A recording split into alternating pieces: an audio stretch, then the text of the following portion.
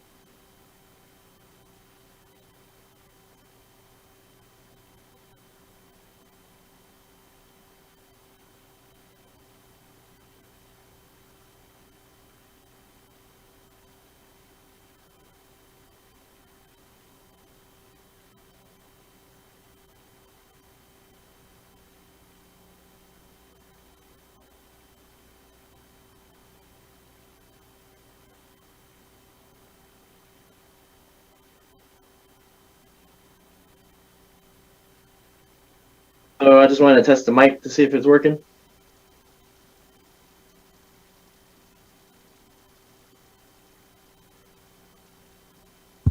Yes, your mic is live. During the meeting, unless that was the translator, we didn't see who came in. You will not be able to unmute during the meeting, though, until invited by the clerk. All right, thank you. Yeah, this is the Region 7 Spanish. I just wanted to test it. Thank you. Great, thank you.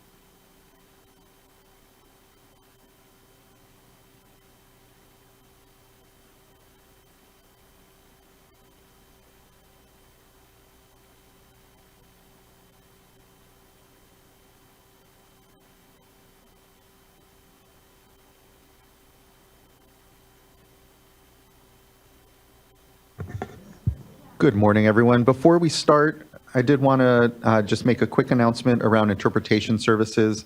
We are providing live interpretation available in Spanish for this item that is accessible in all viewing locations and formats.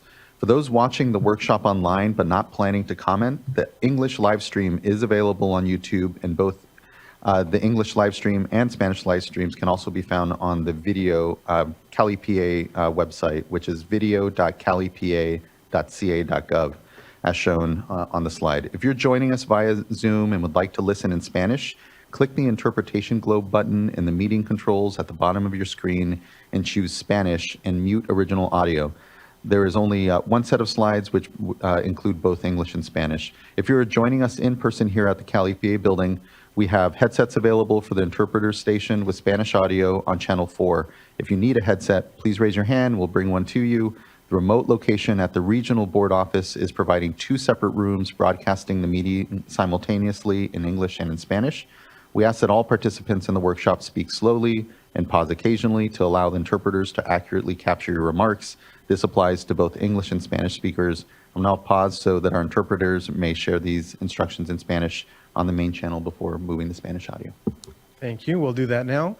Muy buenos días a todos que nos acompañan de habla hispana. Queremos dejarles saber que tenemos interpretación al vivo disponible para el programa de hoy. Si usted nos acompaña remotamente, como verá aquí en la diapositiva en su pantalla, puede tocar el botón con el globo, con el icono de un globo en la parte inferior de su pantalla que dice Interpretation, interpretación. Selecciónelo y luego seleccione su idioma Spanish o español.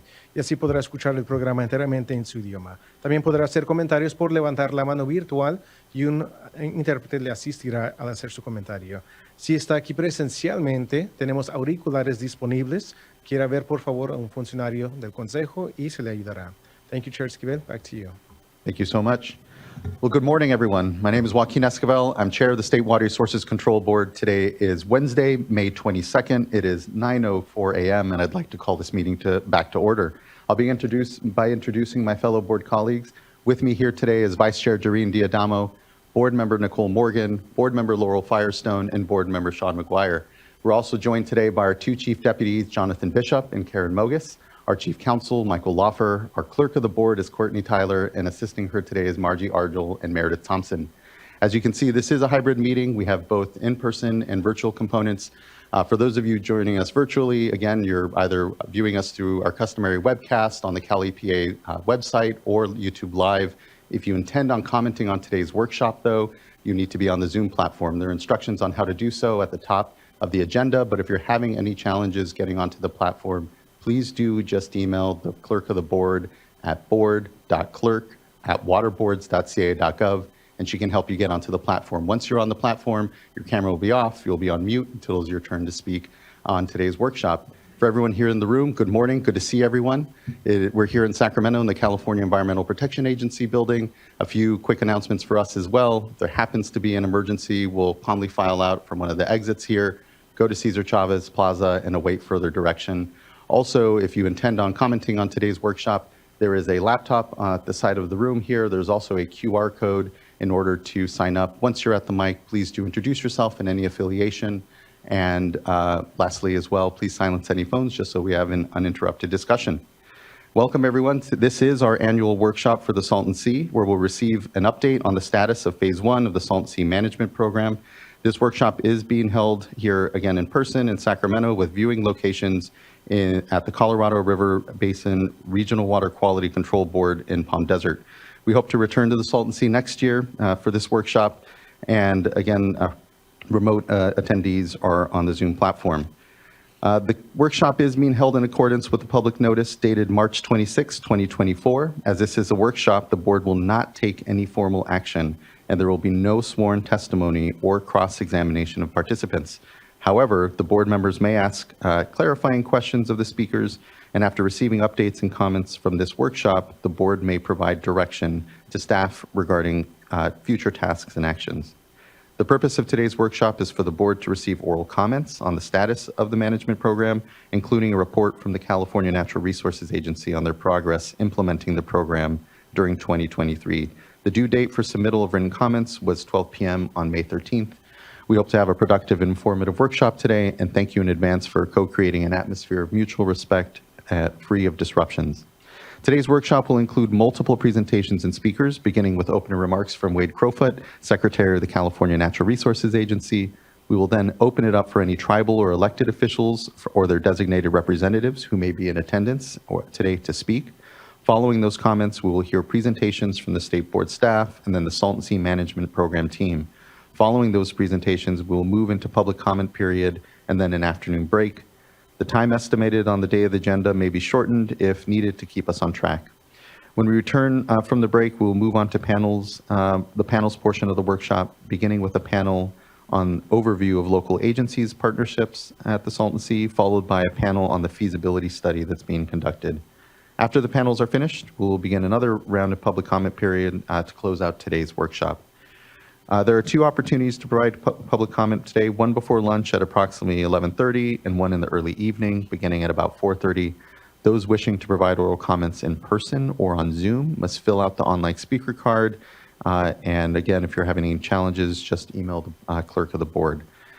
Comments can be provided in English or Spanish and will be interpreted in our live interpretation by our live interpretation teams. Speakers will be called upon in the order that the online speaker card was received. And when called up to comment, please again state your name and any organization. With that, we can move on to our starting statement here and welcome up Secretary Crowfoot. Thank you for joining us here today. Thank you so much, Chair Esquivel and members of the board. It's great to be with you once again with this annual Salton Sea update. And I'm really excited and proud of the reports and the progress we'll be able to track over coming hours. As we all know, the Salton Sea region is one of California's most beautiful regions and also one of its most environmentally challenged. This Salton Basin that over millennia has filled up with water at various times over the last century has had a sea, as we all know. Yet that sea is receding as inflows decrease, which creates real challenges. Public health challenges as the exposed dust, or what we know as playa, becomes airborne and exacerbates already challenging air quality conditions in the region. That's a huge challenge to communities at the sea and nearby the sea. And then, of course, the environmental challenge for fish and wildlife. The Salton Sea has formed a really important link to the Pacific Flyway over the last century. That's the largest annual migration of life on planet Earth. So as we've lost a lot of the wetlands in the Central Valley, the Salton Sea really formed critical environmental habitat. And as the sea has decreased and changed in salinity, that habitat has been diminished and degraded. So for public health and reasons of supporting communities there and for environmental purposes, our agency is very focused on stabilizing and rehabilitating the sea. And as you know, the Water Board plays a really important role overseeing us at the Natural Resources Agency and holding us accountable for making specific numeric progress at the sea as it relates to suppressing that harmful dust and restoring habitat. So I'll just provide a thumbnail sketch of our progress, and you've heard my mantra before, but I'll share it again. I'm proud of our progress with so much more work ahead. I'm particularly proud of the partners that we have and the progress that we've made as a set of partnerships across the sea. So first and foremost, we have projects that are getting built at the sea, including what we know now as the Species Conservation Habitat Project at the south end of the sea. This is 4,000 acres of playa that will be inundated. That's an important location given the exacerbated playa exposure on the southern edge of the sea. It's also a really important place for restoring habitat because it's the mouth of the New River, which provides the single largest inflow into the sea. This is a project that's been in the making for some time, and our progress is thanks to the partnership with the Imperial Irrigation District. This is a 4,000-acre project. If you've been down there, you know it takes quite a while to actually cross the project. This is miles of exposed playa that will be submerged. And the great news is the project is in essence completed and is ready to be filled, and we can talk about how that will get filled.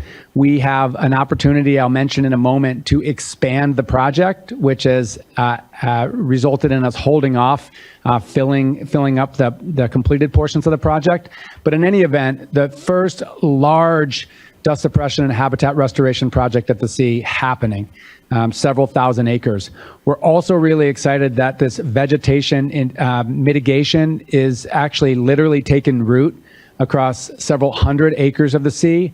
If you recall, we have an approach that will suppress dust and restore habitat in part through inundating portions of exposed playa. And then part of our strategy for suppressing dust is through building up native vegetation along the sea. And that's been a concept that's turned into very small pilots that's now scaled up. So hopefully you'll see photos today of portions of the shore that you have native vegetation that not only has taken root, but is significant and is actively suppressing dust. So we're really excited there.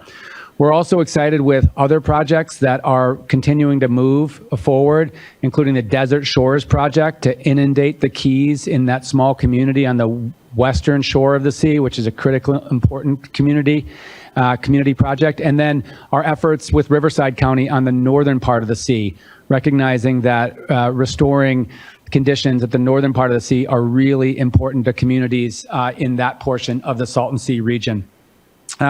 I want to also share that you've got your projects. For the first time over the last year, we have real money committed by the federal government to the Salton Sea. This to me is maybe the single most significant step forward to date. Thanks to two governors in the legislature, we have now put upwards of $500 million of state funding to restore the sea.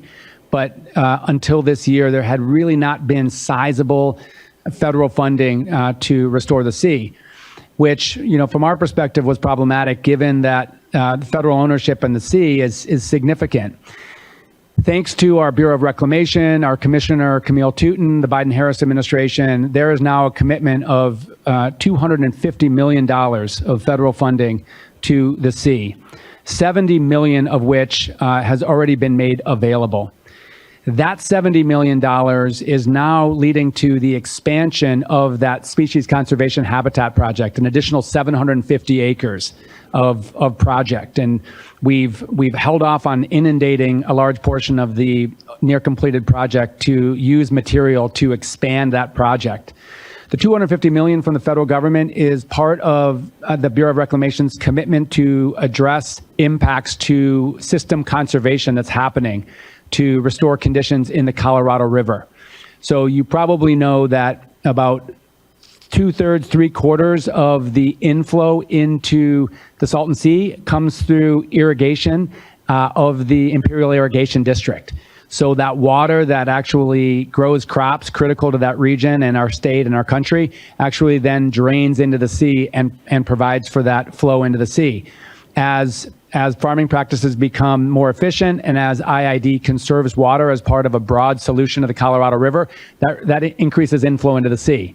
So it stands to reason the federal government, through our leadership of our Senator Alex Padilla, and our Congress, identified billions of dollars of funding to support stabilizing the Colorado River basin.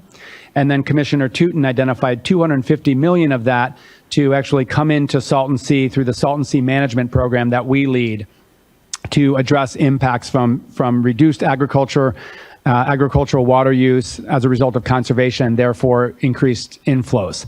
So the good news is that we got $70 million of that already based on the first year of the conservation program from the Imperial Irrigation District. As IID then executes its second through fourth year of its voluntary conservation program, then our Bureau of Reclamation is committed to freeing up the rest of that $250 million. So we're in active work with IID and Reclamation, enabled to enable Imperial Irrigation District to implement the next 3 years of its conservation program. So the high level point is that the federal government is now coming in with real resources which are critical to continue to expand our projects, which is really exciting. But it's not just about projects, it's also about planning for the future of the sea. We know that while we have to get these projects on the ground to suppress dust, restore habitat, we also have to look forward and identify what is a stable, sustainable future for the sea. So I'm really excited that our Salton Sea Management Program team finalized its our long-range plan over the last year, which identifies pathways to stabilize the sea over time, and which is great. We're now collaborating with the U.S. Army Corps of Engineers to complete a feasibility study. That's really important because the Army Corps, great federal partner with significant resources, for them to actually be able to invest significantly into the Salton Sea, a feasibility study needs to be completed. And so you can go a little bit deeper with our team about the status of that. But that feasibility study is really important, we think, ultimately to unlock important federal funding that's going to be needed in coming years and decades. We also released the first monitoring implementation plan, work plan. So not only are we getting the work done, we need to monitor the impact of the work and monitor conditions at the sea, critically important to communities, and we're really excited about that. Partnerships are another area where we've made tangible progress. I'm excited to announce a recently executed contract with Torres Martinez Desert Cahuilla Indians, which is the tribe right on the northeastern portion of the sea, key partners under Chair Tortes. And there's actually a contract to enable hiring of staff for tribal monitoring of project and conditions at the sea. So really institutionalizing the working relationships with Torres Martinez. We also were excited that we released the first ever program and community needs report for the Salton Sea. This has been really important because we've heard from communities along the sea, around the sea, that there are a number of needs that they have in their communities, some of which can be addressed through our work at the Salton Sea Management Program, some of which can't because it's broader, whether it's, lights so recreation facilities can stay open at night when it's cooler, or whether it's community amenities that wouldn't fit in our specific purview. We felt like it was really important to spend time with the community to understand the full range of needs that communities have, so we can bring other departments and agencies to bear to actually support those communities. So we were excited that this draft needs assessment has been released, shaped by and with the community, and we're seeking input on that. Lastly, I'll say moving forward, we're obviously right in the middle of budget season, and despite a very challenging budget, the governor's January budget and May revision of his budget continues to propose $65 million of additional funding into the Salton Sea Management Program. That's critically important and would fund 18 new positions. As we bring on these projects, we need to make sure they're operated and maintained. So these are not just a capital cost, but we want to bring these projects on and then ensure that they continue to suppress dust and provide environmental habitat.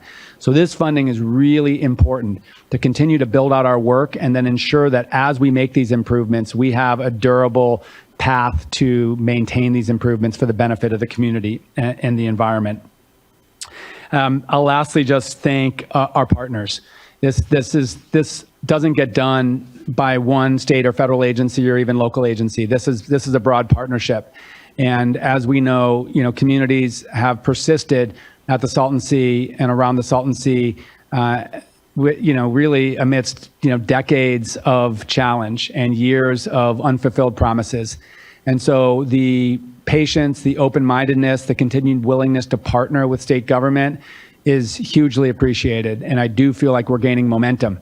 We're the first ones to say, we continue to learn and make mistakes, and we'll learn from those mistakes. But I hope you'll hear today a palpable sense of momentum at the sea, because that's what we're building thanks to our partnerships. Thank you, and very well said, Secretary. I know we all know the scale and scope of the challenges down at the sea, and the history here is one that can seem a little overwhelming, especially overwhelming for the communities there. But the steady progress that we've seen over these years gives hope for sure. And I completely agree that it is really on the strength of the partnerships across from the local, state, and federal level that will really make this a success. And so just thanks for your leadership, continuing to make the sea a priority amongst many huge priorities across the state, I know.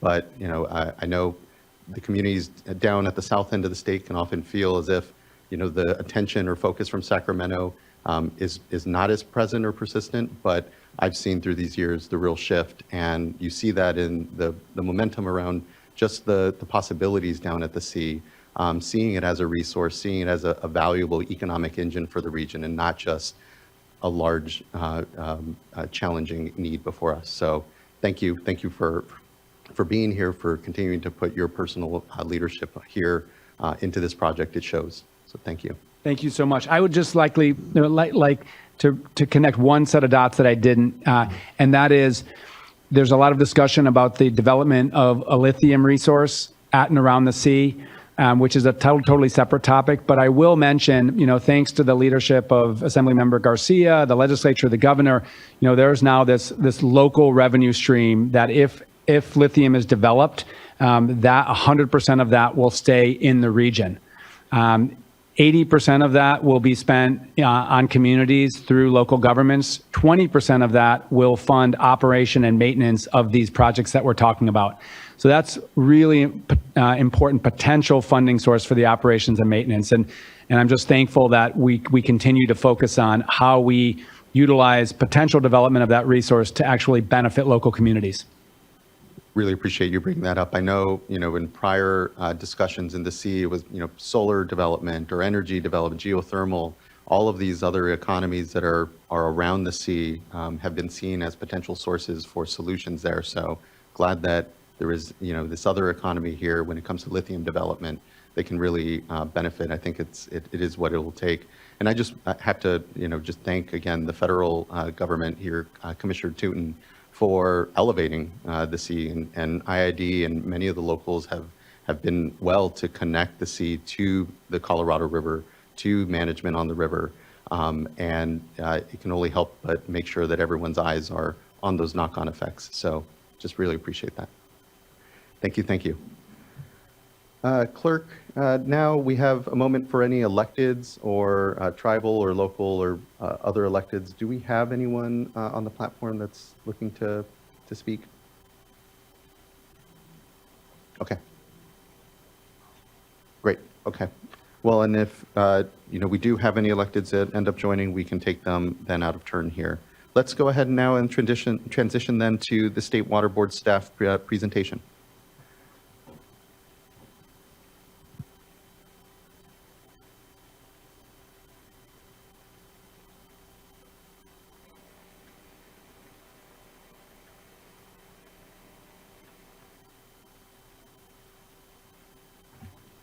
Good morning. Good to see you. Hi, good morning, everyone. Thank you. I'm Stephanie Holstage. I'm a senior environmental scientist with the State Water Board, and I'm just going to give a brief overview of the Water Board's role in the Salton Sea Management Program. Next slide, please. Just an overview of my presentation today. So I'm going to briefly go over the agenda for today's workshop, conditions at the Salton Sea, background of board actions, the stipulated order, and CNRA's annual report and long-range plan, and then written comments received for this workshop. Next slide. So just a brief overview of today's agenda. So after my presentation, we will hear the Salton Sea Management Program team's Phase 1 update presentations, and following that, we'll have a public comment period and then a lunch break. Once we return from the break, we will move into the panels. So the first panel is overview of local agencies, partnerships, Salton Sea projects, and then the second panel will be on the feasibility study. We will then have a second public comment period opportunity, and then we'll close out the workshop with any board member discussions or closing comments. Next slide. So just briefly, some current conditions at the Salton Sea. The current elevation at the sea is 240.4 feet below mean sea level. Between the current water elevation in comparison to the elevation in 2003, there's been a drop of about 11.4 feet. The chart on the right provides a visual demonstrating the decline in water surface elevation in the sea from 2003 to present. And then the estimated amount of exposed playa is around 17,000 acres or 27 square miles, which is shown in the graphic on the left. Next slide. This slide shows just some of the board's involvement in the Salton Sea over time and some of the history.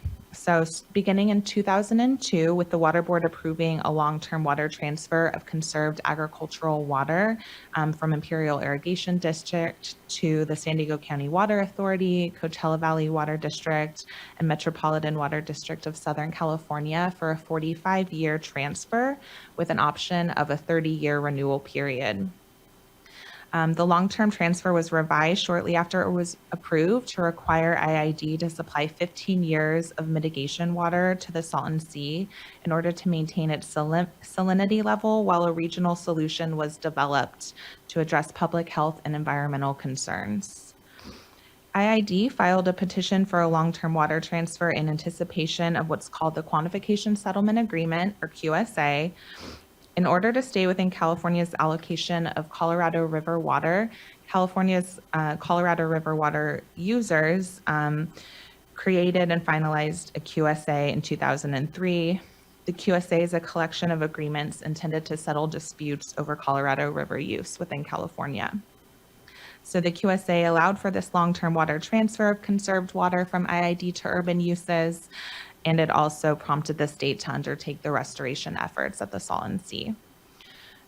In November 2014, IID filed a petition with the State Water Board seeking modification of that long-term water transfer order, since the 15-year mitigation period was coming to an end and there was no plan or solution yet in place to address the decreasing water levels or restoration of the Salton Sea. Following IID's petition in 2015, the Salton Sea Task Force was created and includes members from the Governor's Office, the State Water Board, California Natural Resources Agency, among others. As part of this task force, the Water Board monitored and assessed progress on the implementation of the Salton Sea Management Program and held multiple public workshops between 2015 and 2017. In March 2017, IID filed a motion with the State Water Board, which prompted a draft stipulated order to be developed for consideration. As a result, the board adopted an order, which is referred to as a stipulated order, which amended that long-term water transfer to include specific annual acreage milestones to address public health and environmental concerns. These milestones coincide with the acreage targets within Phase 1 of the Salton Sea Management Program, which is from 2018 to 2028, and created other requirements such as California Natural Resources Agency's annual report and these State Water Board workshops, the first of which was held in 2019. Next slide.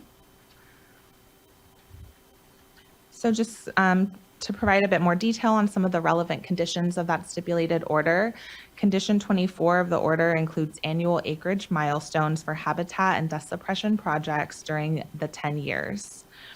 Both the table and the graphic here demonstrate the annual milestones from 2018 to 2028, as well as the cumulative totals. So as shown in the blue text in the table here for 2023, the milestone was 2,750 acres, and the cumulative acreage milestone up to this point is 11,500 acres. The cumulative total of all the annual milestones at the end of the 10-year period in 2028 is 29,800 acres. And then Condition 25 of the stipulated order requires that no less than 50% of the acreage total should provide habitat value for fish and wildlife species that depend on the Salton Sea. Next slide. Condition 26 of the stipulated order required CNRA to complete a long-term plan no later than December 31st, 2022. CNRA publicly released their draft long-range plan on December 16th, 2022, and after a 45-day comment period, they compiled and responded to comments and then released an updated long-range plan in March 2024. The long-range plan is available on CNRA's Salton Sea webpage. Next slide. Condition 28 of the stipulated order is the reason that we're all here today. It required the State Water Board to hold these annual public workshops. As part of our oversight role, the Water Board was selected to hold these workshops to provide transparency and a public forum for interested parties to provide input on the progress of the state's restoration efforts at the Salton Sea. The order states that the workshop and annual progress report should be completed by March 31st of each year. The 2020 annual workshop was delayed due to the pandemic, and for the previous 3 years, and again this year, the workshop is being delayed to allow sufficient time for review of CNRA's annual report by Water Board staff and by the public, and to allow for more meaningful engagement ahead of the workshop, including Spanish translation of workshop materials. Next slide. Condition 28 of the order also requires a progress report be submitted by CNRA to the State Water Board. So the annual report needs to cover the 6 topics which are listed here. So completed projects and milestones achieved, amount of acreage of completed projects, upcoming projects, status of financial resources and permits, any anticipated departures from the annual milestone targets, and progress towards development of the long-range plan. Next slide. CNRA submitted their annual report to the Water Board on March 25th, 2024, ahead of the annual end of March deadline set forth in the order. The report was released in both Spanish and English. The annual report, at a minimum, must include information relating to those 6 topics that I mentioned in the previous slide. And CNRA also provided information related to project delivery, partnerships, and community engagement that occurred throughout 2023, as well as next steps in phase 1 of the Salton Sea Management Program. This table shows the annual and cumulative acreage milestones, habitat acres completed, interim dust suppression acres, and dust suppression acres completed, as well as cumulative acres as reported to the State Water Board and CNRA's annual report. For 2023, CNRA indicates that they're reporting 2,445 acres, cumulative acres thus far. Next slide. As part of the workshop, written comments were solicited and were due by May 13th. We received 8 comment letters, which are available, which will be listed on our webpage and will also be available by request. Next slide. And again, I'm Stephanie Holstage. If you have any questions or if you'd like to reach out to me, my email address is there. And we have a Salton Sea webpage in both English and Spanish that has lots of information about the Salton Sea and lots of documents available as well. Thank you.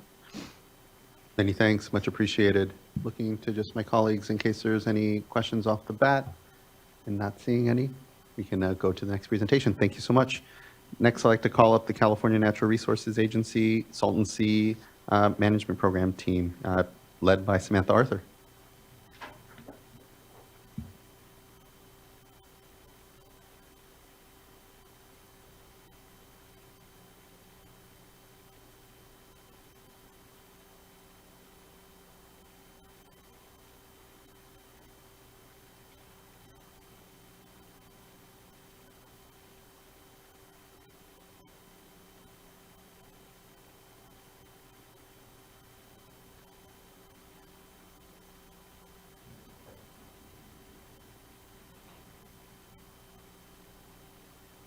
Good morning, good morning.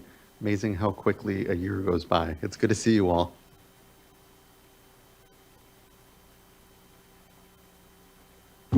Good to see you as well. Thank you so much for having us.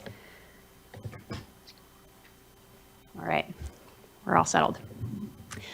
Thank you so much for having us. We really appreciate the opportunity to be here. My name is Samantha Arthur, and I'm Assistant Secretary for Salton Sea Policy at the California Natural Resources Agency. And I'm here with our key leaders at the Natural Resources Agency and the Department of Water Resources and the Department of Fish and Wildlife.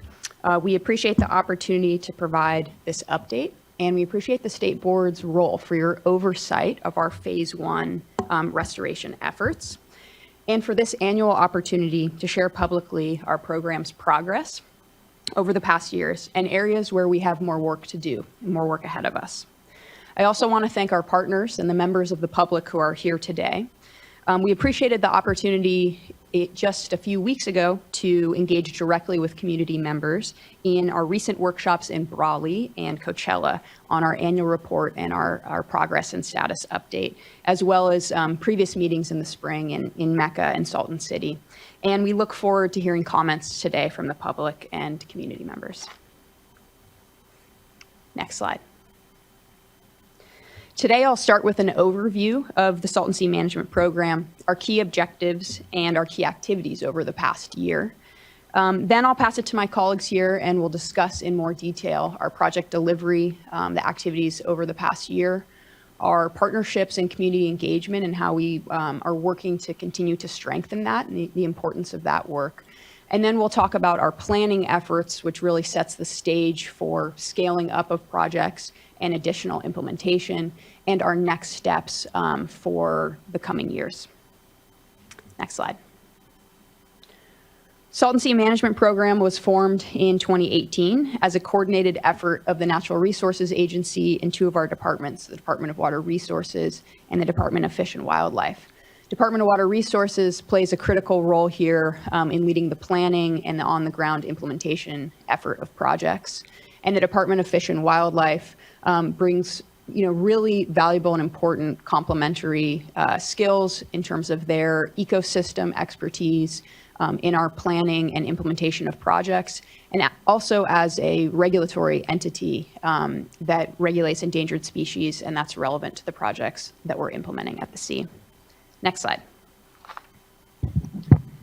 So just to highlight briefly our key priorities here, which we will go into more detail in this presentation, and in fact have panels this afternoon that are related to this as well. We are really focused on driving the implementation of the Phase 1 10-year plan. That calls for roughly 30,000 acres of near-term restoration projects around the sea. So that's what we'll largely focus on updating you all on today. In parallel, we have an important effort underway with the Salton Sea Authority and with the Army Corps of Engineers to develop a Imperial Stream and Salton Sea ecosystem restoration feasibility study. And as the Secretary mentioned, this provides a really critical opportunity to draw federal funding for longer-term solution at the sea. And there's a panel on that this afternoon. And we'll also highlight, and one of our key priorities that I mentioned is strengthening partnerships and really institutionalizing inclusive community engagement. And we've made some important steps in that arena this year, and of course have ongoing work to continue to meet that bar. Next slide. Okay, so high level kind of key takeaways in terms of our work over the last year. So as Stephanie mentioned, we're operating under State Water Board order, requires 29,800 acres of restoration by 2028. And 50% of those acres must be habitat restoration. So as of the beginning of 2024, we have 704 dust suppression acres completed and 167 aquatic habitat acres completed. That means inundated, flooded with water. As the Secretary mentioned, we have major construction that's completed, and we'll notch that in the completed column when we inundate it with water. We have an additional 1,600 acres of interim dust suppression that's completed and on the ground and is providing immediate dust suppression benefits that will be replaced over time as an area is either inundated with water or as vegetation grows and the vegetation provides that dust suppression. We have 5,800 acres that are under construction. A number of collaborative efforts, collaborative projects are in the planning stages. So we'll talk a bit about our projects that are on the horizon and in the project pipeline. And several of those are led by important local partners, Salton Sea Authority, the counties, and local nonprofits. And they'll highlight those in a panel this afternoon. And as I mentioned, our feasibility study, but we're also, in terms of scaling up our Phase 1 restoration projects, continue to focus on completing the NEPA environmental assessment for Phase 1 10-year plan projects. That has taken a bit longer than expected, but really important progress was made this last year by the U.S. Army Corps with respect to developing programmatic procedures for Section 106 compliance with the National Historic Preservation Act. So those are our high-level pieces, and I'm going to pass it to my colleague, Mario, to discuss our project delivery. Great, good morning. Mario Llanos, Deputy Assistant Secretary for California Natural Resources Agency. Glad to be here today to provide this update. Next slide. So the annual report pictured here was released in March in English and Spanish and details the SSMP work from 2023. It can be found on our website at saltonc.ca.gov. And we also have hard copies here outside of the room for those that would like to pick up a copy in English and Spanish. Per the water order included in the annual report, milestones completed, project acres completed, upcoming projects, status of financial resources and permits, and departures from targeted acreages and plans to address deficiencies. However, if you look to the annual report, you'll see many more details about our program and information about our SSMP program and what we're doing around the sea. Next slide. So next, we'll go into project delivery. Next slide, please. So a critical component to timely completion and success of our SSMP projects remains land access. We like to show this slide to show the checkerboard land ownership in the areas around the sea where projects are to be implemented. Timely temporary encroachment permits for recon and surveying and land access easements to construct are needed by one or more landowners for each project. The state owns very little land and almost no land where we're constructing or plan to construct projects. This has proven to be a major obstacle in delivering projects. I will note, and Secretary Crowfoot discussed it earlier, is the Salton Sea Commitment Agreement was signed late in 2022 between the Bureau of Reclamation, the state, Coachella Valley Water District, and IID. And this brings historic federal funding of $250 million tied to water conservation actions on the Colorado River. This agreement also has opened the door to closer and regular collaboration at the highest levels to accelerate programmatic land access agreements and additional funding to accelerate our work. Next slide. So this map illustrates a wide range of activities currently being undertaken by the SSMP team and its partners towards implementation of projects at the sea as part of our 10-year plan. The SSMP team has undertaken an inclusive approach with public outreach at key steps to identify these future projects for development at the sea and as part of our 10-year plan environmental assessment. More detail about these projects can be found in our annual report. Most of these projects are currently being constructed, designed, or planned. Next slide. And I'll leave this slide up for a few seconds here. This is the same slide in Spanish.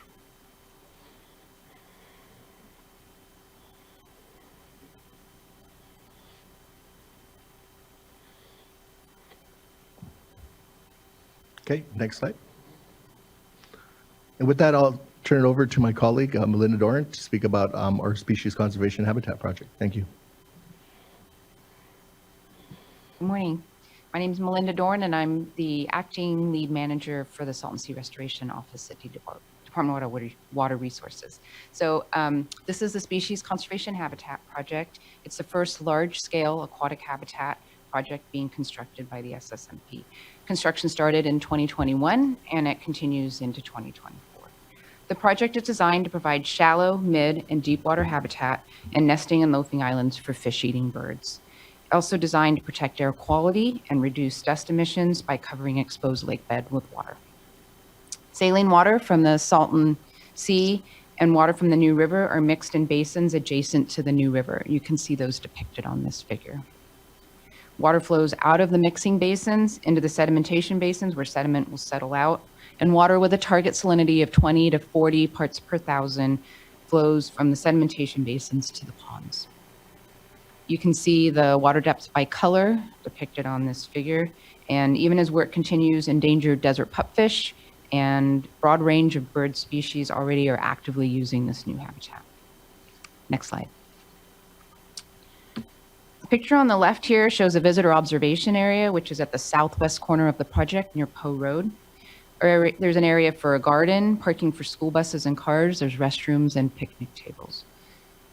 Obviously, this area is not complete yet, but we're in the process of designing the vegetation and landscaping plan and putting some additional amenities over here. There's a raised observation area that allows for the public to see the bird nesting and loafing islands, a pupfish refugia pond, and the flooded west pond. There will also be interpretive panels and viewing telescopes at this location. The image on the right is just our construction office trailers and then the state O&M facilities from when the project moves from construction to O&M. Next slide, please. So you've got 4 pictures here. I'll start with the pictures on the right. They show the mile-long causeway out into the Salton Sea and the pump station at the end of that causeway. There's also a dredge channel that goes from the pump station approximately 3 miles out into the sea that will continue to deliver saline water to the project as the sea recedes. The saline water is pumped into a pipeline and delivered to the mixing basins and mixed with New River water. The picture on the bottom left is the labyrinth weir at the New River, which allows water to gravity flow to the same mixing basins and through the gates on either side. When operational, the gates and saline pumps can be controlled to achieve the target salinity for the project. The top left picture shows where kind of both those project facilities show up in the sedimentation basin, and they were flooded in 2023, and they're already providing habitat. The picture shows the larger west basin on the left side, and that'll feed the center and west ponds, and the smaller east sedimentation basin on the right side, which is for the east pond complex, and then the New River flows in between them. Next slide, please. Ooh, I think this is a different order. Okay, hold on. Okay. Future west and center pond expansion. So the SSMP continues to pursue future expansion of the center and west ponds, and the east pond is also depicted on this figure. In December 2023, the state received the first large-scale federal investment in Salton Sea restoration. Secretary Crowfoot mentioned that already this morning. And there's $70 million in federal funding that will be used for that east pond expansion, which is shown on the right of the New River and labeled. Design is underway for that pond, and Kiewit is under contract. Some early work may begin in June of 2024, but construction is really scheduled to begin in August and will continue into 2025. In 2025, when that East Pond expansion is complete, the East Ponds can be filled and commissioned. The East Pond 1 adds approximately 750 acres to the SCH project. The SSMP continues to pursue a future expansion and will flood up the existing ponds commensurate with that schedule. Planned to be funded with additional federal money that is contingent on IID Colorado River conservation measures. Because the SCH ponds contain suitable berm building material and clay content to construct additional berms, the SCH West and Center ponds will remain dry as the state continues to pursue this expansion area. If the center and west ponds were flooded, that material would no longer be available for construction of expansion. This expansion area would add an additional approximately 4,000 acres to the species conservation habitat. Next slide. And so this is also depicting the East Pond expansion area. And I'll pass it to Miguel with the next slide. It's just me. It's me. Oh, Mario. Mario Llanos here, back again. I'm here to speak about our veg enhancement projects. Next, I'd like to discuss our veg enhancement projects, which are aimed at establishing native vegetation on exposed playa to reduce dust emissions originating on these sites. Currently, we have 3 project sites totaling 1,709 acres. These sites were selected because they are some of the higher emissive sites around the Salton Sea and near communities. The projects aim to establish new vegetation on exposed playa and foster growth of existing vegetation with wind protection, supplemental water, and fertilizer. Phase 1 of these projects include placement of grass bale arrays, and in some cases shallow furrows to provide interim dust suppression until we can achieve mature plant growth across the site to at least a 30% cover. Next slide. So this slide is representative of the bale and planting pattern that we're using across our sites. The yellow area represents phase 1 work for interim dust suppression, in that the bales are being used to keep dust down. on these sites until plants mature. We then go through the sites and place drip irrigation and plant and seed in between the bales. The purple site closest to the shoreline, we refer to as Zone B, where bales are not being placed, only irrigation and planting. We create maps like this one on the right to account for, or on the left, sorry, to account for acreage under construction and completed, and we intend to place these maps on our project tracker, which my colleague Miguel will discuss later, at least 2 times a year. It'll be updated with a detailed site information and current photos taken from the exact same spot. So as you can see on the right, on this picture here, this was once bare playa, and this is some of the plants that we've established on our site here. So, next slide. So in these sites, we're seeing wind driven, we're seeing wind driving dust into our projects from the inland side of the project towards the shoreline, not the other way around. The photo on the right shows the 4 rows of densely placed bales covered and buried by sand. This acts as the first line of defense for wind-blown dust or wind-blown sand entering the site at the ground level. We place a transect of 3 air monitoring stations across our sites to monitor performance of our actions on these sites specifically. There are 9 monitors at Clubhouse site, 5 at Tule Wash, and 3 at West Bombay Beach. At the Clubhouse site, we are finding a 90 to 95% reduction in emissions from the upwind monitor to the downwind monitor, showing the bales are working to keep wind-blown particles at the ground level from kicking up dust emissions on our sites. This is the reason for Zone A placement of bales stopping about halfway down towards the shoreline. Plants downwind in the purple Zone B that was previously shown seem to perform just fine with no bales because of the protection of the bales on the upland slope side. Next slide. So early on, we designed stormwater spreading features of furrows and notched areas on these sites adjacent to washes. In these areas during rain events, which there have been quite a few over the last year and a half, a tremendous amount of water rushes through the site, and these furrows allow the water to spread and sheet flow across our site, capturing this water to use on our sites. This has been extremely beneficial, especially in new plants germination across these sites and carrying seeds across the sites to germinate in areas we've not planted or seeded, especially in the furrows that you see in the pictures here. Next slide. So here on the left, we see a new installation of our bales on our Clubhouse B site, providing interim dust suppression very early in the project. And on the lower left, a photo of the playa closest to the shoreline, also in Clubhouse B, just before plants and irrigation were added. So the 4 pictures on the right, on the top 2, are the same areas there in between the bales, with about a little over a year's worth of growth. And then the 2 photos at the bottom right show plant growth out on the playa. So, completely bare areas that were out there, like the picture on the left there. And now doing arrays of 3 drip lines on, not in a straight pattern, but kind of a windy pattern throughout the playa and creating these rows of plants. Can you Next remind me, slide. out of curiosity, what are the species of plants that are being taken up there? Primarily iodine bush, big salt bush. We also do a salt grass that's been really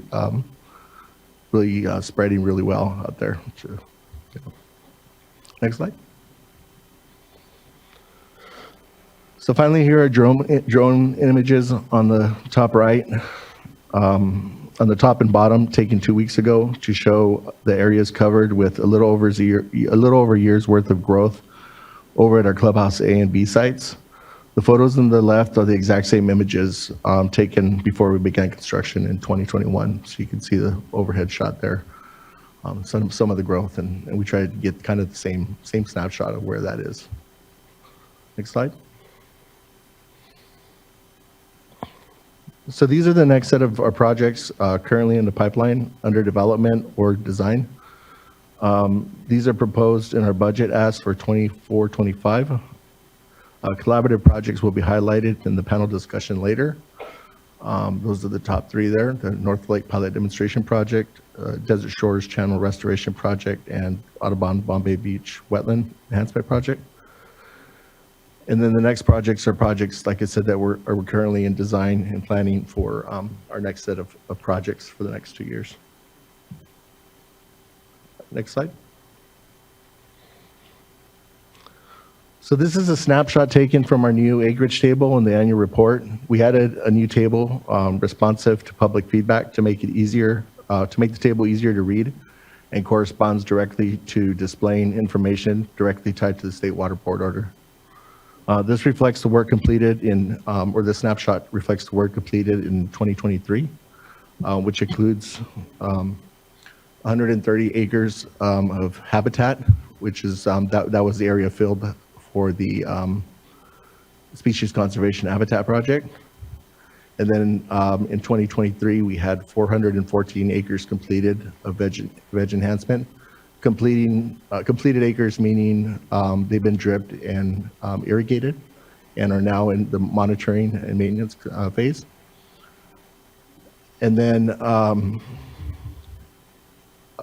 like I said, 130 acres of aquatic habitat at the SCH. That's the filling of the sedimentation basins and the channels just to the side of the, or around the mouth of the New River there, headed towards the diversion structure. And so just cumulative acreage to date, we're showing 167 acres of habitat completed. And under the dust suppression actions, we're seeing 1,599 acres of interim dust suppression, areas that have bales but not necessarily planted, but are creating interim dust suppression benefit, or areas within the SCH project that we've previously completed interim dust suppression actions on. And then we have to date 704 acres of dust suppression completed in our 1,700 acre site of veg enhancement. Next slide. And this is the same slide in Spanish. We'll leave it up for a few seconds here.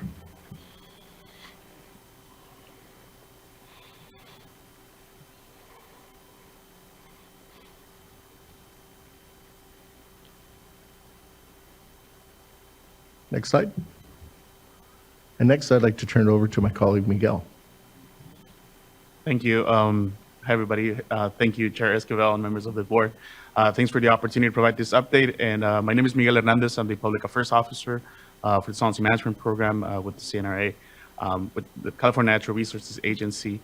And today I'll be talking a little bit more about the work for, or with our partners and a project tracker and also our community needs report. So to start, the project tracker was a tool that was developed for 2 years or so. It was a collaborative project with contractor, ESA, and of course the members of the Solvency Management Program to put up a platform, a public platform that actually lives right now on our Solvency website that brings all the information about our projects, current state of the projects, current state of funding, where we at meeting our acreage goals for the 29,800 acre goal by the stipulated order. So you see here on your right a snapshot of that project tracker. This is actually the dashboard, which is showing at a high glance of where we at.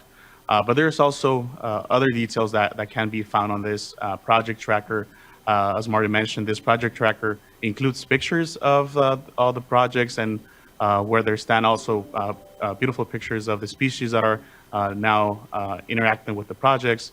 And they will be also updated on biannual basis. So we're aiming to have our next update sometime June, July this year, and then another one before the end of the year.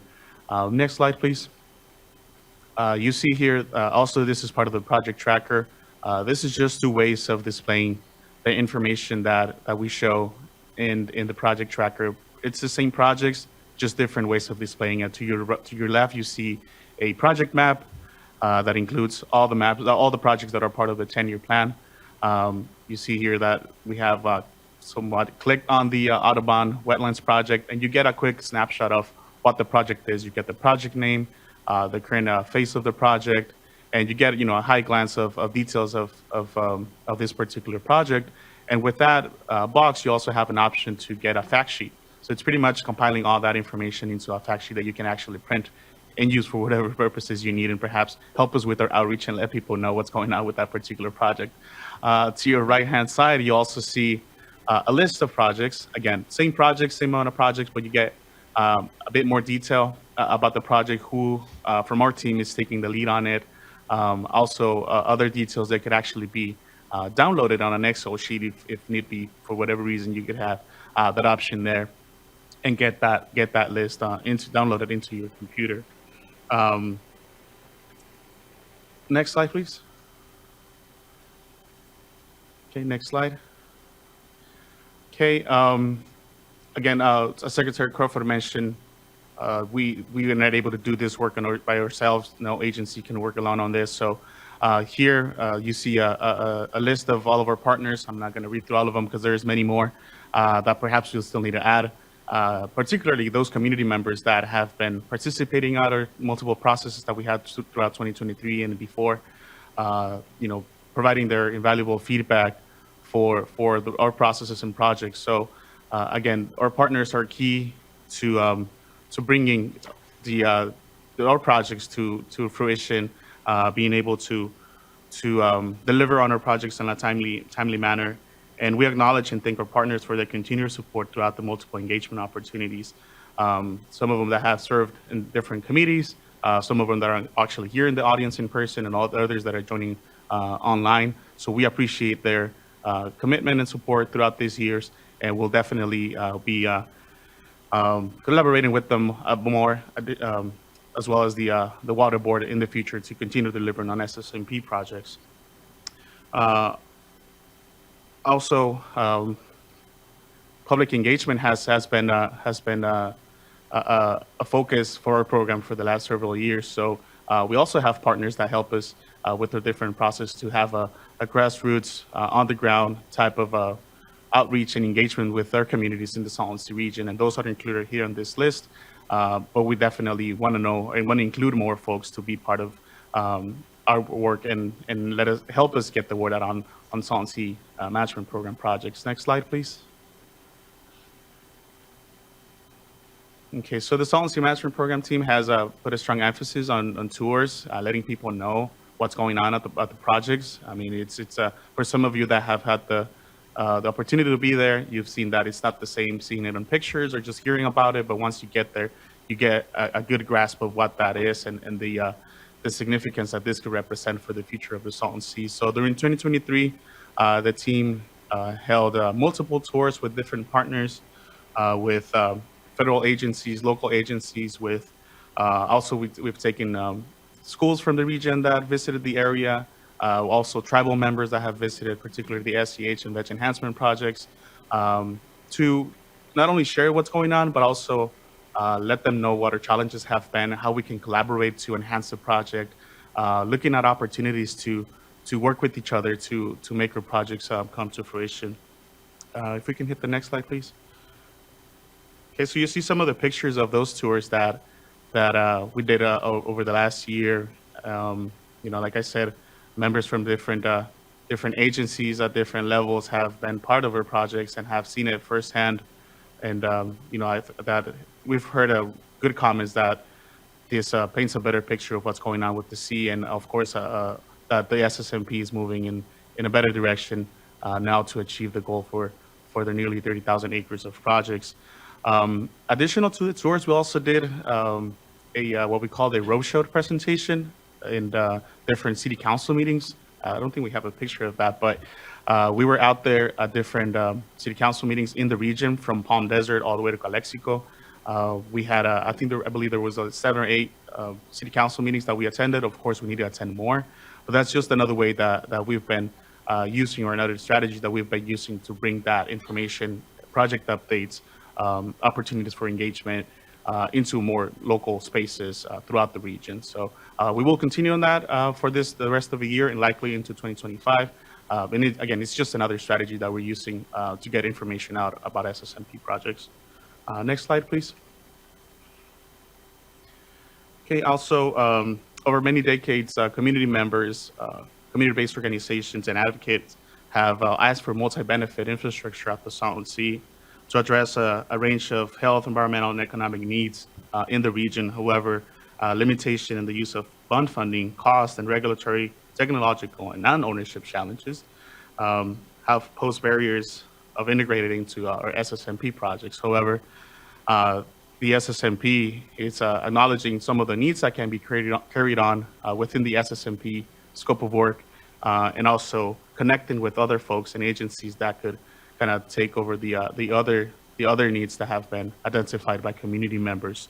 So the Salton Sea Management Program carried out a public engagement process in late 2022 and the whole year of 2023 with our contractor Better Work Group advisors, where communities and tribes highlighted different needs related to the Salton Sea. As you see here on the screen, this list of needs that were identified through this process. And in recognition of the need of greater investment in this underserved communities of the Salton Sea, CNRA also supported the development of the Salton Sea Community Needs and Recommended Actions Report that was authored by the Better Work Group. And with that also, the SSMP put out a draft Salton Sea Management Program and Community Needs Reports. These are two separate reports, but related into the same needs for Salton Sea communities. In January this year, we put out a draft, a public draft for this document for a 60-day public comment period. That public comment period already closed. However, in between that 60-day comment period, our team held 3 different meetings, or same meetings in 3 different locations, 2 in person, 1 online, to share more about these projects and continue to get more feedback to nurture more these 2 projects and how the SSMP can do or enhance our projects to meet those community needs. We're in the midst of reviewing and analyzing those comments that we received, and we will report back or have a final version by the month of June. So that's the final reports will be coming out pretty soon. Okay, next slide, please. Okay, so the development of these reports, both reports, were actually informed by community members throughout the region by the lived experience and expertise. Better Work Group actually held 60 interviews with community residents, community-based organizations, federal, state, and local governments, as well as philanthropic, educational, and healthcare representatives. Also, Better Work Group read and analyzed, reviewed public comments and reports for the last decade on Salton Sea matters. Through this outreach, as you see on this picture to your right, this activity was named Obelisk Activity by the contractor or partners Concurrent Design Initiative that we were able to deploy through an outreach contract that we have with the Salton Sea Authority. KDI was contracted to help us get on the ground feedback from community. This activity, as I said, they called it an Obelisk activity with different pictures and trying to get more of a conversational type of feedback with communities. So that was one of the strategies that they implemented to get the feedback that we needed to nurture the initial draft of this report. Also the additional funding additional to this strategy, KDI, Prio Valley Equity and Justice Coalition, Farm Workers Institute of Educational Leadership and Development, and other organizations got together to do different strategies to collect feedback, which included 255 individuals that participated on this Obelisk activity, and they held those at different cities: Raleigh, Calipatria, Salton City, El Centro, pretty much all across the region. And they also did virtual and in-person focus groups with over 50 community members, again, to continue to get feedback for these reports. And with that, next slide. Okay, and I'll pass it on to my colleague, Tanya Marshall, that I believe she's joining us from online.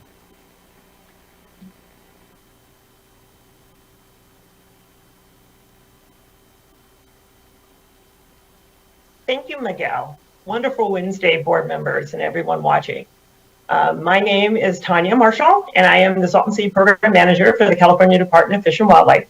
And I'm going to briefly discuss some environmental planning topics. Next slide, please. Oh, well, let's keep this slide. Thank you. If you've attended previous SSMP meetings, you're likely heard us speak about the National Environmental Policy Act and the Environmental Assessment. And we call that the NEPA EA. While the SSMP team, we continue to work with the Corps and other federal cooperating agencies to complete the NEPA EA. Remember that this document covers projects that are currently underway and those planned in the SSMP 10-year plan. The Corps published the draft EA in June of 2022, and that can be found on the SSMP website. In 2023, we have been still working with the Corps and other federal cooperating agencies to ensure that tribal-related processes are completed and that there's a standard process for moving through federal permitting. As a result, the state will have an established process for the Clean Water Act permitting and for federal funding and land access related to the SSMP 10-year plan. Although this has taken a little bit more upfront time than we originally anticipated, this work should make implementation much easier. And once this work is completed, we are anticipating that the Corps will release the final document sometime this year. Next slide, please. Next is our Monitoring Implementation Plan, also referred to as the MIP. The final MIP was released to the public in both English and Spanish in December of 2022 and discussed at the Water Board's 2023 meeting. However, I'm going to give a little information on this document to explain the next document. The MIP was built from prior scientific efforts to identify, prioritize, and describe monitoring activities to track success, trends of resources of the Salton Sea, which can be used to inform the implementation of restoration projects.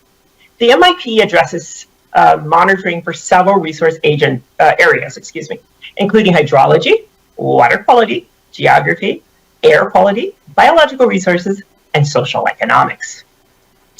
The MIP, which is housed on the Salton Sea webpage, is a living document, so it can be updated in the future to respond to the changing environment or managerial needs of the Salton Sea. So what were the 5 goals of the MIP? The first one was to identify and prioritize monitoring activities that will measure current and future conditions of the Salton Sea ecosystem. The second was to establish milestones against which data gathered during long-term monitoring can be compared. The third was to establish methods for measuring and reporting these metrics. And 4 was to identify and prioritize the filling of existing data gaps. And 5 was to describe a framework to store and manage and make monitoring data publicly available in a timely manner. To start working on these goals, the SSMP team started developing a 2024 annual MIP work plan in late 2023. The final work plan can be found on the SSMP website in both English and Spanish. I want to note that all finalized SSMP documents are now in the same location on one webpage. Isn't that great? Fantastic. So, next slide, please. The MIP requires a work plan, but it's not a requirement of the SSMP team. However, it is something that we thought was very important and fit a community need. And as requested by the community and the public at large, the SSMP team is leading this effort. So this is our first work plan. We're so excited about it. So in 2023, November, we requested information from over 30 agencies. This was completely voluntary. And we got an over 80% response, which we think is fabulous. In that response, we received information for 39 different survey and monitoring efforts. And it just happens to be that those 39 represent the 6 resource areas that were in the MIP. If you remember what those are, that's hydrology and water quality, we make that one. Air quality, geography or land cover, biological resources, socioeconomics, and data management. I will note that the MIP work plan discusses public health as it relates to the resources SSMP is working on. However, the analysis of the research for medical public health needs is left to medical researchers. Thus, the SSMP team envisions some of this information being utilized by those doing medical public health research at the sea. However, we do think that the work plan and the database will be useful for all entities that are working to improve communities around the sea. So what were some of the work plan goals? The number one goal was to determine that what was currently occurring at the sea. This is what the work plan did, gave us those baseline conditions. The second goal is to identify gaps in monitoring it as outlined in the MIP priorities. And this is what we're doing by having those 39 and seeing whether where there are some gaps in there. The third would be to leverage opportunities for coordination and collaboration. And that just allows us to fill in those gaps, but also determine if the research can be slightly tweaked in ways that can allow more information to be given, or can allow another group to work together to get the survey information. And fourth, the goal of the work plan was to enhance the value of each group's monitoring investments, right? We want to see how far we can make this money go so that we can get as many studies completed as possible. The SSM team, with CDFW as the lead, is developing a data location to house the data that will be coming in 2024. Even though we don't anticipate this to be the final data repository, we are glad to be able to accept this information. However, we're really excited to reveal our vision of the database and the potential hub soon. This vision, which follows the MIP database chapter, we anticipate releasing sometime this year to the public after we give review to the science committee to ensure that we're on the right path. At this time, I'd also like to thank all collaborators that worked on putting the first MIP work plan together. We couldn't have done this without you. Thank you, thank you, thank you. And I would like to encourage anyone that does scientific work on the sea that fits into any of the 6 resource areas to participate in what we're anticipating will be about October 2024, the MIP work plan meetings for 2025. We want to make the next work plan the best work plan. So we're excited to start creating the scientific story of the sea, and we hope you join us in doing that. Now I will turn it over to Yvonne. I'm going to try to bring the energy. So good morning, everyone. My name is Yvonne Wolhoff, and I'm the Acting Assistant Deputy Director for Salt and Sea Restoration at the California Department of Water Resources. I'm going to provide a brief overview of the Salt and Sea Management Program's long-range plan because we're going to go into more detail during the Panel 2 discussion later this afternoon. So at a high level, last year, our program reported on the release of the draft long-range plan on December 15th of 2022. This plan was prepared to comply with a State Water Board stipulated order. It was developed with support from tribal leadership, community-based organizations, nonprofit organizations, local, state, and federal agencies, as well as other interested parties.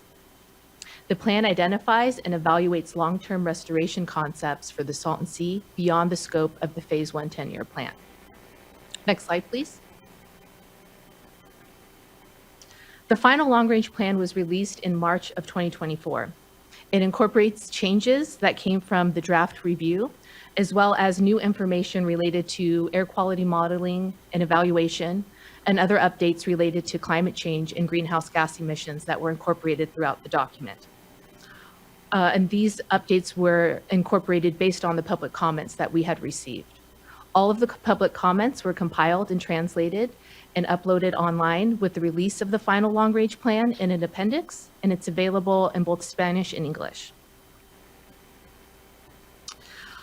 In addition, all of the public comments were transmitted over to the Army Corps of Engineers to inform their consideration and development of the Imperial Streams and Salton Sea Ecosystem Restoration Feasibility Study. That is a Corps-led effort, and it is supported by the state with representatives from DWR on behalf of the Salton Sea Management Program, as well as the Salton Sea Authority.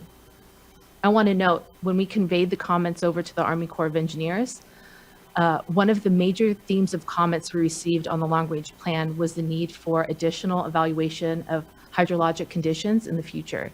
And in response to those comments, as well as the state sponsors elevating the need, the Army Corps of Engineers convened a Future of Hydrology workshop earlier this month to look into that in more detail and analyze the best available information now and identify the needs to fill in those gaps for the study. And you know what? I'm going to stop there because we're going to go into more detail later this afternoon. So thank you. All right, next slide. Okay, I'm going to wrap it up by talking about funding and our next steps. Next slide. The state has authorized over $500 million to date for Salton Sea related activities. And I want to talk a little bit about important funding coming down the pipeline and next steps here with respect to funding. In late 2022, the Salton Sea Commitments Agreement identified $250 million from the Department of Interior, the Bureau of Reclamation, for Salton Sea management related to lower Colorado River conservation actions. At the end of 2023, the state received $70 million of that 250 commitment associated with Imperial Irrigation District's first year conservation actions in 2023. And this funding is really geared towards accelerating our projects in the Salton Sea Management Program, and that's exactly what we're doing with the $70 million granted at the end of 2023. We're working on the East Pond 1 expansion that was highlighted earlier in our presentation here. That is under design and geared towards initiating construction later this summer. So an additional $175 million is available in that commitment, contingent upon IAD's further conservation actions. Also, the Secretary mentioned earlier, and I want to highlight verbally here, a potential future funding source associated with lithium. SB 125 in 2022 was passed to develop an excise tax on lithium that will provide funding to the local county, and then 20% of that excise tax to the Salton Sea Management Program for restoration projects, for operations and maintenance of completed projects, and for community grants associated with the Salton Sea. Also, a brief update here on our proposed state funding. In the 24-25 budget, our administration put forward a $65 million proposal for funding for this next year. That will include $60 million in capital funding for projects, as well as 18 positions phased in over 2 years to really expand our team to enable that scaling up that's needed to provide the results under this water board order. So this proposal really reflects our administration's continuing commitment, and I think for board members and then for those in the public to be aware, this is in the context of a challenging budget year and a deficit that we're facing. So I think it's all the more meaningful to show that the Newsom administration is stepping forward with additional funding for the Salton Sea. That budget is under negotiation now, and we expect a final agreement with the legislature at the end of June. Next slide. So our key next steps are highlighted in our annual report, and I'll summarize them here. We're really focused on completing that phase 1 environmental assessment. We have a timeline to do that this summer. That's dependent upon feedback and public comments to refine the programmatic agreement for Section 106. We really maintain a pipeline of projects. I found that to be an illustrative way to describe our work. Projects have to start in kind of conceptual planning, and then there's important detailed site-specific work that we have to do. So site-specific surveys, whether it's for biological sources, geotechnical investigations, to then be able to refine those concepts and move into specific design. So we move our projects through this pipeline, and then land access is a critical component to be able to advance to final design and construction. And then there's significant permitting associated with all of our projects for compliance with Endangered Species Act, both federal and state, as well as Clean Water Act and NEPA compliance as well. So we'll move our projects through the pipeline. We had an earlier slide that identified the projects that are in planning, and those are also detailed in our proposed budget to advance. We're going to continue to work with partner landowners to expedite land access and develop programmatic agreements. I'll highlight that we completed a programmatic land access agreement with the Bureau of Reclamation in 2023. So that was a significant step, and that will allow easier, kind of quicker access to those lands for our projects, and will be in use when that NEPA is completed. We're going to continue to accelerate the expansion of the Species Conservation Habitat Project with federal funding. That's underway, and as we detailed, there'll be the phased commissioning of that project as we complete expansion areas. We're going to continue to work with the Salton Sea Authority and the U.S. Army Corps of Engineers to advance and support the Salton Sea feasibility study. And then we've identified opportunities in our Salton Sea Management Program and Community Needs Report for improving our engagement, for identifying areas for multiple benefits in our projects to be more responsive to community needs. So we're going to work on finalizing that document and then continuing to strengthen our community engagement and continuing to identify opportunities to move forward there. So we really thank you guys for your time. We appreciate the opportunity to be here and share the happenings of 2023. And we welcome your questions. So happy to take questions. Thanks so much. Thank you all. I really appreciate the update here. I know a lot of the work that continues to go on is, intensive, community intensive, and I appreciate the focus on community here, especially. I want to acknowledge as well that, the MIP, the monitoring side of things, we heard quite a bit at last year's workshop about the need for more integration across that. And so really hats off and really appreciate the work that's gone on to better synthesize all the sort of monitoring activities that are going on, and especially the way those are all here add up, whether it's, the exposed playa, the air quality challenges, water quality, but importantly, centering around public health. Really glad to hear all of that work. I guess, and I look forward to, I know it will be a deeper dive on the feasibility study. That seems so critical here, as to really wrap our arms around what can we expect insofar as the inflows coming into the sea, but really looking at the long term for what we can best manage toward. So looking forward to unpacking that and hearing a bit more, and appreciate the Army Corps of Engineers involvement here in all of it. I guess I have a couple of questions. First, when it comes to the environmental assessment, is that a limiting factor currently? Are you butting up against that insofar as having challenges then for getting projects into the ground because of its incompleteness? Just kind of wondering how critical that document, or where that document fits into the ability to scale and continue to do more. Yeah, great question. That document is critical for scaling up, but we're able to take different compliance pathways.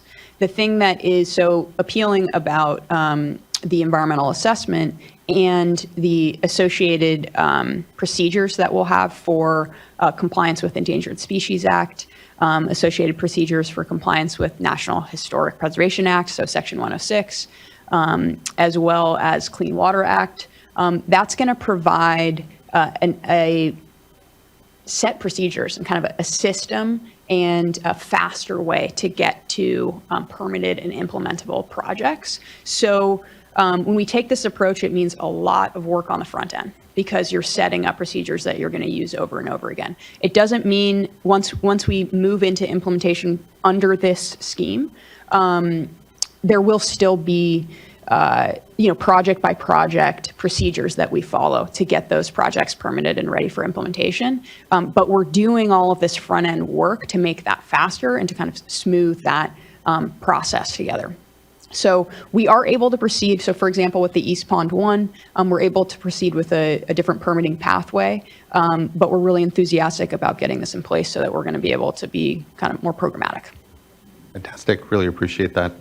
And I know last year we heard a bit about recreational access and challenges just getting onto the sea, and just wondering, what that's looking like now this year, insofar as being able to, both for the public, but importantly for all the monitoring activities that are going on. Do we have more points of access at this point, or is that still a challenge? Yeah, great question. And I do want to note that in our community needs report and that engagement effort, recreation was a big focus because that was a focus we heard from community members. Is really an interest in recreational benefits and seeing the sea and our projects as recreational resources. So I think that was, an illuminating dialogue for us to hear from advocates, community members, what's important to them in terms of recreation. We heard shade structures.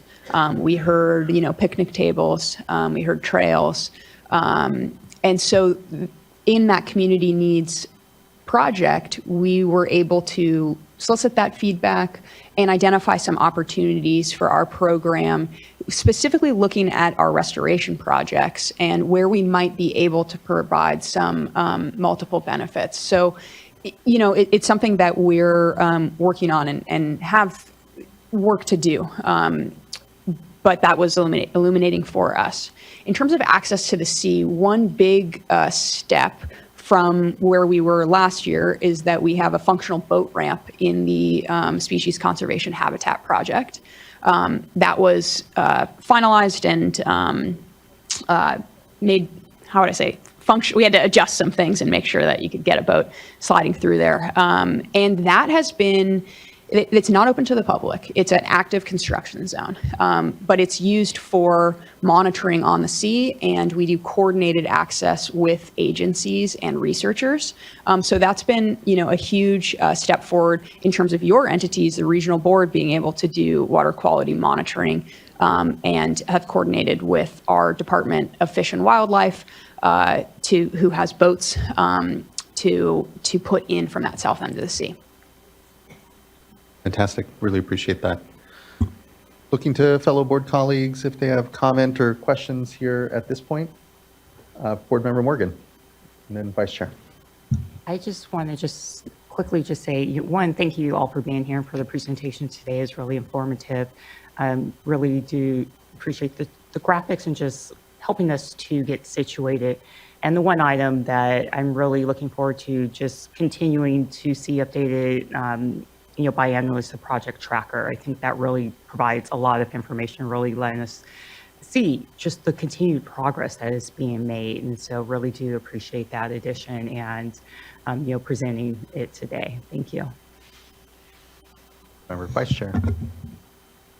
I want to add my thanks and also just enthusiasm for this program and how it's moving along. I think that, we all want things to go faster, but the work has been thoughtful and progress is we can see clearly forward movement, and I think, a program that's going to be more sustainable in the long run. So thank you for that. I only have one question, sort of piggybacking on the chair's question about permitting and CEQA. And that has to do with, we talk a lot over here about adaptive management. And so what sorts of opportunities do you all have within the construct of your permits to make adjustments where you see, maybe a project needs to take a little bit different turn, and then specifically as to the expansion of the 4,000 acres in the southern part of the sea and the expansion, to bring in the additional 750, what all was involved in moving quickly on that? Thanks for that question. Yeah, I think you're rightly connecting. There's the permitting up front for the actions to actually build a project, but I think you're rightly connecting what is the long-term compliance pathway, and appreciate the opportunity to articulate that a bit, because I think it's important in our communication with the public for folks to understand the regulatory framework that our program is operating within. So our work on the EA involves adaptive management and the actions that we would take kind of after projects are in place. And I'll also mention that each of our projects, once they're implemented, do have ongoing compliance activities. So monitoring that we have to do to maintain those permits and maintaining compliance with those permits. Anything you guys want to jump in on? Or did I cover it? Okay, they said I covered it. Thank you. Did I answer your question fully? Yes, you have that ability. I guess on future reports, I think it's always interesting to hear, we thought this was going to happen, but instead this other thing Sure. happened, and how you were able to adjust and, be transparent about that adjustment and within the confines of your permits.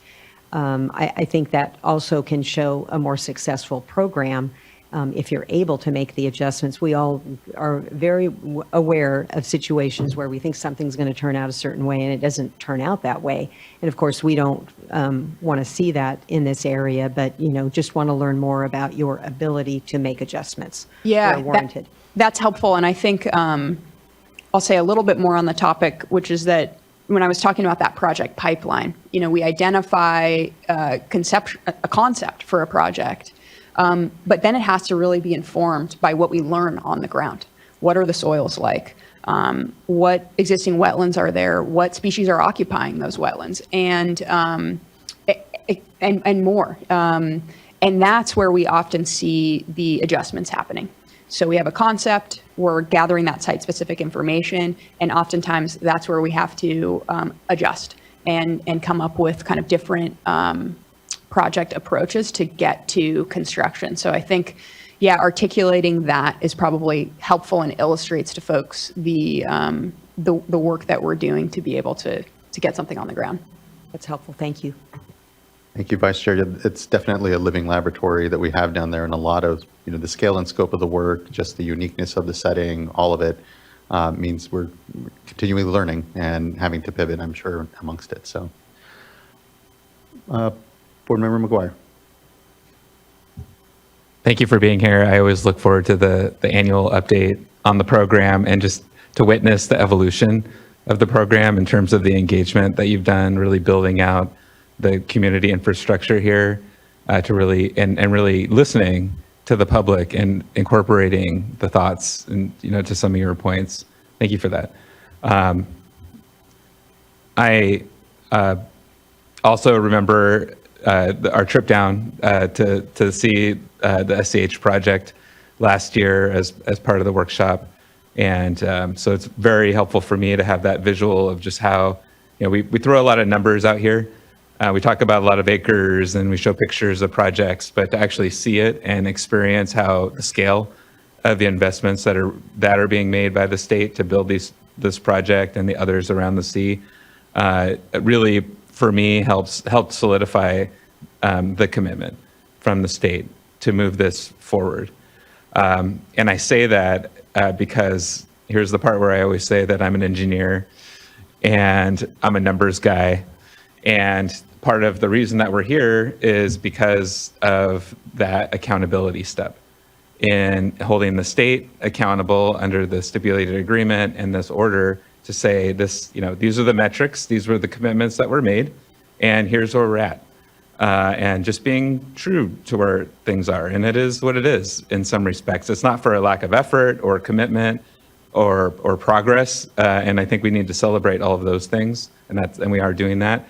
But there's also a piece that I think is that accountability step in questions. And so I do want to say thank you for listening. I feel like you've responded in many ways in this report, seeing the changes to the project summary table and the acreages and the improved transparency in how you're reporting the work that's being done to meet the commitments is really, really helpful. I think that everybody appreciates that. I certainly appreciate it. I'm able to more easily follow kind of where the projects are and where you've accomplished certain goals and where maybe there's some that remain. And so I really like your discussion, Ms. Arthur, of the project pipeline, because that's exactly how I think about it. As the engineer, I think about how do you deliver projects, and it is so hard. It's complicated, and you're right to point out all these different challenges in terms of permitting, community tribal engagement, environmental work that needs to happen, setting aside, of course, the bigger challenges here, which I think are also related to funding and these issues. So just looking at the table for 2023, in terms of the milestones that have been achieved. The cumulative milestone by 2023 was 11,500 acres. The 10-year plan only, I think, has about 3.5 years left, and that puts us at, I think the goal was 28,000 acres roughly. And we're currently today, the reported total is 2,445 acres as of the beginning of this year. I know there's a lot of the SDH, other projects are going to be completed, but it's to me, just looking at that, seems like a very big lift to get from where we are today to the completion of the 10-year plan, let alone the long-range plan. I know all the work that's envisioned to come down the road. So I feel like I need to ask about this and just your vision for the next few years and where you think we can get. I know you've listed out different projects and some additional funding that's coming. Very exciting to hear about that. But have you looked into maybe things like what is the budget that would be needed for implementing all the projects that you've envisioned currently, maybe what would be needed to achieve the overall targets, and maybe permitting actions that are still outstanding, and where those, what are, just thinking about the challenges, right? What might the barriers be to accomplish the 10-year plan, and how you might approach that and discuss that here either today or maybe at a later time with the public in terms of how we can accomplish the goals. Thanks so much. I appreciate that perspective and emphasis on accountability. And I think, our effort is to also be transparent about where we're at and represent that in our reporting table. And I think that's also the power of that project tracker and our commitment to update that twice a year, is to show folks what's happening on the ground and what's still in front of us. And I think it does go back to, our mantra of we're proud of our progress, but there's so much in front of us.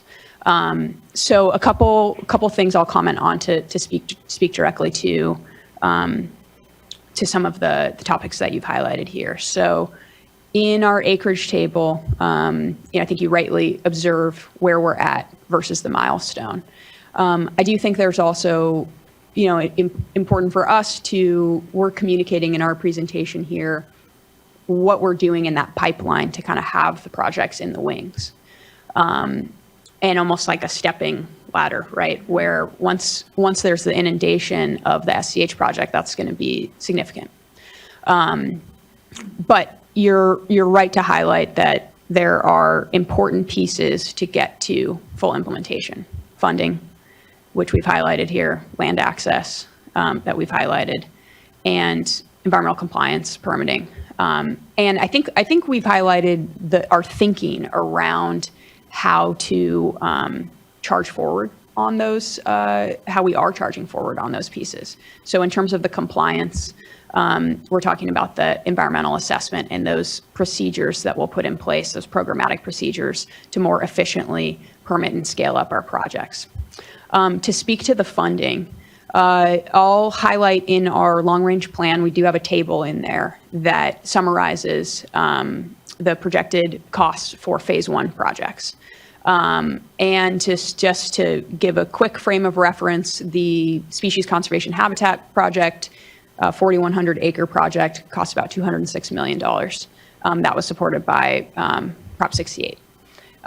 So that gives, I think, communicates some clearly our thinking around funding. And then I've highlighted here, again, what we're pushing forward in funding for what's critical for this next year to move those projects through the pipeline, recognizing that that doesn't cover the full need. Let's see, what else did you comment on that I missed? Anything else on there? I appreciate that. Okay. Melinda had one good piece around, so another piece on way that we're taking advantage of kind of expedited permitting pathways is with, I'll highlight one project with the Audubon Bombay project that will be featured in a panel this afternoon. That was our first project that move through a new cutting the green tape process. I think you all are involved in that, and we utilized the SWRCB process there for environmental restoration. So that was kind of an exciting pathway to move more quickly. Yeah, did I miss anything, guys? I'll just say that we learned, quite a bit this year, especially with veg enhancement projects. And it really sets the stage for expansion of those types of projects. Now seeing the viability of the plants on the playa and that we could actually do it because it's never been done. And so I think that's been huge to really understand how to expand those projects and get acres on the ground quicker. So, yeah. Oh, and I'll say one more thing that just made me think of one other piece to highlight, particularly around the veg enhancement projects. But I think we're behind on those acreage milestones. But it's also interesting in certain site-specific areas. Like what we're doing is we're targeting the most emissive areas. So that's starting at the south, right? And then the area on the west side where Mario featured our vegetation enhancement projects, that was identified as a really important area that has potential for high emissions because you've got the winds moving from west to east there. And we will be able to, as the sea recedes, essentially march that project with the receding sea, right? So we're close to that edge there. And similarly with the SCH project, that's essentially what we're doing is marching that project along as the sea recedes, and we're even ahead of it a bit there. So just want to paint that picture as well, because you talked about kind of the value of seeing things on the ground. So hopefully that's helpful. And one last thing is we, sorry, I keep thinking of more. It's okay. We are putting initial infrastructure ahead of time, like access roads that were previously not there. Working on that exposed playa, especially on that side where it's extremely sandy and, you get vehicles stuck and you're trying to place the bales and trying to bring the plants out to the site and irrigate. We're placing a lot of that infrastructure ahead of time, and that will allow us to expedite, expanding the sites both out and towards, chasing the sea. Not to mention the, wells that we're putting in, the groundwater wells to water those projects that will also water those expansion sites. So that will also, those were upfront infrastructure that we had to put in, but that we can continue to grow our sites using that. So, yeah. Sorry. You got us on a roll. We're on a roll. So what's really interesting about our program is we have ideas, right? They're a concept that we think may work. So we're in the beginning of that project pipeline. But when we get to the step, when we're working with landowners, we're able to gain access. And now we have boots on the ground and we're looking at, okay, what does the site look like? What we found is in some locations, the emergent wetland habitat is a wonderful thing to see, but it may require, because of permitting perspective, that rethinking what a project might look like. So in some areas where the emissivity potential is great, in my mind, I think, okay, probably doesn't have the same degree of emergent wetland habitat as other areas around the Salton Sea. So I just wanted to note that that's another thing that we're seeing when we're looking at project locations and what projects can look like, and it could result in a pivot. Like somebody brought that up earlier on the board. So I wanted to flag that as well. And it's exciting because some of those habitats can support critical species. If I may add just real quick, I think also key component, or I think one thing that will help us move forward into achieving the 20,000 acres, it's how we are enhancing our partnerships with, if it's landowners, if it's our partners in different arenas. I think just that growth that has been achieved not only in 2023 but prior to that is helping us, building that trust with our partners, how we're able to move our projects, how we're actually, bringing tangible results, helps them paint a better picture of what the future could look like, and that will help us expedite or have, those land access agreements. We also trust from our community that we are actually doing something out there. I think that will help us, push things a little bit faster forward. Thank you so much. That's a great panel response, and it shows that your commitment to prioritize areas based on the resources that you have. The concept of adaptive management that Vice Chair brought up is exactly what you're doing, and that's really encouraging to me because I do think you will find efficiencies as you continue to implement these projects and roll them out over time. It's going to get better, faster, more effective, and I think that shows. So thank you. I think, there still is that big lift. It still is concerning to me, just in terms of the commitment and the numbers, just looking at it squarely on that face. I know there's a lot more to it as you dig in. I think I'm looking forward to looking a little bit more into the project tracker and seeing that. And maybe that's a place where, if you don't have the information already on the permitting and where each project is at and kind of what the public might expect to see from these projects in detail, and timelines. I think that is all going to be helpful information as we go forward. So thank you. Yeah, thank you, board member, and thank you for the responses. Board member Firestone. Thank you. I'll just plus up or start by plussing up all the comments that have been said already. I think there's just amazing work in terms of the community needs assessment, community engagement, and transparency, that, as everyone's already said. So I really agree, just being able to not worry about are things being double counted or somebody trying to hide the ball. We're just being very straightforward about here's where we are, here's the plans, and problem solving. And I think hearing, really listening to the feedback that you're getting. Also great that we have some federal money and that there's state commitment this year, even in a really hard budget year. And it's very comforting. I think we all would like to see acreage further along and projects further along, but appreciate the real thoughtfulness and transparency around, the decisions being made on that.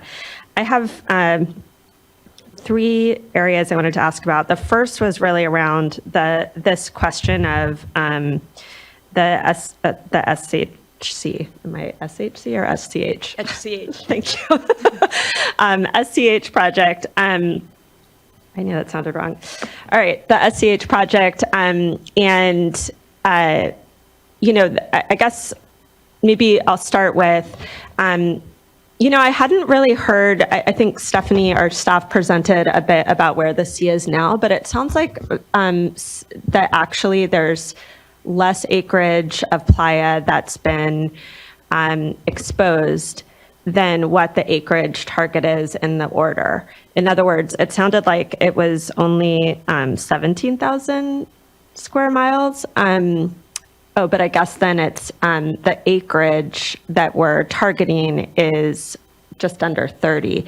I guess I'm wondering, some of the federal money is really around new conservation, and trying, as we're thinking about, how we're moving forward, especially in this age of relooking at how Colorado River water is being used and moved and exacerbating the challenges we already have. You said the focus and understanding was really less about that there would be new acreage,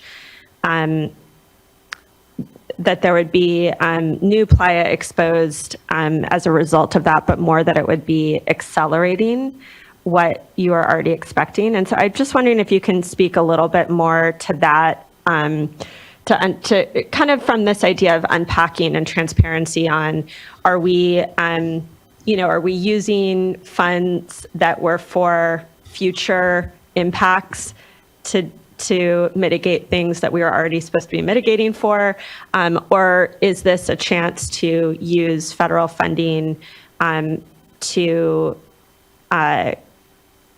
more quickly implement things and make sure that we're keeping up with the pace that things are happening? Right. So what Stephanie from the Water Board presented was, current status of exposed lake bed. And so it's worth noting that that is in progress. There will be more lake bed exposed, even just from the QSA. What you're touching on here with the federal funding, I want to highlight for us that federal funding is identified for accelerating our projects because it's associated with conservation from Coachella Valley Water District and Imperial Irrigation District, and any decrease in inflows to the sea means less water going to the sea, and that accelerates the exposure of lake bed that's already in progress and already going to happen. So that federal funding is helping allow us to more quickly implement our projects. And so that's exactly what we're doing with the first expansion area of the Species Conservation Habitat Project, where we've got that in design and heading towards construction this summer. I'm also wondering, related to that there's some funding identified that's contingent on actions by IID for conservation. I'm wondering, that's still acreage that the state's committed to getting in place. And so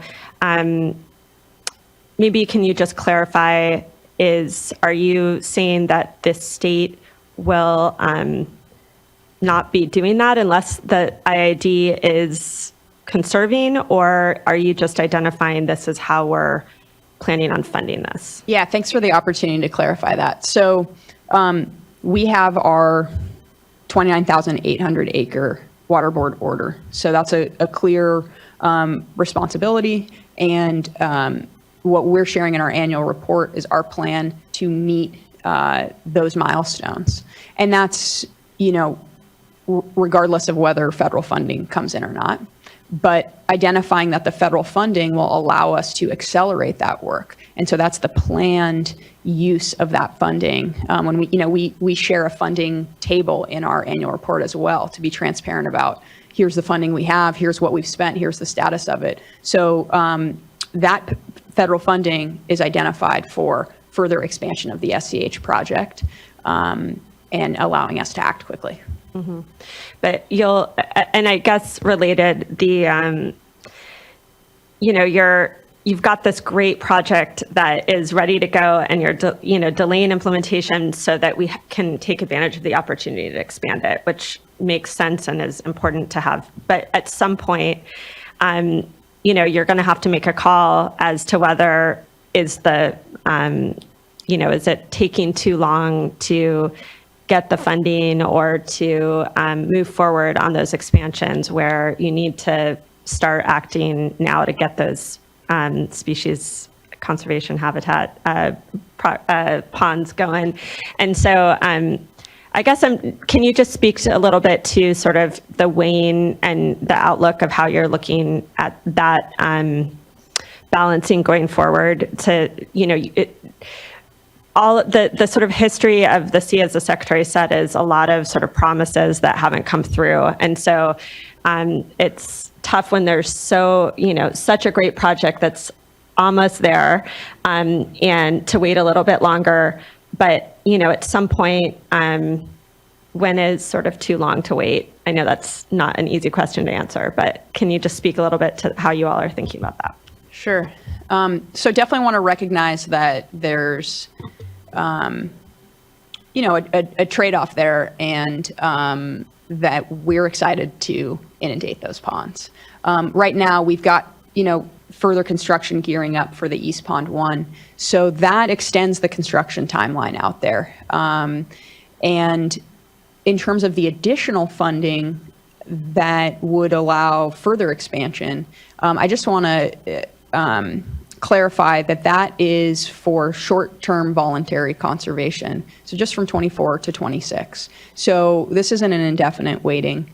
And I think our assessment is that it's absolutely the right decision to be able to seize that opportunity. And we'll, like we've highlighted kind of a theme here in terms of adaptive management and in terms of, responding to changing conditions, like we'll continue to evaluate that.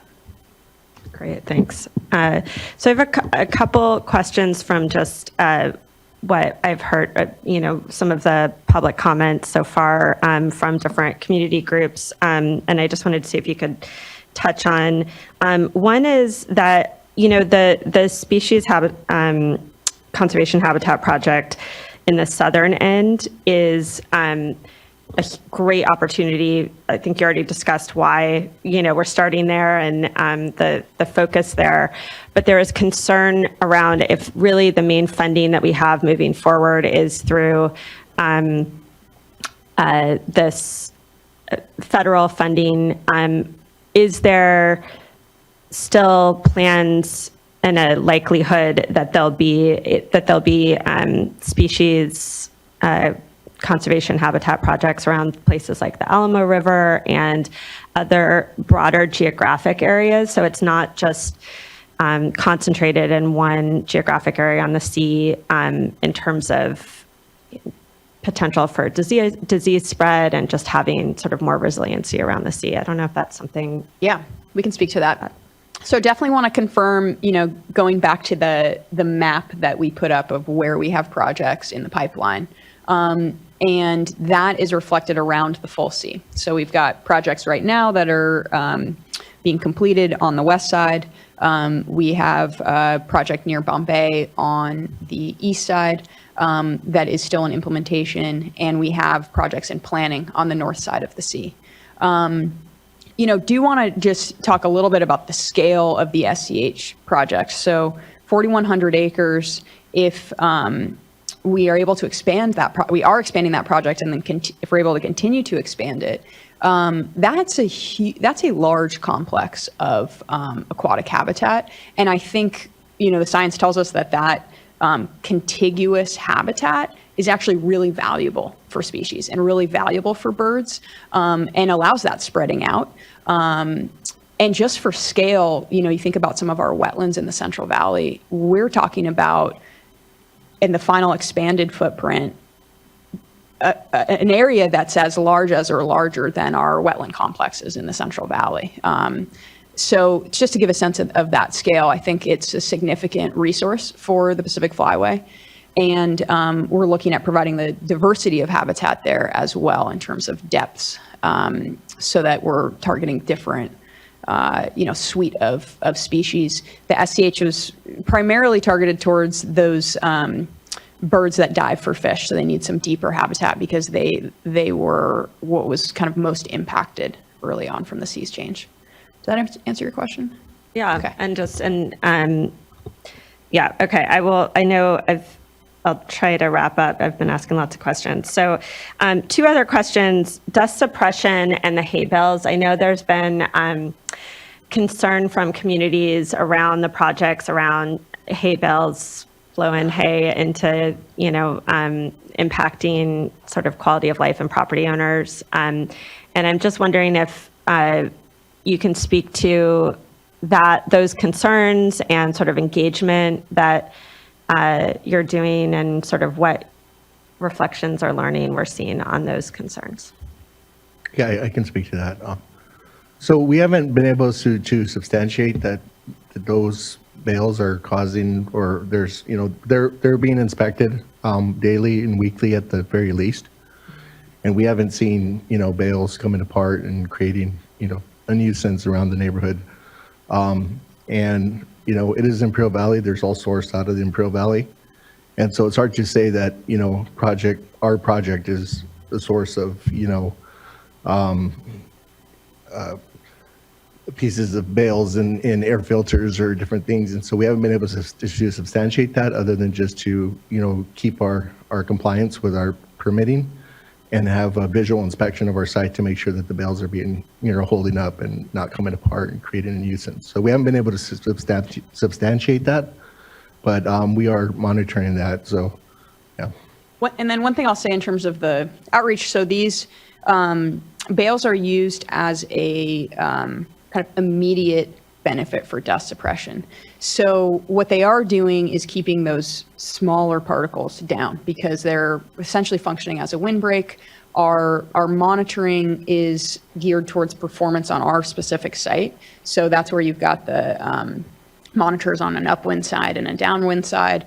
And we're looking at how material moves, at the ground level, because that's how you suppress dust, is you keep it down. And that's what the bales are for. And we identified that as one option in our dust suppression action plan and did a series of community engagement workshops around that plan, and then looked at research and where this was used elsewhere, like in Owens Lake, to test this method and implement it because we wanted to see those direct results. And they're targeted towards around communities because that's where we want to have the dust suppression benefits as well. But definitely want to say that we're continuing to learn, continuing to hear that feedback and monitor those sites. And that is an interim piece, right? What we're really doing is establishing vegetation. We showed the pictures of where we're having success around that. We have other areas that are further behind, where we're still doing the seeding, and it will take a bit more time for those plants to come up. But the thing that's great about those projects is when you get the robust plant growth, then they're essentially accomplishing that windbreak, dust suppression function. I also just want to point out that the team also took community feedback as far as what else how we can, get their feedback into this project particularly. And back in December 2022, we had a meeting at Bombay, actually at Calipatria at the high school, and a recurring comment was, how about trees? Like, can we guys, bring trees into these projects? So that was taken into consideration during 2023. We gave that a try using honey mesquite, smoke tree. However, that didn't seem much of a progress. Perhaps Mark can add a little bit more about the details of what happened there.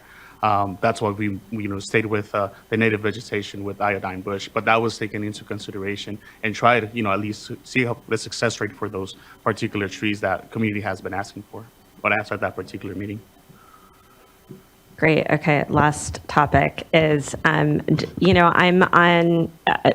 liaison with Region 7, and I've been part of a number of meetings that you all have convened, and I wanted to kind of give a shout out and appreciation to all of the staff with CNRA and all the agencies within it, and also Region 7 and our Office of Information Monitoring and Assessment folks that have been engaging on the water quality monitoring portion to integrate with what you all are doing more broadly on the MIP and the database sort of tracking work. And, last year we had a whole panel on community monitoring, and I've just seen a lot of follow-up since then.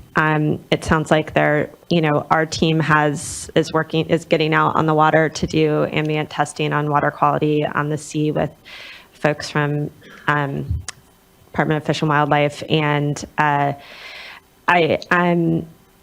think it sounds like there's still a real challenge around getting access on the north side.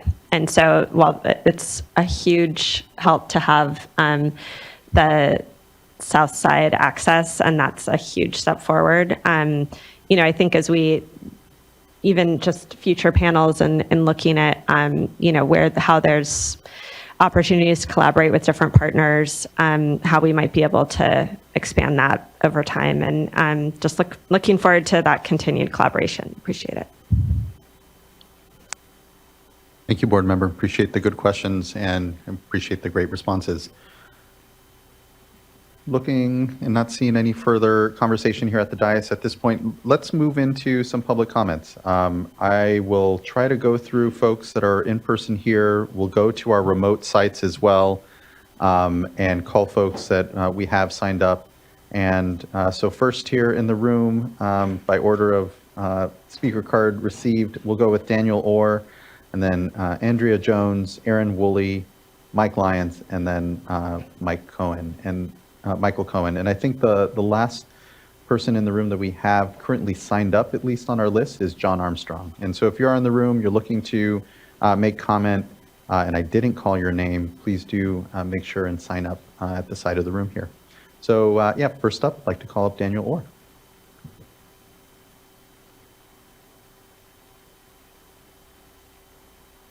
Oh, apologies, the mic is cold, so you just need to press a little button at the base, and it should be good. All right. Thanks. Thank you. My name is Daniel Orr, and I'm the Director of Geospatial Science for Audubon, California, conducting conservation science throughout the state in the larger western region. Our team has been periodically assessing emerging wetlands around the Salton Sea. In 2022, these emerging wetlands on exposed lake bed covered approximately 7,000 acres. And that's about an 800-acre increase since 2020, so they're increasing. These wetlands are largely supported by irrigation runoff that used to drain directly into the Salton Sea, and now pools on exposed lake bed, forming new vegetated wetlands around the sea.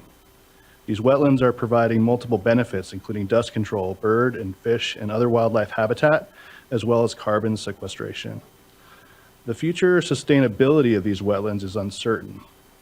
Changes in irrigation practices, efficiency, as well as reduced water supplies may threaten these new emerging habitats and worsen dust emissions from the sea. At present, not much is known about how these wetlands may change under different water management scenarios, nor have the vegetation in these wetlands been characterized to assess what different vegetation types comprise these wetlands and in what types of proportions. Cattails versus tamarisk, for example. We know there are both there, but their relative proportions are unknown, and that can be important since they use different amounts of water. Our team is currently working on addressing this latter question: what types of vegetation and in what proportions make up these wetlands? We're developing models characterizing the vegetation in these wetlands to better understand what they are made up of and how they can change over time. In addition, we are looking at some questions around potential carbon benefits of these wetlands. The information we develop may be useful in estimating the need, estimated what is needed to maintain these wetlands into the future, and also help quantify potential carbon benefits. These unplanned wetlands are right now providing multiple benefits to wildlife and people. We don't know how long they're going to persist or what it will take to keep them. We hope that the state will incorporate these wetlands into their long-term planning and take advantage of what is right now creating habitat and dust mitigation. Thank you. Thank you, Mr. Orr. I appreciate those comments. Working with nature here is going to be an important component given just the scale and scope of the work, and so appreciate those comments. Next, I'd like to call up Andrea Jones, who will be followed by Aaron Woolley. Hi, I'm Andrea Jones. I'm the Director of Conservation at Audubon, California.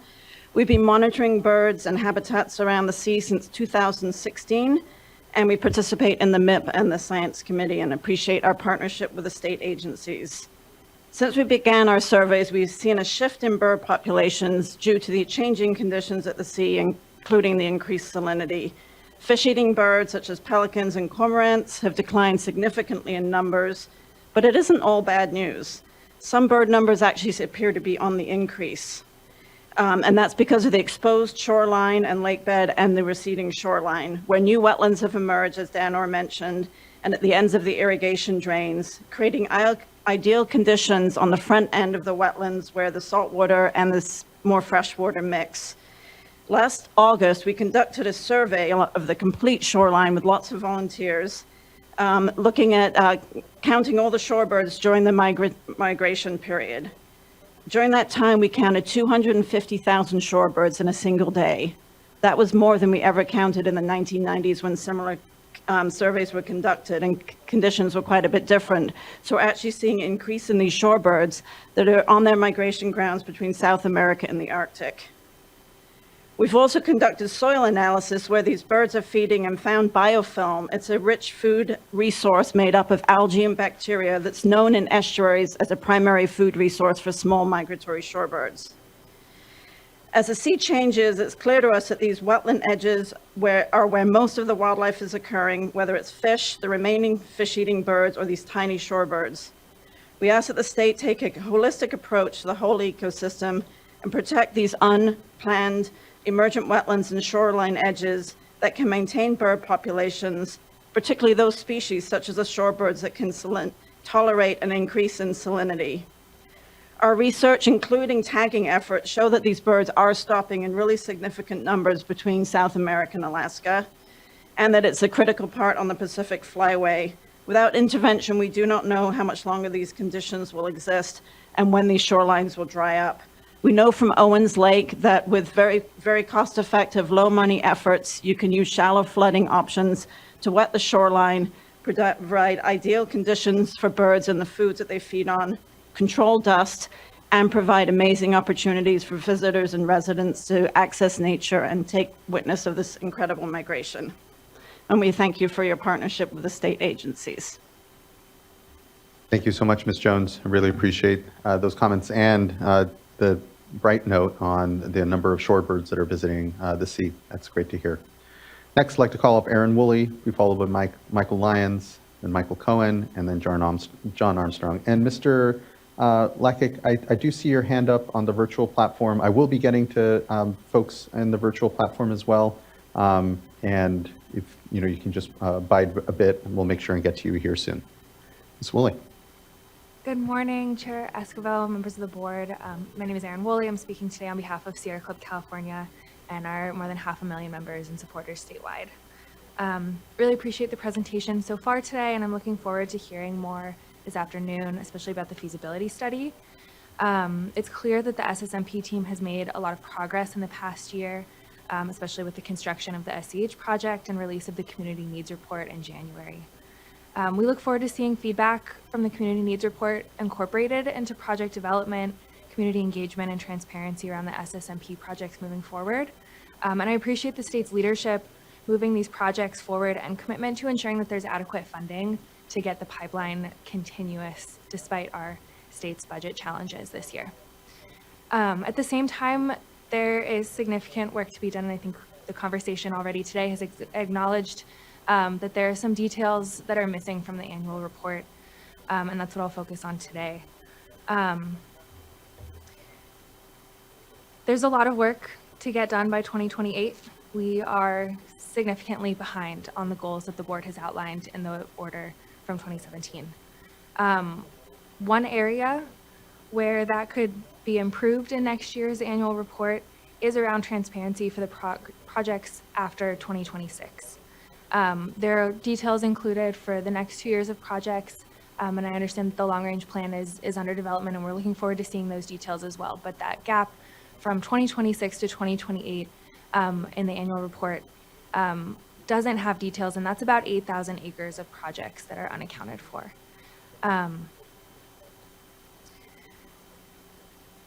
The additional details, including estimation of how much those projects will cost, funding sources for those projects, water counting, and the status of land access agreements are additional details for those that are missing and would be important to understand for the purpose of public transparency, the board's role in oversight, and ensuring that we're on track to meeting those 2028 goals. I understand that the SSMP team has invested a lot of time over the past few years, and these projects are complex, but also in understanding the complexity, I think underscores the importance of ensuring that those processes are underway on a timeline to ensure that we can meet the 2028 deadline. One of the great values of this annual report is to provide a resource for the public to understand the progress that's being made around the Salton Sea and the future plans that are underway. And so even though I understand also that some of this information is included in other reports, maybe the long-range plan and the MIP, I think the importance of including it in the annual report for the sake of public transparency and consolidating those resources so that it's really clear where we are and where we have to go. Thank you, and really appreciate this workshop, the work that's been done, and future opportunities to engage. Thank you for those good comments, and agree that we're needing to really keep our eye here at the end of the 10-year plan, trying to meet the goals that are already articulated within the stipulated order. But before this board, in front of mind from myself, and I know folks here at the dais, is what does it mean after that 10-year first tranche, and how do we best evaluate where we continue to move forward? So appreciate all those good points, and agree that some of the information that maybe is in the MIP or some of these other products could be better synthesized into the yearly plan, so it's all in one place, so, or yearly update. So appreciate those comments. Thank you so much, Ms. Woolley. Next, I'd like to call up Michael Lyons, be followed by Michael Cohen, and then John Armstrong. Good Good morning. My name is Mike Lyons. I'm the Director of Public Policy for Audubon, California, and thank you for the time to comment today. I wanted to start really first by appreciating the progress on the report that we read and that we heard today. And we're not always coming up here to say thank you, but today we are. We're definitely seeing progress and momentum in the Salton Sea Management Program, which has been a testament, I think, to the priority and leadership of CNRA, but also to partners like IID and all the community interested parties that have been stepping up, including the federal government. I wanted, for my comments, really to focus, part of this momentum has been the funding that's already been provided. And we've seen that reflected in the report. And, with that, we really appreciate that the governor has continued to prioritize that in the budget for this year, given even the budget downturn and the harder times the state budget's on. I think the governor's $60 million really reflects this need to keep this momentum going because, money fuels this engine to get projects done at the sea. And while we talk about having fallen behind on some of our targets, we will certainly not meet them or even get close to them if that funding is allowed to lapse. And as we negotiate the budget, as we see the governor's office and assembly members and senators negotiating the final budget, it's our hope that they, the legislature in particular, really understand the need, the statewide importance of the Salton Sea and the stakes for the communities and the wildlife that are there, and that they understand that the Salton Sea is an issue of statewide importance and not a regional issue. And I raise that because we are starting to hear some of that a little bit reflected in the bond negotiations. So as many folks know, there are potential bonds being negotiated right now in both the Senate and the Assembly that have $100 million or so in the Senate version and up to $400 million in the Assembly version for the Salton Sea to keep this momentum going. And what we've heard from some legislators is that, well, this is a regional issue. We've already put all this money into the past. Why do we want to continue to go forward? And so I really did want to take this moment to, as I said, reflect on the momentum we've made and then the importance that we need. And I think it's on the governor's office, it's on the agencies, it's on all of us that support progress at the Salton Sea to let those legislators know and let legislative leadership know how important continued funding is. And that funding, even though we've had that first step in federal money, and that's excellent, we know that shifting politics in Washington can change whether that commitment that's been made under the Biden administration will continue to be met. And so California's commitments continue to have to be met. Really, the significant commitment the state's made and also the legal obligations it has to meet these commitments. And lastly, as our letter reflects, I just wanted to state that this money is going not only for the implementation of projects, but we also need, to understand and have money for these things and commitments to things like science and monitoring and the community engagement programs and doing assessments of the efficacy of SSMP as it's implemented so we can adaptively manage over time. And I think the CNRA team shares this. We want to build a lot of acres, but we want to know that they are delivering on the promise of what they're supposed to do and not just covering acres. And that's going to take additional funding as well. Thank you for the opportunity to comment. Thank you for just the continued leadership and plus up your points around, oftentimes I know folks can think, well, isn't the sea just a local issue? But we know it's incredibly important to the Colorado River and discussions there and the flyway, which is not just of national but international significance here. So the sea really does contribute to the general health of the state, both economically and environmentally. And so I think just points well taken and just thanks for the continued leadership. Truly. Thank you, Mr. Lyons. Thank you. Next, I'd like to call up Michael Cohen, be followed by John Armstrong. Always a pleasure to see you, Mr. Cohen. Thanks for being here. Chair Esquivel, pleasure to be back. Members of the board, thanks for holding this annual workshop and providing an opportunity for some feedback. I'd like to make a couple brief comments and then maybe raise some points where the board could provide additional guidance to its sister agency as we move forward. So first, I think as we've heard throughout the morning, there's been real progress from the state, and I want to join others in commending the state for improving its outreach. They had just a couple of weeks ago a good workshop going through a lot of the points they made this morning, which I think helps better inform the public and relieve some pressure on this particular workshop for getting that information out there. And also want to commend the administration for really pushing the $65 million in a really tough budget year. It is important, I think, to frame that this is clawing back money that was originally promised and had been pulled back in previous years. So it's good to keep that framing in mind. And I do also want to commend the SSMP team for a much better annual report. We've seen each year, year after year, increased transparency in the report, better reporting on how those milestones have been accomplished or what's remaining to be accomplished. But I think there's an opportunity here for this board to provide some guidance or direction into how that accounting moves forward. So we heard a little bit about how SCH is relying on federal funding and how this federal funding is essentially attached to additional reductions. So in some ways, this is through this interim period, this SEIS period on the Colorado River through 2026, mitigation for additional reductions that IID may take. And there's some challenges that we may hear later this afternoon about how those might be implemented. There's a lot of environmental compliance challenges and actually getting farmers to sign up for those additional reductions. But it's additional reductions. And then this idea that it's accelerating what would occur otherwise, I think is a bit of a mischaracterization, because that assumes that it's just going to be a one-off. And we don't know what's going to happen with the climate, but I think we have a good sense that aridification is with us to stay, and that runoff on the Colorado River is not going to be what it was last century, which means there's going to be additional pressure post-26 to continue some level of additional reductions. So it's not that it's a static condition and that we're just changing the timeline when those conditions will be achieved, but that it may be that the ultimate elevation of the Salton Sea or the remnant or residual sea is lower than it would have been otherwise. So how we're actually going to account for this additional acreage or funding from the federal government to pay for expansion, I think it would be useful for this board to contemplate how that accounting should occur. Because if we're moving, or we're assuming the federal government is going to finance or subsidize a state obligation, then we should be clear about that.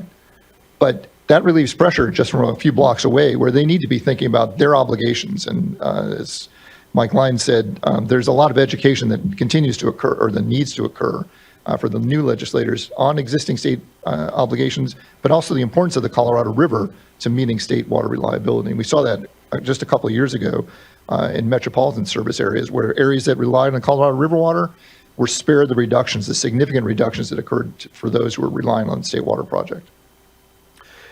So providing some guidance on how that additional acreage is accounted for, I think would be very helpful for this board to provide. And I think it would also be helpful to start thinking about these emergent wetlands. So we heard a couple of speakers previously, and I think the SSMP team also spoke about the need for a pivot.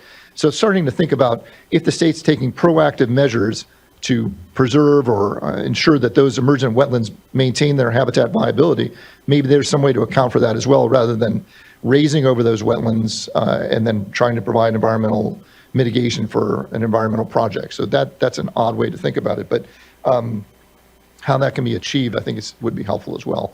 And then, sorry for going a little over here, the last part is there's important water quality considerations, and the Regional Water Board is starting to step up and doing some additional monitoring, but how to coordinate the reporting of that additional water quality monitoring will be important for these projects moving forward. And we still, frankly, don't know what the salinity of the Salton Sea is. So there's some spot measurements that have occurred in a couple different places, but we really need to get a better sense of basic water quality parameters at the Salton Sea. What's the salinity of the Salton Sea? Seems like a basic question. What's the dissolved oxygen in there? What's the current pH of the Salton Sea? And how is this going to affect these habitat projects? As well as what's happening in the sediments that are being exposed and then are being moved around as new projects are being built. So we're getting oxidation of some of these sediments. Some of the contaminants that have been sequestered in these sediments for decades now being re-exposed, could be potentially back in the water column. So I think there's a real opportunity for this board and your regional board to participate more actively in sampling there, and then coordinating and perhaps contributing some of that data to the annual report, or how we synthesize that, I think is an open question, but it seems like a good opportunity for this board. Thank you. Thank you so much. I really appreciate those comments, actually. And on the data side, I know, I had heard, and I do want to do follow-up, that CDFW, it sounds like, will be kind of head of a data repository, or trying to, and I think there are a lot of questions there, and importantly, opportunities to make sure that we're synthesizing this information and getting a consistent baseline on some of these parameters. I appreciate all those points, Mr. Cohen. And to your point, even just accounting for, which, again, I think the history of the sea is sometimes an unwillingness to do this, but really, being honest about what reduced inflows mean to then the amount of exposed playa and really tying it more one-to-one with the compensation coming either from the federal government or others to try to accomplish what we're trying to do here. Great points all around. Really appreciate that. Thanks. Next, I'd like to call up John Armstrong. Okay. Thank you, Mr. Armstrong. Quickly now then as well, I would like to be able to get to, I know we have several remote viewing locations. I don't believe we have anyone currently at the Region 7 Water Quality Control Board offices, but we do have a few folks down at Bombay Beach and Calpatria. And so I will start with folks at Bombay Beach here and go to Tom Sefton, Sonia Herbert, and then April Layton.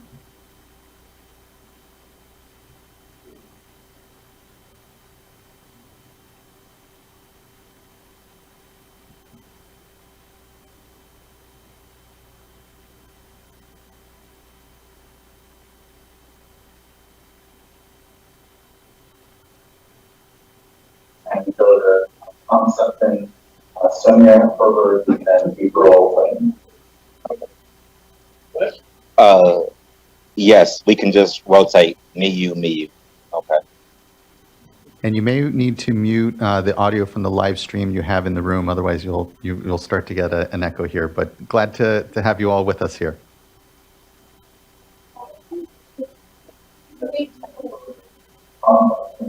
Hello. Good morning. Yes. You don't have to get up. I can just kneel down. Okay. We'll start together at the next year, but glad to have you all with us. Thank you, much appreciated. Hopefully you hear me and we have our have it figured out here in lovely Bombay Beach. And this is a nice opportunity for state officials to pat each other on the back for a job well done, and that is appropriate because people are working hard. But that said, at the same time,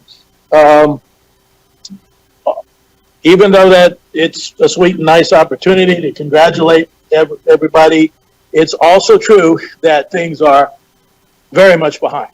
We are halfway in to a 10-year plan, and we have at this point in time several dust mitigation projects on the ground and a little bit of aquatic habitat on the ground. We've got right now, according to the stipulated order, we should have 11,500 acres of half habitat and half pure dust mitigation on the ground. We've got 21% of that halfway in to the 10-year plan. So there's a whole lot of work to do. And out of that, we have at this point, out of the roughly over 5,000 acres of aquatic habitat that should be on the ground at this point, we've got 167 functional acres. So with respect to habitat, we are way behind. Fortunately, the shorebirds are doing well because of unplanned habitat that's being created because the water is spreading out on the playa and creating opportunities for shorebirds. That's great. But at the same time, what we're seeing is an utter collapse of the ecosystem in the Salton Sea. We are down to very few or no fish at all. We are having an absolute collapse of fish-eating birds like pelicans, cormorants, osprey, that used to be here in very large numbers and now are here in very small numbers. And at the same time, we have exposure of playa that is going beyond the Salton Sea Management Program capability of keeping up with it. And unfortunately, the biggest funding source to move things ahead is depending on the federal government. And that federal government money comes at a cost because it's a trade of a little over $200 million being exchanged for 800,000 feet of acre feet of water that would otherwise go to Imperial County farms and would otherwise go to the Salton Sea. And unfortunately, the impact of that is dramatic.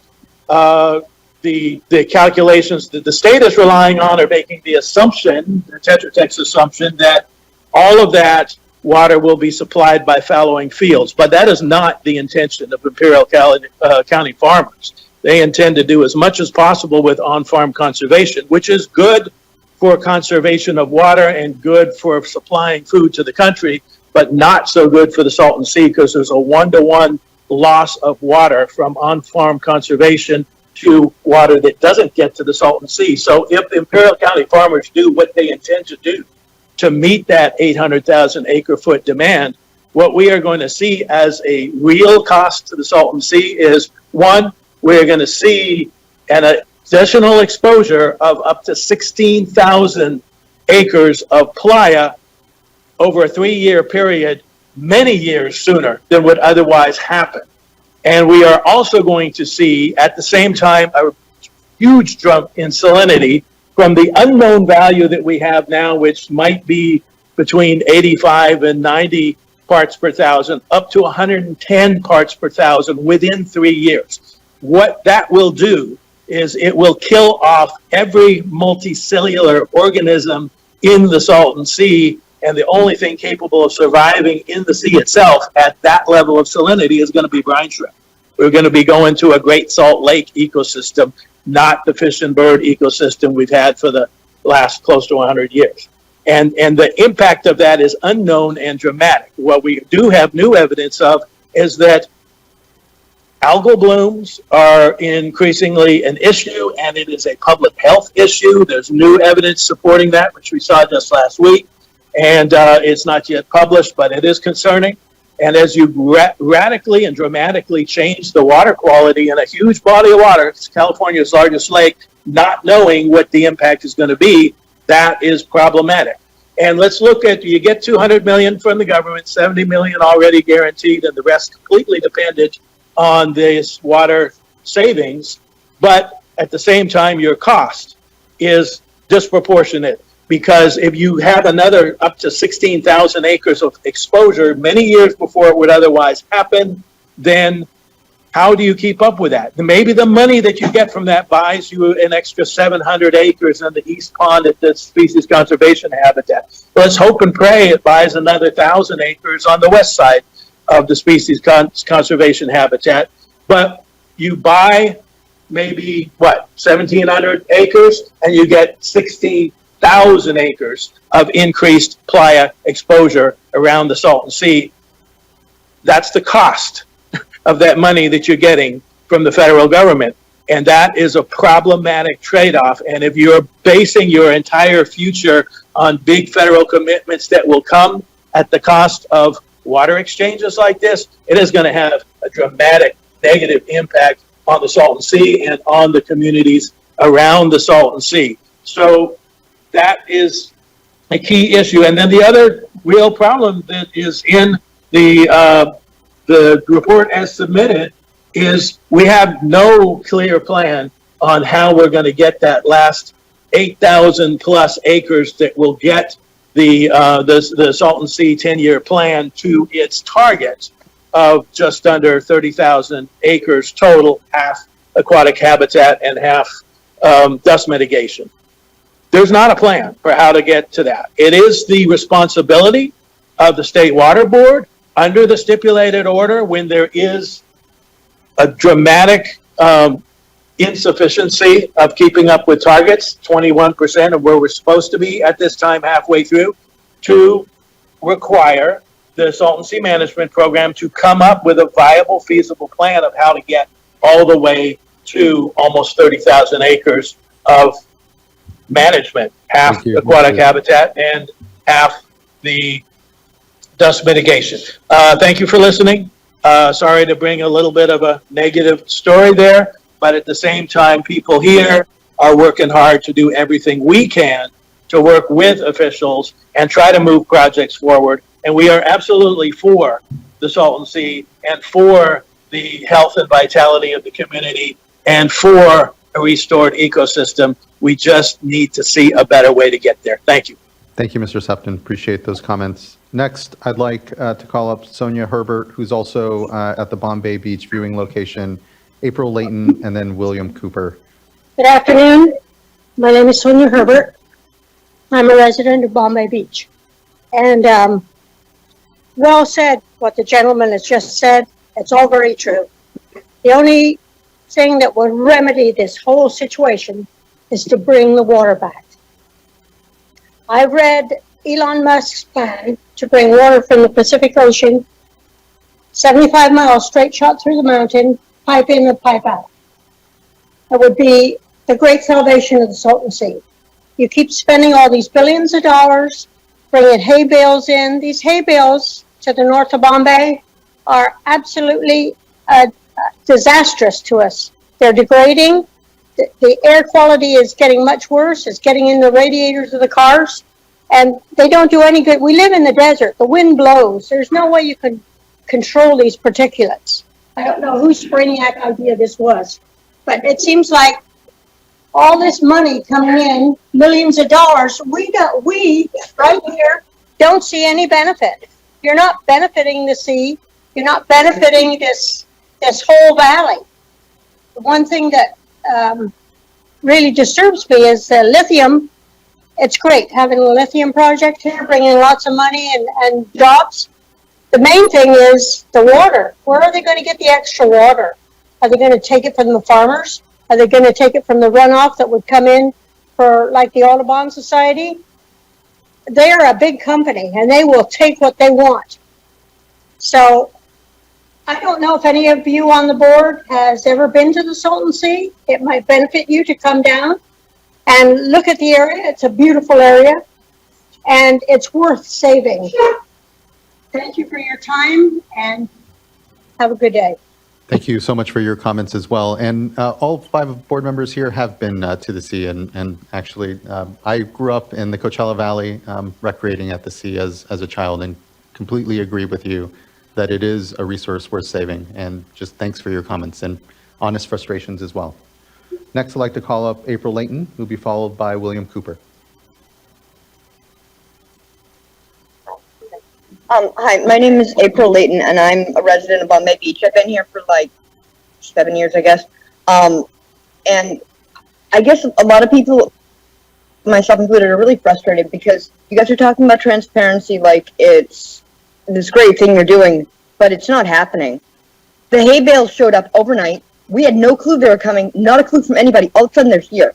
There's like 200 and some odd thousand hay bales on our side of our town, and they're telling us that there's no evidence that they're doing any damage to us health-wise. They may not be picking up larger amounts of tiny particulate matter, but hay particles are bigger than that, and so maybe you guys aren't monitoring for the right thing. But we've had an extremely large increase in the number of people with hay fever and with allergies now that have never had trouble before. And we've had children dying of asthma attacks. We have had a lot of problems, or the hay bales even, that nobody's come and done health studies with us. Nobody's come and done even like a health survey with us. How about that would be a great starting point? So you could at least learn about the people that you guys are affecting with every decision you make. Because everything you do destroys the lives of the people here when you don't do it right. It's a huge, huge task to take over, and I understand that. I do not envy you in any way. But it is our lives that you guys are deciding what's going to happen with our fate. And that needs to be taken care of way better than it is. And transparency needs to happen. We need notice before 200,000 hay bales show up beside our town, or before they fence off something, or before they do all this crazy stuff that we have no idea about. I mean, why can't we just try to come up with a feasible plan to put water back in the Salton Sea from the ocean in one manner or another? They looked at it once, they said no, and moved on. And then we're still doing all this other insane stuff instead of doing something that could be far easier, more expensive in the short term, but way less expensive in the long term, and get people's health and vitality back and get this area back into a vibrant community like it should be. Thank you. Thank you so much, Ms. Layton. I appreciate those comments and your participation here, and again, acknowledge the frustration. I think we'll definitely circle back on just community notification when it comes to projects as they go in. It's sounding like wasn't as much communication when the hay bales were put in, and certainly something to follow up on, so thank you. Next, I'd like to call up William Cooper. Good morning, everyone. I am William Cooper. I'm the director at the Becoming Project. becoming Project IV Equity, that's Imperial Valley Equity and Justice, and Coming to Civico del Valle is partnered with the California Water Board to put on this workshop on location. There's a location in Calipatra. I'm currently in Bombay Beach. To reiterate the sentiments of the room, the hay bale project was definitely a surprise to the citizens here, but what they're more concerned about is the mitigation of it. It was questions about the long-term effects. What they know for a fact is that it hasn't affected them positively at all to that date. Everybody here is still calm.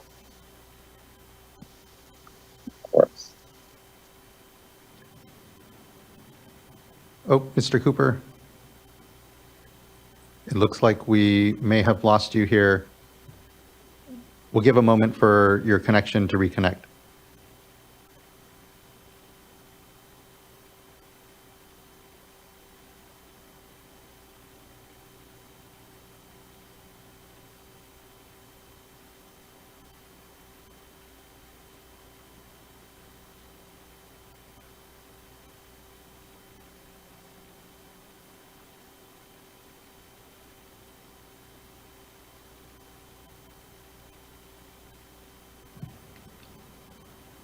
You should be invited to unmute here quickly, Mr. Cooper.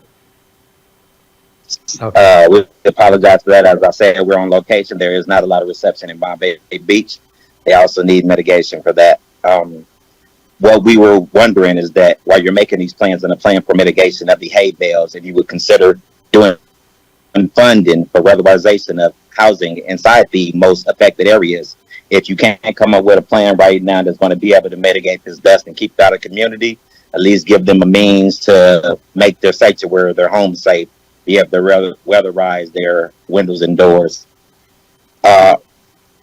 Yes, and indoor air filters, funding with that for that would go a long way. Secondly, it is the water that is inside Imperial Valley. We know that we get our allotment every year. As everyone knows on the board, 90% of that allotment goes to farm workers. Farm workers have their deal in place with IID for their allotment of Colorado River water. I believe Lithium has finalized their deal for their allotment of Colorado River water, but the citizens don't have any deal in place. In fact, the prices or rates under Golden State Water goes up every 2 years in the most disinfected communities of Calipatra and Nyland. We always ask for intervention from the California Water Board to put some kind of cap or some kind of reasonableness. At this point, we're deciding against between watering grass and buying groceries, and it has to be better inside the region that is most drought affected. Whenever there is a drought, the areas of Calipatra and Nyland are the ones who are always asked to cut back on their water usage. And third and finally, we are asking for more aggressive and diverse vegetation on this salton sea mitigation. As I stated before, the hay bales didn't work. We were wondering if you would reconsider the tree ideal. The mesquite trees that you tried didn't work. There was no reason to give up on the program. There are honeysuckle trees with large canopies that are designed specifically for dust mitigation, or red mulberry bushes, et cetera, et cetera. If we could swap those out for the hay bales, as you said, this is a 10-year plan. You still have a few years to go. It would have a few years to grow, mitigate, and we would have the opportunity to check the data on that. Outside of that, I want to hold everyone. Once again, I thank everyone for engaging inside of this process and giving the community an opportunity to be heard. When you're making SSMP plans in the future, please try to involve this community and the surrounding community, Salton Sea and Bombay, as much as possible. I would like to see more of their citizens on the board, on the panel, and part of these programs. Thank you.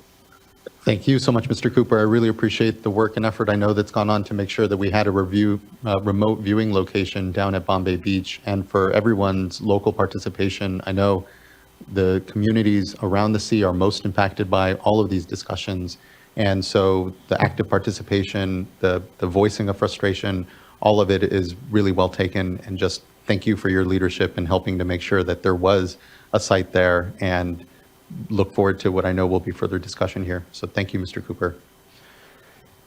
Next, let's go to our other remote viewing location in Calipatria. And I believe we have a couple of commenters. First, I'd like to call up Daniela Flores be followed by Francisco Javier Melendez Morales. Good morning, everybody. Please do stop me if you're not able to hear me or if I freeze at any point. My name is Daniela Flores. I'm one of the co-founders and executive organizer for Imperial Valley Equity and Justice Coalition. We're grateful to be able to support the community here to ensure there's a viewing side in collaboration with the Becoming Project and Comité Cívico and the Water Board staff. So thank you so much for that. It's been very beneficial. I'd like to share a few comments. You know, this is my second annual workshop that I'm able to attend, and it's been, every time I learn a lot. So for this, my comments today, I'd like to sort of uplift some feedback that we've gotten from the community. You know, some of the residents have shared that over the last few years, they really have seen much more activity as it relates to the projects for Salton Sea restoration. And what they would like to see is if there's an opportunity for residents to actually tour the different sites. I myself have been to the species conservation habitat and as well. And, you know, it really is very much helpful to be able to get up in close and personal, especially as community leaders or just active residents that are able to firsthand experience the improvements, and that way, you know, we're able to understand them better and also be able to kind of share that information, what we learn more widely. So I'd like to know if there's an opportunity for groups like ours to be able to get groups together, residents that are interested in this, advertise them, and then be able to work with the staff, either at CNRA or Water Board, to make those trips happen more regularly in our community. The second comment is around the Salton Sea. I think this is probably the presentation from Stephanie from the Water Board's role, and the one last year, I felt like it was really informative in terms of how we got here. Some of us just didn't know the history around the policy decisions that were made that then really have contributed to where we are today with the Salton Sea. And as a community organization, it would be so beneficial to us if anybody is able to point us to the proper resources where we can find sort of that timeline and that history of how we ended up here in a more community friendly format. We can certainly take those materials and adapt them, but just want to work with the latest documentation. And if there's anyone that can point us to that, we'd love to be able to share more to our community. All our residents know the impacts of where we are today, but not all of us know that, you know, some of it is connected to policy decisions and that there are plans in place and, you know, orders in place to follow in order to help us improve the situation here. My next comment really moves a little bit away from the information that was presented today, because I'm not sure where the proper platform for this is, but as it relates to the Salton Sea, you know, we are very much on a day-to-day discussion about the lithium developments happening here in the Salton Sea region. And, you know, I did not hear any communication so far on the, you know, plans for how any potential lithium tax revenue around the 20%, you know, that's meant for the Salton Sea restoration.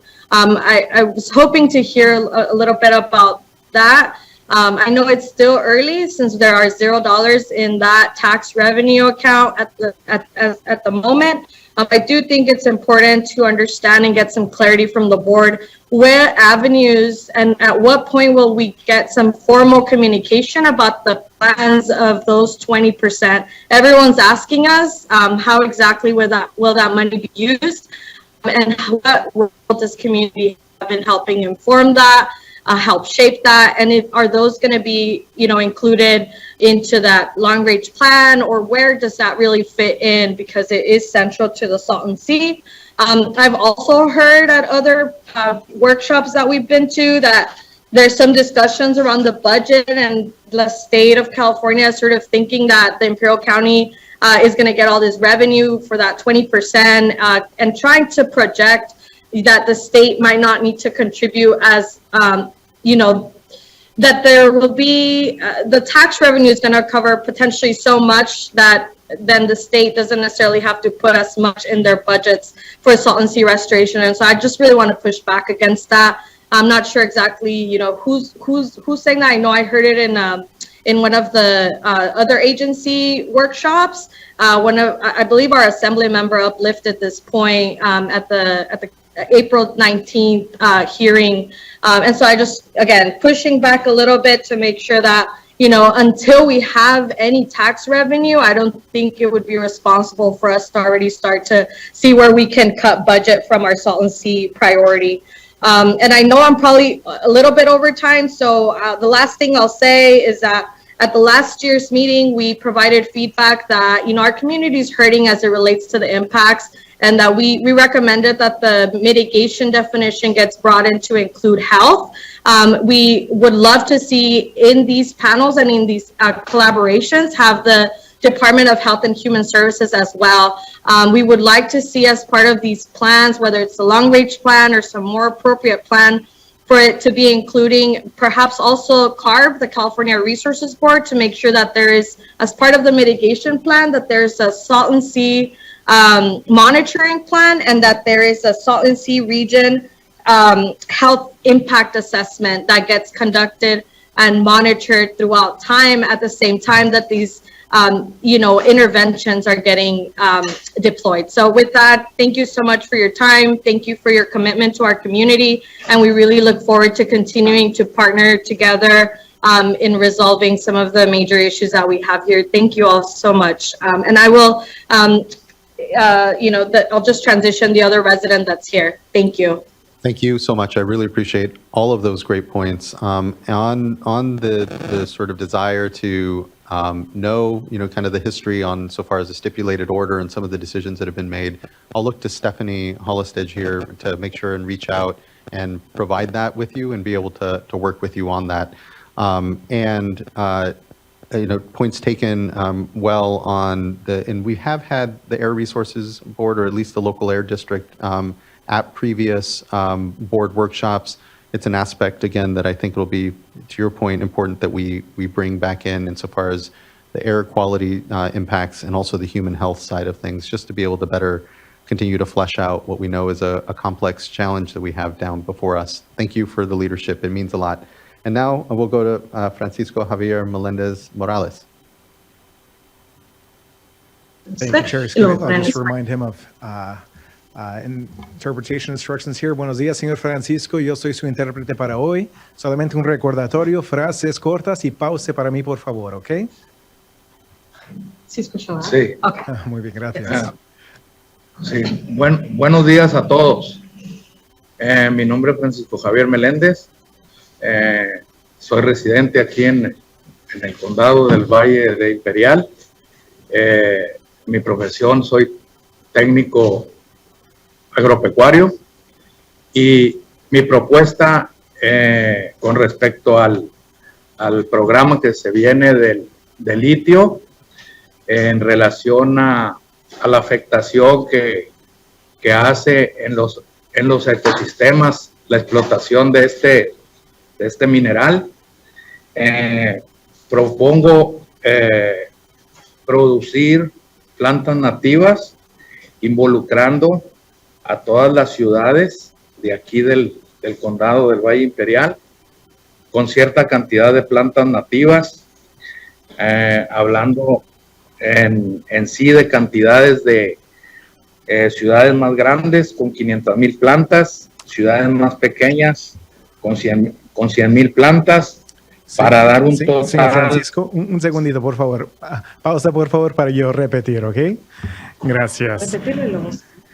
Good morning, everybody. My name is Francisco Javier Melendez. I'm a resident here of Imperial Valley, and I'm here to discuss a little bit about the proposed impacts, or rather, excuse me, the impacts due to lithium developments in our area. I work in aquatic agriculture as an aquatic agriculture tech, and this is what I propose regarding the following. So as to minimize the impacts of the lithium development, I feel that would be very important and helpful if we could plant native plants in our area. For cities that are involved, all cities in Imperial Valley, larger cities, 500,000 plants each, and smaller cities, 100,000 plants each. Por favor, continúe, señor Francisco.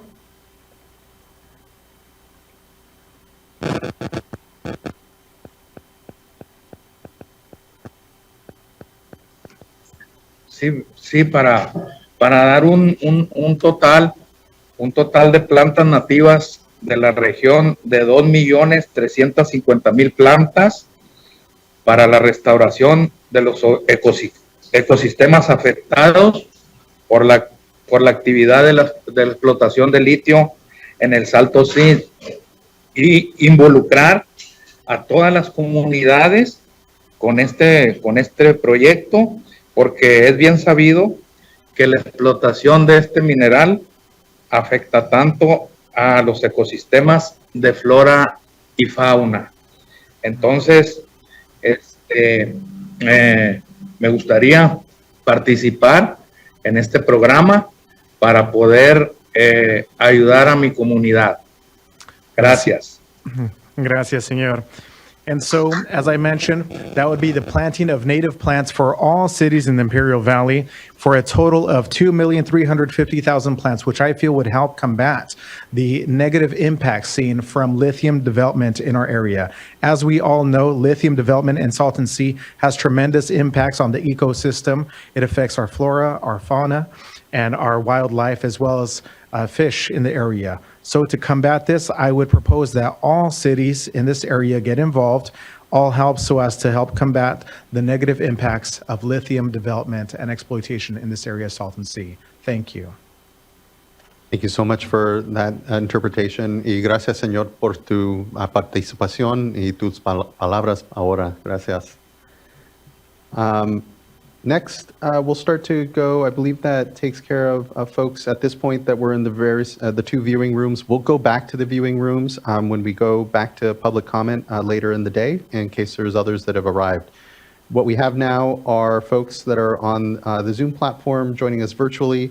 And so would like to, I see a couple of hands up. I will go to those first then. We'll go first to Nicola Lakic and then Iron Dad. Oh, and one moment, actually. We may have additional commenters in the Calipatria room. I'll go to them first before we keep going. Uno más. Uno más? Okay, yes. One more comment. Okay. From John Hernandez. Okay, great. We'll go to John Hernandez, and then from there, we can start going to our virtual platforms as well. Okay. Bueno, Mr. Hernandez. Señor Hernandez. Good morning, buenos días a todos. Mis comentarios son sobre tratando de exponer la información al público. Miramos que lo que está pasando y la cantidad de dinero se está invirtiendo son buenos esfuerzos para restaurar el mar Salton, pero al mismo tiempo las comunidades afectadas por el impacto negativo de la sequía, por mal aire, pues no saben. Debe de haber más formas de integrar la información y seguir integrando la información en todos los programas oficiales, en todos los niveles de gobierno, que sigan difundiendo esto para que las comunidades realmente sepan qué está sucediendo.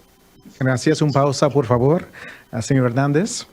Good morning. My name is John Hernandez, also a resident here. And I just want to say, while we greatly appreciate the efforts that have been made, it's so excellent to see the investments made for the betterment of Salton Sea. We know that you care for this area just as we do, and it's a great thing for our community to see. However, what I would like to draw attention to, or what I feel would be important to keep focusing on, is how we disseminate information. How do we share what is taking place in our county? It's fantastic to see all the effort that's being made, but our communities simply don't know. We need to be able to find a way to reach them and inform them what's taking place so they can be aware and be informed. Continúe, por favor, señor Hernández. Y otra cosa es una manera de hacer eso, era de involucrar a las escuelas, involucrar a ciertas cosas que están sucediendo. Por ejemplo, hay un ejemplo ahí que está el Sunny Bono, la reserva en el sur del Mar Salton. Y esa sabemos que es una instalación federal. Y sabemos que está el parque del estado al norte, el estado de California.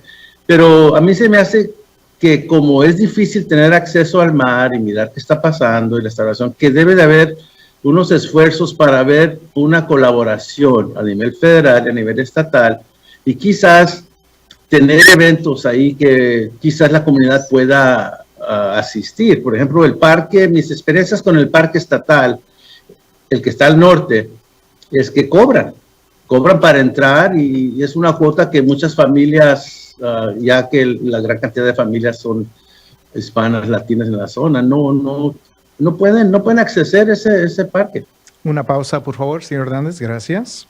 One way that we can do this so as to help with the dissemination and sharing information, I would say, let's involve schools. We have schools that can help. And I have an example here for you. We have the Sunny Bono Reserve there that's south of Salton Sea. And we know that that's a federal facility. There's also a park that's just north of California there. And it's hard for families to access that place. In fact, I feel that there should be some type of collaboration, some type of communication between federal and state for the benefit of the community. Communities can be made aware of what is happening if there's this better communication. For example, regarding this park, the entry fee, they have one, of course, and it may be too much for some families. Some of our Hispanic or Latin-speaking families would like to go, they simply can't access it. It's not easily accessible because of the fees for entrance or entrance fees. Continúe, señor Hernández, por favor. Sí, si no hay ahorita que existe un descuento o que entren personas gratis a los parques, pues pueden investigar que haya entradas gratis para personas residentes de Valle Imperial y de Valle de Riverside, que entren gratis a estos lugares hasta que haga restauración. Es una vergüenza que estén cobrando para ir a entrar a un lugar que ni siquiera están en buenas condiciones. Y la otra es que haya quizás descuento o gratis para veteranos y para personas de la tercera edad. Gracias. And so what I had in mind, if there could be any type of possibility, for example, of a discount to enter these parks for families to be able to access it, maybe even free access for residents of Imperial Valley or Riverside County. Residents want to be able to visit this area, and it's difficult because of an entrance fee. In fact, it's hard for families to even want to go, knowing that the place really is in no condition to be for families to want to visit, right? Until restoration takes place, at least. So that's something that I feel there should be implemented, as well as perhaps discounts or perhaps even free access for veterans as well. Thank you for hearing my comment. Thank you so much for interpreting there and great comments. Gracias, señor Hernández, por tu voz y participación.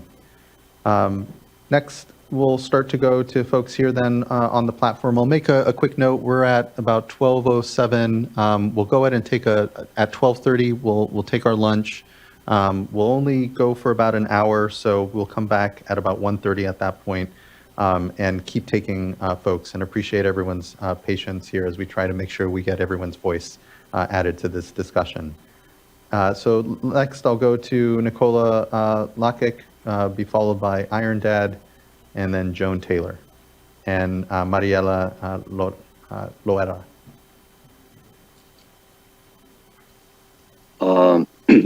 Hello, can you hear me? We can. Yeah, thank you. Thank you, Chair and board members, for the opportunity to comment. My name is Nikola Lakic. I am an architect and inventor and the author of the long-term solution for the self-sustaining Salton Sea that would provide a clean environment, a substantial amount of potable water, and would generate revenue of at least $500 million per year for community and the state.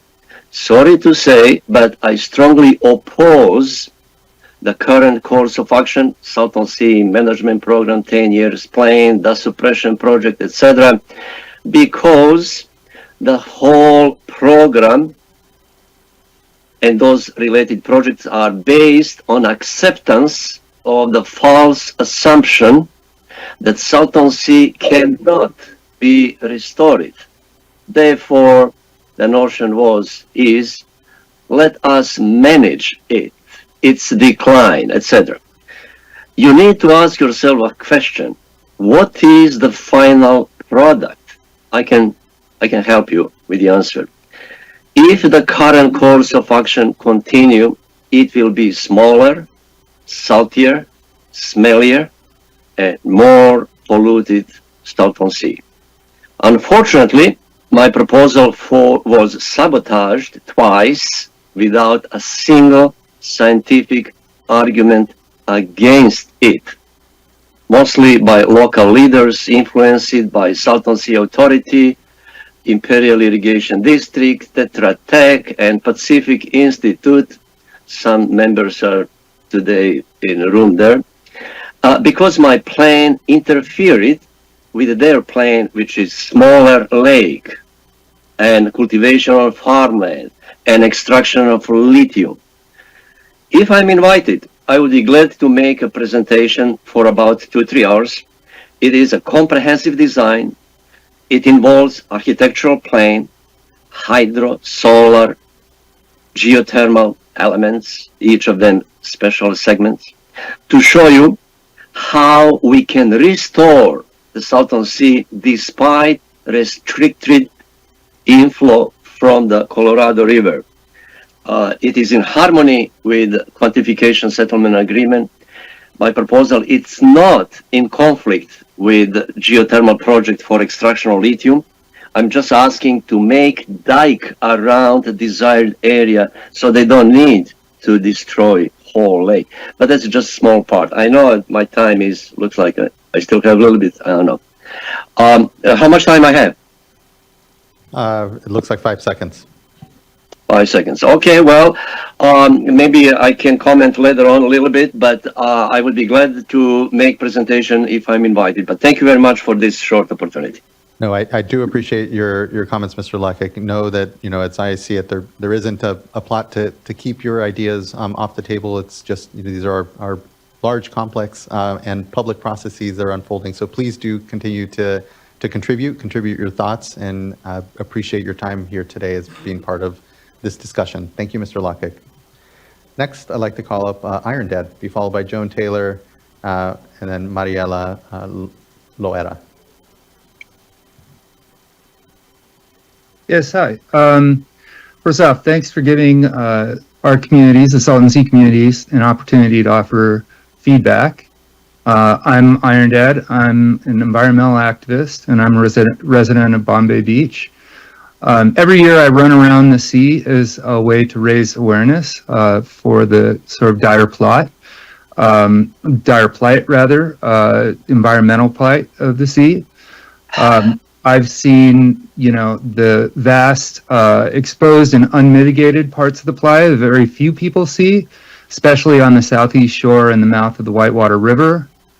One data point that you might find interesting, last year's run was about 96 miles. This year's run was 92 miles. That's how urgent the situation is. That is the contracting circumference of the sea.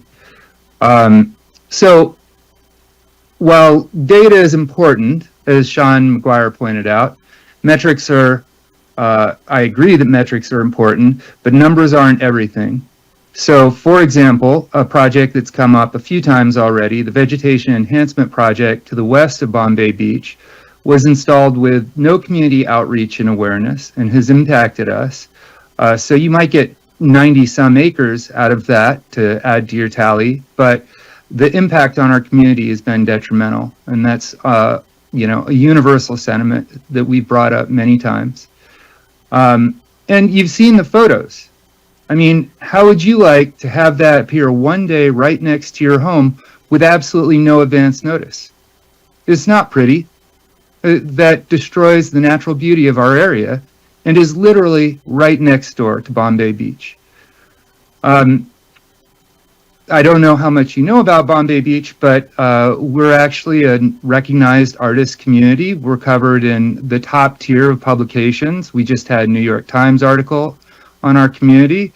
And I would venture to say that most people visiting who are actually seeing the shore of the Salton Sea are visitors to our community who have come to see the art, and they go to the playa, where we also have installed art, and they go to the shore. We have quite a few visitors coming through, and now they see a huge number of, rows and rows of decaying grass bales. So I just wanted to offer, kind of after this constructive feedback, I wanted to offer an opportunity around the Bombay Beach Wetlands Project. As mentioned in your report, you've gotten feedback from the community that we would like to have public access as part of that project. It's our understanding from the Audubon Society is that it's been deprioritized. We would like to have public access, including an interpretive trail that's explained what's happened on the Bombay Beach, in particular with the birds, the history, and we'd like that to be part of phase 1. We want that to be built into the project as a way to provide public access and outdoor recreation opportunities for our local residents and also our many visitors to understand what's going on at the Salton Sea.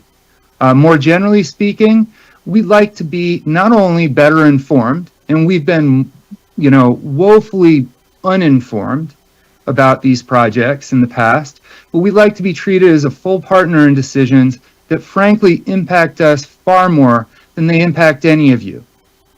And in conclusion, I'd just like to say, we're not asking you for a voice.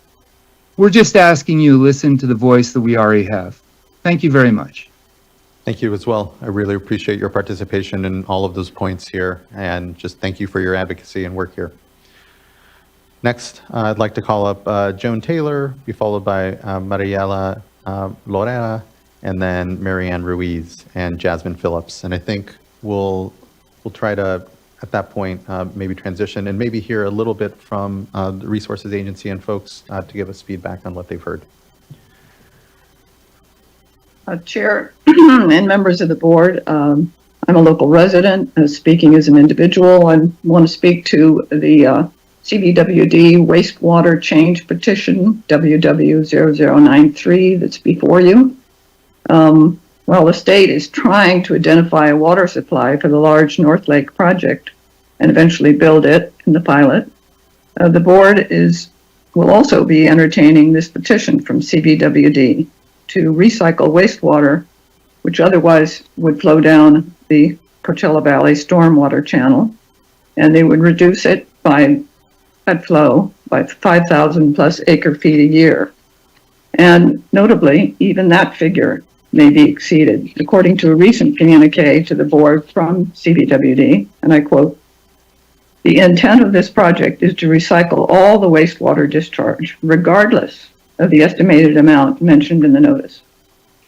So, given that the large North Lake project and its smaller pilot project is the only major component of the 10-year plan that would serve the North End communities closest to and most impacted by air quality and other negatives around the Salton Sea, and given that the North Lake would also supply much needed deep water habitat for piscivorous birds, and it would have to rely on water from the stormwater channel.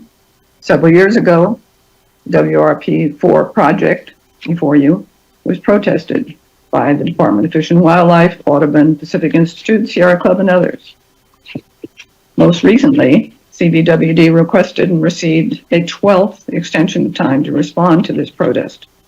In the meantime, the question before you is, how does the board view allowing this CBWD project to diminish water supply for the North Lake by, say, 11% or more, when adequate long-term supply for the North Lake has yet to be secured?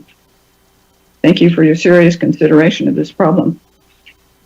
Thank you so much, Ms. Taylor. Appreciate your participation and comments. It's not something we'll be able to comment on here at this board meeting here, but appreciate your flag. Next, I'd like to call up Marianne Ruiz, who'll be followed by, Mariana Loera, will be followed by Marianne Louise, and then Jasmine Phillips. Good afternoon. My name is Mariela Loera. I am making comment on behalf of Leadership Council for Justice and Accountability. We have been working closely alongside residents of the unincorporated communities in Riverside County's Eastern Coachella Valley, including Mecca, Thermal, Oasis, and North Shore. Similar to many of the comments before me, I want to express appreciation for the improvements and progress the SSMP team has accomplished in the last year, including efforts related to community outreach and engagement, and we look forward to continued collaboration to ensure continued progress. As part of this, we recommend that the SSMP continually evaluate its community engagement tactics and include an annual evaluation report in future annual reports. This report should detail the efforts, the lessons learned, and the effectiveness of outreach methods that were practiced. Additionally, we would like to see a summary of how community feedback is also considered and addressed in order to ensure transparency and improve trust between the SSMP team and the community. What that means is that while outreach and engagement is improving, we would like to see better transparency on how then the input provided in those spaces is then incorporated into the work itself. We thank the SSMP team for all of the development of the SSMP Community Needs Report in close collaboration with local stakeholders. This is a very exciting and important step reflecting years of community advocacy, and we ask that the SSMP team take concrete steps to implement the recommendations in the report and collaborate with other relevant agencies to move this report forward. Regarding Lithium Valley, similar to previous commenters, we would like to see an update around the 20% allocation to the Salton Sea from the lithium tax. We would like to see a participatory budgeting process in place to determine the allocation of the and use of these 20% alongside communities across the Salton Sea region. The 20% must be used in a way that addresses community priorities and directly benefits community residents. The 20% is being referred to as a potential funding source for a number of projects and efforts. However, it remains unclear how the funding will be broken down and allocated. Also, there are currently no funds in this tax, and it is unclear how much funds will be created, and therefore unclear how much and how many projects it can support. Thank you all for all your work and the opportunity to provide comments today. And thank you very much for those good comments, Ms. Loera. I really appreciate the participation and continued engagement around all these discussions. Thank you. Next, I'd like to call up Marianne Ruiz, and our last commenter here before lunch will be Jasmine Phillips.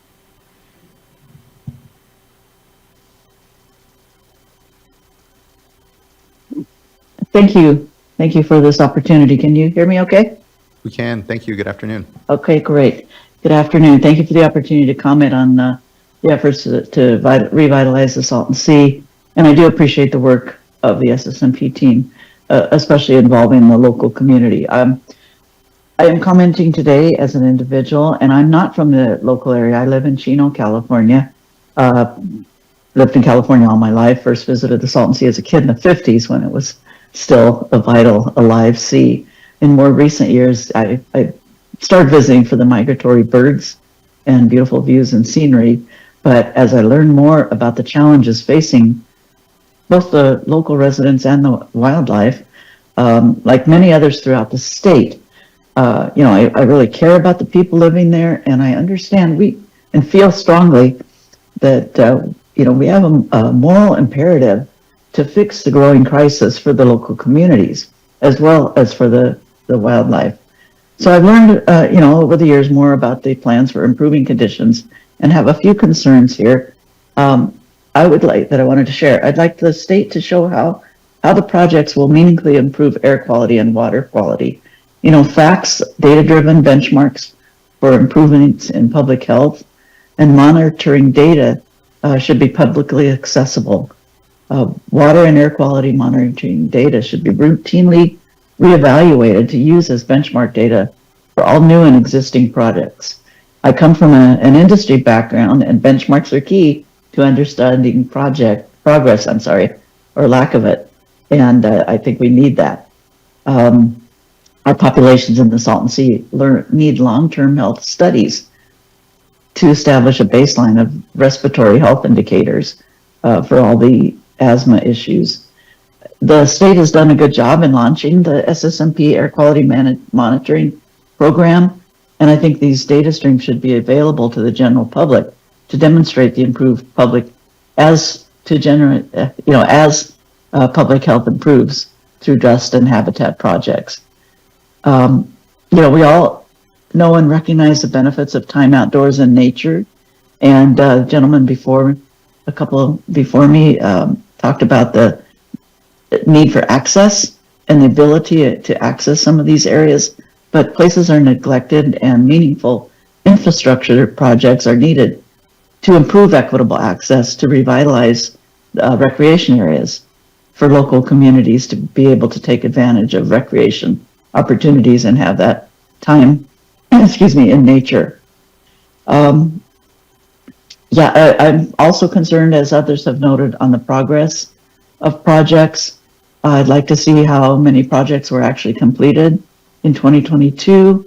The 2023 report doesn't differentiate between completed and planned acres. So clarifying these is essential for transparency and understanding whether CNRA is making and the SSMP is making sufficient progress towards meeting the actual acreage goals on schedule. So thank you for this opportunity.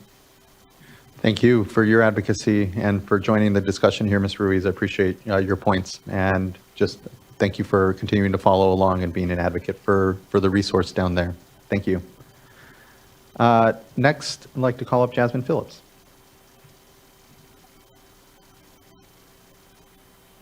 Thank you. My name is Jasmine Phillips. I'm a wildlife advocate, and I'm very interested in the progress for deepwater aquatic habitat at the Salton Sea. I strongly urge the State Water Board and the state agencies to be very focused on actually reaching the 50% aquatic habitat requirement.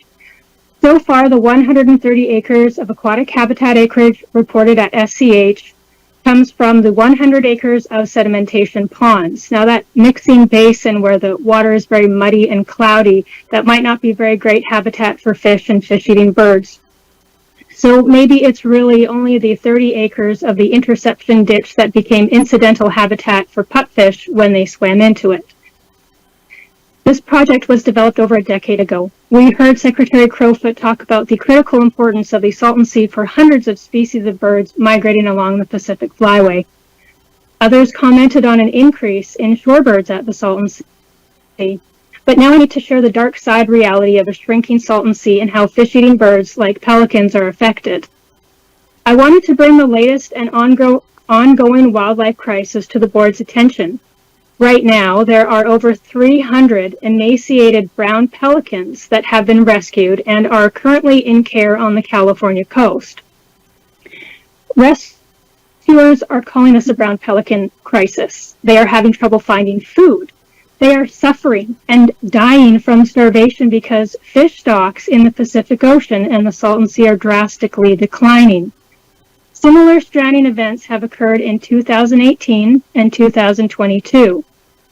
These fish-eating birds need their food source and their habitats protected. Otherwise, they could up on the endangered species list once again. The brown pelicans were delisted in 2009, but I'm concerned about this. We are already facing a biodiversity crisis at the Salton Sea with the loss of fish-eating birds. And speaking of endangered species, with the more intense water conservation efforts due to pressure from the federal government, this is putting the federally endangered pupfish at risk of losing their various habitats around the Salton Sea, the wetlands, but also the Salton Sea itself. So what can we do? How can we protect the ecosystem and the biodiversity at the Salton Sea? We need to bring in water. I want to conclude my comments with encouraging developments at other salt lakes in the Intermountain West, and I want to strongly urge those in charge of Salton Sea to focus on bringing in water for a future whole sea restoration. At Mono Lake, Walker Lake in Nevada, and recently the Great Salt Lake in Utah, they have established healthy lake elevations and are dedicating water to cover the exposed lake bed and protect wildlife habitat. Advocates and political leaders are working together, taking steps to protect the ecological and recreational values.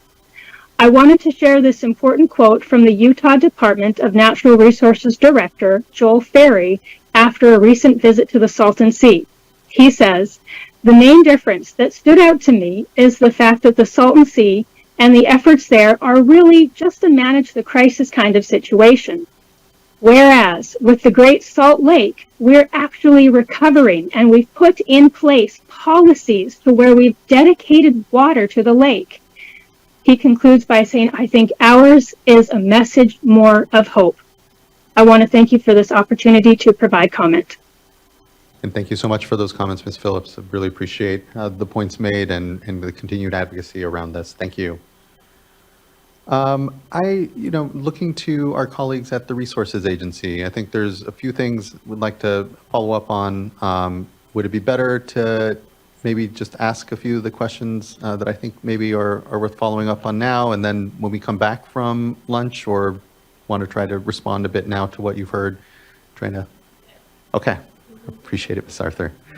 I know what we heard from folks, especially from Bombay Beach here, was just feeling a kind of a lack of notification when it came to the implementation of the dust suppression hay bale project.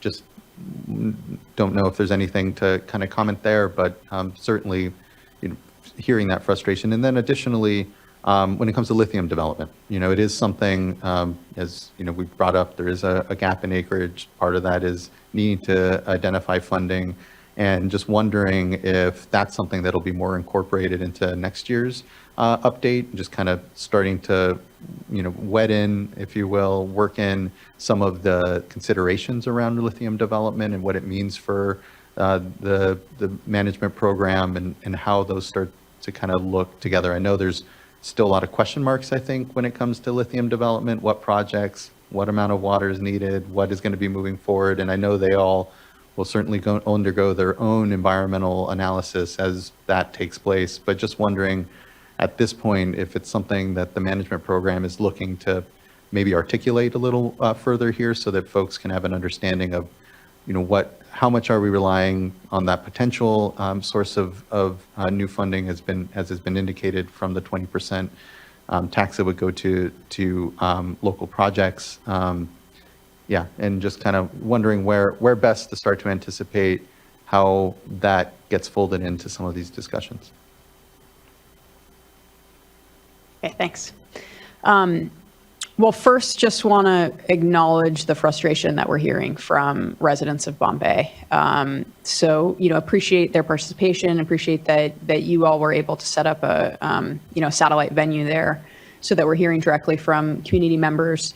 That's something that we were working on improving in our workshops that we conducted this year, was moving around and being in locations so that we can get participation from folks who live around the sea, and then kind of complementing that with some of the larger communities a little bit further away, so that we're getting robust feedback from folks.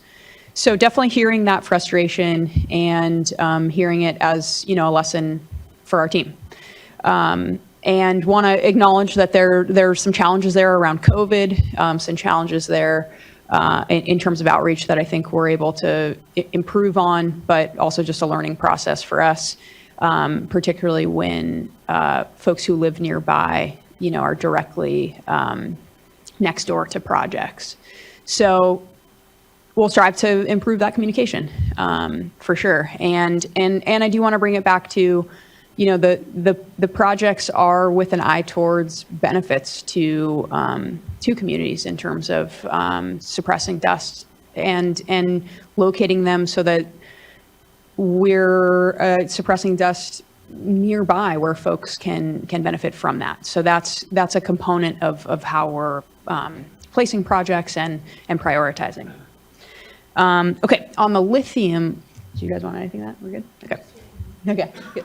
On the lithium topic, really appreciate the folks bringing that forward, and your characterization that there's their own environmental review processes happening in that venue. Our kind of connection there is probably twofold. One is, of course, around water use. Well, threefold. So water use, land, kind of coordination around what is actually happening on the ground in terms of projects. And so I think there's some opportunities there, and we're certainly, invested in coordinating so that we can design projects that are complementary to other activities and make sure we kind of understand different efforts, which is primarily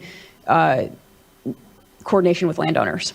So we'll continue with that and just highlighting that land access piece is really like fundamental for our projects. The part around funding from the excise tax that will go to the Salton Sea Management Program, that has not started yet. That will be, dependent upon, it's a volumetric tax, so dependent upon the lithium production that may happen. And there were, a couple things that I wanted to, connections I wanted to make with respect to some of the comments that I think were really, really productive comments that kind of framing up some good questions for us. So one is just that that we did in our budget proposal identify the lithium excise tax as a future funding source. So the initial proposal that we've put forward here is with now Greenhouse Gas Reduction Fund funds for the next several years, and then expected lithium tax funds to support our program, and the staffing that we're putting forward in this budget proposal. So that is one place where you can see some thinking that our administration is doing around expected revenues. And I don't have the numbers in front of me, but it's something we've shared in budget committee hearings. Or that the Department of Finance has shared, I should say. Okay, the other piece is just wanted to connect that in our community needs report, one action opportunity that we identified is when lithium funding comes, if it comes, the one potential use that's identified in SB 125 is community grants around the Salton Sea. So we identified an opportunity to go through a grant guideline development process with the public. So that's, I think, an opportunity to, once we have, more insight to what happens in terms of that funding source, I think that's a structured way for us to solicit that public feedback and ensure that the public has an opportunity to shape any future grant programs that may come out of that funding source. Thank you for all of that. I really appreciate those responses and responsiveness. And just looking to see if any board members have any other questions or points. Vice Chair, please. Wanted to follow up on some of the concerns raised by the community specifically, and you had a good response as far as doing additional outreach, especially when it's close by where residents live. But I'm just thinking about the community needs report, and is there a provision in there or a section in there for, sort of quality of life, the issues raised by the Bombay community about, it being an artist community and aesthetics, and looking for how you could hope to incorporate air quality with multi-benefits that might be outlined in the community needs assessment? Yeah, good question. In the community needs report, we reflected upon what we heard from community members in terms of the needs that were identified in the public outreach process. So it was community engagement, transportation, broadband, public health, recreation. Help me, Mario. Yes, tribal engagement. So in our report, what we did is reflect upon what we heard from community members on those needs and thought about, our mandate is to carry out restoration projects. That's our task. That's what we're here before you under this order. And I think there's opportunities for co-benefits in that work, but we're really, grounded in that restoration project work. So that's what we're moving forward and where we can kind of understand the needs that interface with those projects. I will say we didn't get public comments around aesthetics. We got a lot around recreation and around access, picnic tables, shade structures.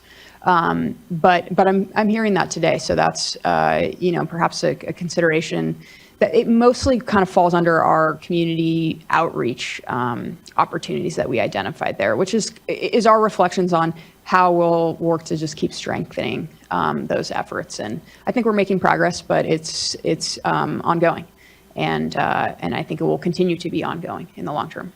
And I think we're all hearing your commitment to make adjustments and to improve on outreach, but we have a really strong program here and it's growing, our Office of Public Participation, and I'm sure they'd be happy to work with you. What we're seeing, especially in other programs like our Safe Drinking Water program, that oftentimes we have to meet people where they are, as opposed to setting up a meeting. So whether that's, a community event or something along those lines.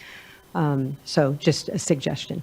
Yeah, absolutely. Yeah, welcome those suggestions. And I think that's certainly something, we've got experts on our team who lead these efforts and work with, we have several contracts with community organizations who bring that expertise and those strengths to advise and also to help carry out the outreach and kind of amplify spreading information.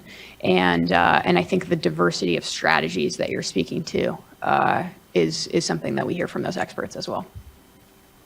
I really appreciate those points and responses here. I know it is hard to penetrate really into communities and get information out. The private sector spends a lot to get products penetrated into, the community awareness and to, drive that. And here on the government side, we're often resourced that way to really, connect with a broad amount of folks. But as the Vice Chair said, and as you all well know, it's really those community partners then that become such an important part of that. And I just have to thank and acknowledge those community partners for providing here, again, these remote satellite locations. We wouldn't have been able, under our own steam, to be able to have as broad a penetration in this workshop as we've been able to have this time without that. So lots of collective lessons learned, I think. And here for us, in government, how to best connect everybody to the discussions and the decision-making that's going on is something that we need to continue to improve on. So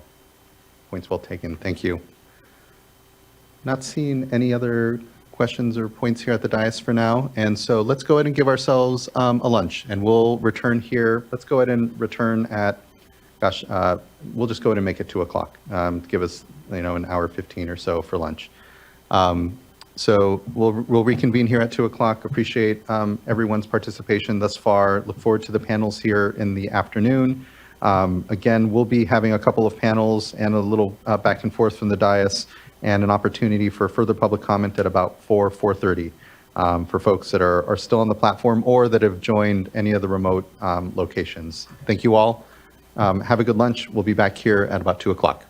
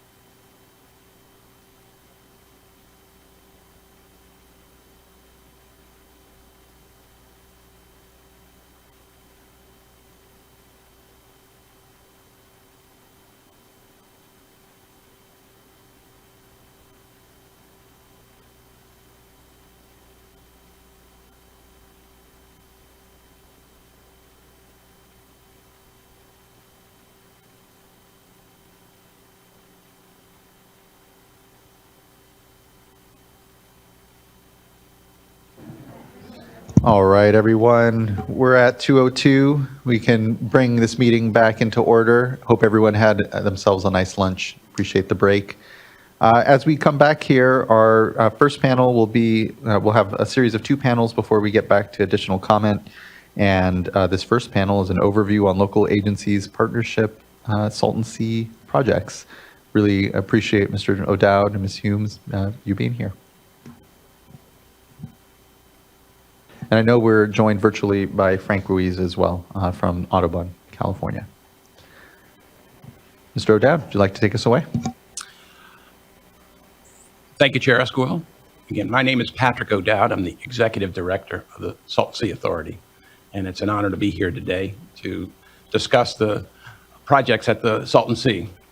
The Salton Sea Authority actually was formed 30 years ago to address the challenges at the sea. And my board members are elected officials from the county, Imperial and Riverside County, elected officials from the Water District, CVWD, and IID, and Torres Martinez, Chair and Secretary. My 10 bosses are elected public officials representing every man, woman, and child in the Imperial and Coachella Valley. These issues are very important to us. The Salton Sea, as you know, the Salton Sea was formed by the infilling of the sea in 1905. And since then, in the early years, it saw a number of different productive uses. Actually, during the war, it was used for training and targeting for missions in the East Pacific Theater. After the war, it was a very popular recreation venue, seeing more traffic than Yosemite, people coming from the LA Basin. And it became a popular community for real estate development activity in the 50s and 60s. But when the sea was formed in 1907, in 1924, Calvin Coolidge actually designated the sea as an agricultural sump, knowing that the agricultural development in the Imperial and Coachella Valleys would cause changes to the sea over time. Knowing that the development that took place continued until the 70s when the sea, I have some slides. I should have been, if you could rotate. Okay, that's the first slide. If you go to the second slide, it gets a little more grim from there. In the 70s, 80s, the sea started flooding the communities around the sea. The fish started dying, and the property values and the desirabilities of the communities declined over time. So that over the period of time, the communities around the sea became some of the most disadvantaged and underserved communities at the sea. That situation persisted for decades, and it took, frankly, the QSA and commitments made under the QSA, and ultimately a order from this board to drive change to take place at and around the sea. Next slide, please. As a result of your action, the state has been suing, let's just say in improving fashion, the implementation of the 10-year plan, and in December 2022 delivered its long-range plan draft. That plan, however, simply addressed the ecosystem restoration, or what we refer to as the shoreline in projects. It provided no guidance on the impact communities around the sea or the shoreline out, an area that has been a keen focus of the authority and its member agencies. If you go to the next slide. One of the projects that we've been working on is the Desert Shores Channel Restoration Project. That project is part of a 240 residential lot community that was developed in 1959. At that time, it was very popular, a lot of interest in it. But when the flooding started happening, the community went into a state of decline. In 2014, the sea dried out completely, and the members of the community began a process to try and figure out what to do. It's actually ground zero. If you look at the picture on the right, it's actually ground zero for the urban impacts, the municipal impacts of the changes taking place at the sea. The ecosystem restoration is very important. It's very large scale, gets a lot of attention. These community-centric projects are not nearly the scale as the ecosystem restoration, but they're also very important to the people at and around the sea and the people in the region. So early on in 2014, the community themselves actually started putting together resources and ideas as to how to fix their own problem. But as you might imagine, this is a very complicated, far more complicated undertaking than a community association can take on themselves. Imperial County came alongside the work, Supervisor Kelly in particular, to lend assistance. The state, the CNRA, DWR came on and provided some technical guidance. And a couple of years ago, the Salton Sea Authority, at the request of Supervisor Kelly, got engaged, and we worked with the Bureau of Reclamation and identified some funding to start really working on this project in earnest. We secured $1.25 million to advance the work at the project. And over the last couple of years, we've been working on understanding the hydrology of the site, the geotechnical aspects of the site, water resources, and how to get the project done in an environment where you've got 240 different landowners, and how you get that done. One of the things that we learned, fortunately, at this particular site is there's a lot of clay around this particular property. The fingers, as we call them, they are existing. So we don't have to dig anything. We don't have to build anything. We just need to, as the community likes to say, we need to build a berm, drill a well, and fill the lake. And it sounds simple, but it's a whole lot more complicated than that. But we've been working with a lake expert to try and identify a strategy for ensuring that the water will be withheld in the lake now that the sea is about 13 feet lower than it was at its apex. And we're getting a better understanding of that. So let's go to the next project. The next project is the North Lake Pilot Demonstration Project, which was funded under Prop 68 back in 2018. Prop 68 provided $230 million, 200 of which, as Assistant Secretary Arthur pointed out, was used for the SCH project. $10 million of that was allocated for the New River project, and $20 million, actually 19.25, went to this project.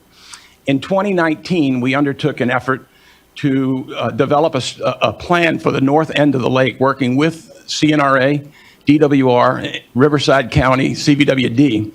And as you can see in the exhibit on the right, we came up with a range of projects that might be developed around the sea.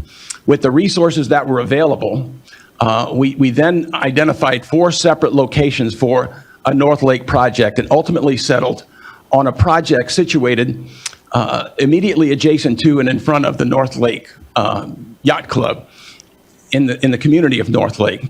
We felt that by reestablishing a water presence at that location, it would reestablish a relationship with the community to the sea. In 2021, we issued an RFP for design services in December of 2021, and in July of 2022, we signed an agreement with DUDEC to do the preliminary design work for this project. Through that effort, we actually had some challenges in actually securing the site to do testing for it.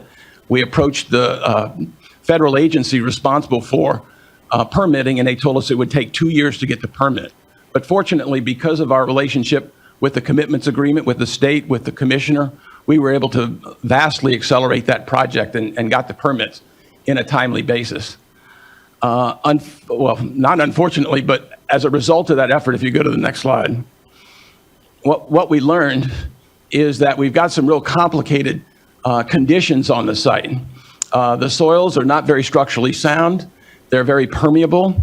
We're immediately adjacent to the San Andreas Fault. And there's just a lot of things that would really affect the design criteria for the project.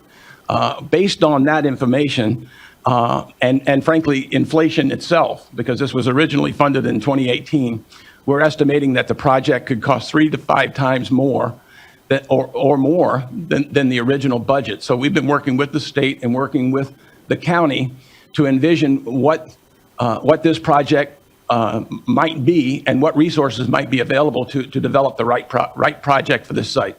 This is only the first phase of an array of projects that would be developed on the north end, and how it fits into that array will be informed by this work and conversations with the community. So this is a North Lake pilot demonstration project for a reason. We knew that when we came into this project, there were going to be a lot of things that we did not know, a lot of things that would inform future projects, a lot of work that the state is doing around the lake. And so hopefully as a result of this investment, we can get this project done and subsequent projects done. We're very confident that there is a project to be built here that'll be something of a North Star, much like the Desert Shores project for the community of Desert Shores, for this community that will lead to projects in the future.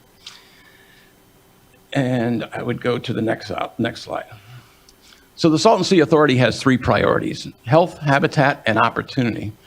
Human health and safety is our highest priority. We believe that no child should go to bed and no parent should go to work in the morning and worry about whether the air they breathe or the water they drink is going to make them sick. Habitat restoration and preservation is also a high priority. Having been the part of the Pacific Flyway for nearly 100 years, preserving, protecting, reestablishing that habitat value based on the resources that are available in a feasible way, much like we're doing with the core feasibility study, is important. But also opportunities are important, because no community around the sea is going to be sustainable without jobs, housing, infrastructure, the things that make communities livable. And in fact, we don't believe you can accomplish priorities 1 and 2 without viable communities to fund those resources. But in the area of health in particular, I wanted to touch on one thing that we have been focused on pretty keenly over the last year or so, frankly, since the commissioner announced the changes taking place in the Colorado River. And that is, are the changes taking place at the sea affecting human health and safety? And I'm not sure that we know the answer to that. There's a lot of people doing work. I know that there's the 2 air boards that are in the district. There's the QSA JPA is working on emissiveness. The MIP, as was mentioned, has some component part of that. But none of that is put together in a way that if someone in the community said, is this affecting my health, that we can say clearly and concisely that it is or is not. I think that's an important message. We've been working with the local air groups to do that. We're having conversations with the state. In fact, we're meeting with the secretary, I believe it's next week, to advance this conversation. A lot of work is being done. I don't want to cause an alarm. I just want to put a pin in the question that I think it's a reasonable question that people should have the answer to. And if the answer is we have concerns, they ought to at least know what resources are available to them to protect themselves. Even Comité Cívico de Valle has 72 monitors in the region. So there's a lot of activity going on. It just needs to be consolidated in a responsible fashion. And the authority's been working diligently with others to make that happen. And that concludes my comments, and thank you for the opportunity to share. Appreciate that, Mr. O'Dowd. Thank you for those comments.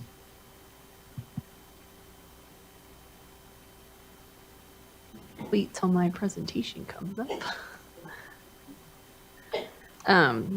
Good afternoon, board. My name is Jessica Humes. I'm the environmental project manager at the Imperial Irrigation District. A little bit of background about myself. I am originally from the Imperial Valley, so I did grow up there. Came home after college and I'm currently raising a family. And my first memory of the Salton Sea was as a small child. I went there, I found pumice at the sea, sparked my interest in science, and now I'm fortunate enough to come home and work on this very important project. Today I'll be giving a brief presentation about IID's QSA environmental mitigation programs and projects that we have implemented since 2003. Next slide. As part of the quantification settlement agreement, IID completed a final environmental impact report and environmental impact statement with the Bureau of Reclamation. As part of our environmental compliance, we completed a draft habitat conservation plan and were issued an incidental take permit and biological opinion.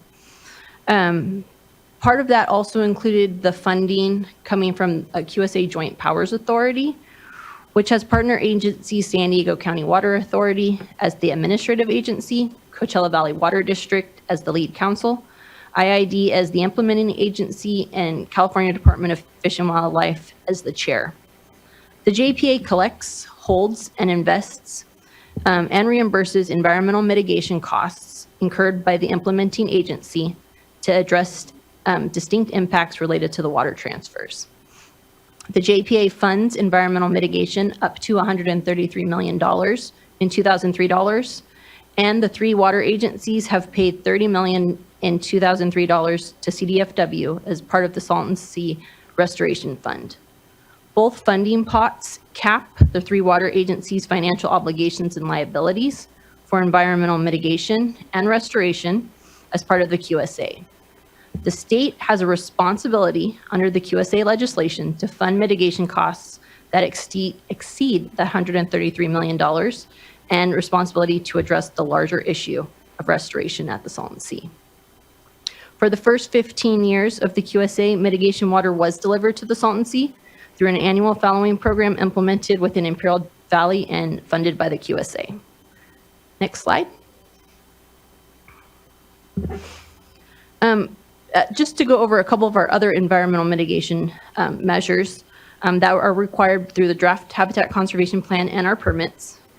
Some of these include a burrowing owl conservation program that identifies and marks all burrowing owl burrows along IID canals and drains prior to operation and maintenance activities and construction projects. IID also trains all of our water department staff on burrowing owls and how to properly work around their habitats. We have a desert pupfish conservation program that includes the creation of a desert pupfish refugium and is located at IID's grass carp grow-out facility. We've also conducted selenium impacts on desert pupfish and conduct annual distribution and abundance surveys within IID direct-to-sea drains. We've also created over 1,000 acres of managed marsh complex that has target species Yuma ridgeway rail and California black rail. The managed marsh complex is located now south of Nyland along Highway 111 and was constructed in 3 phases.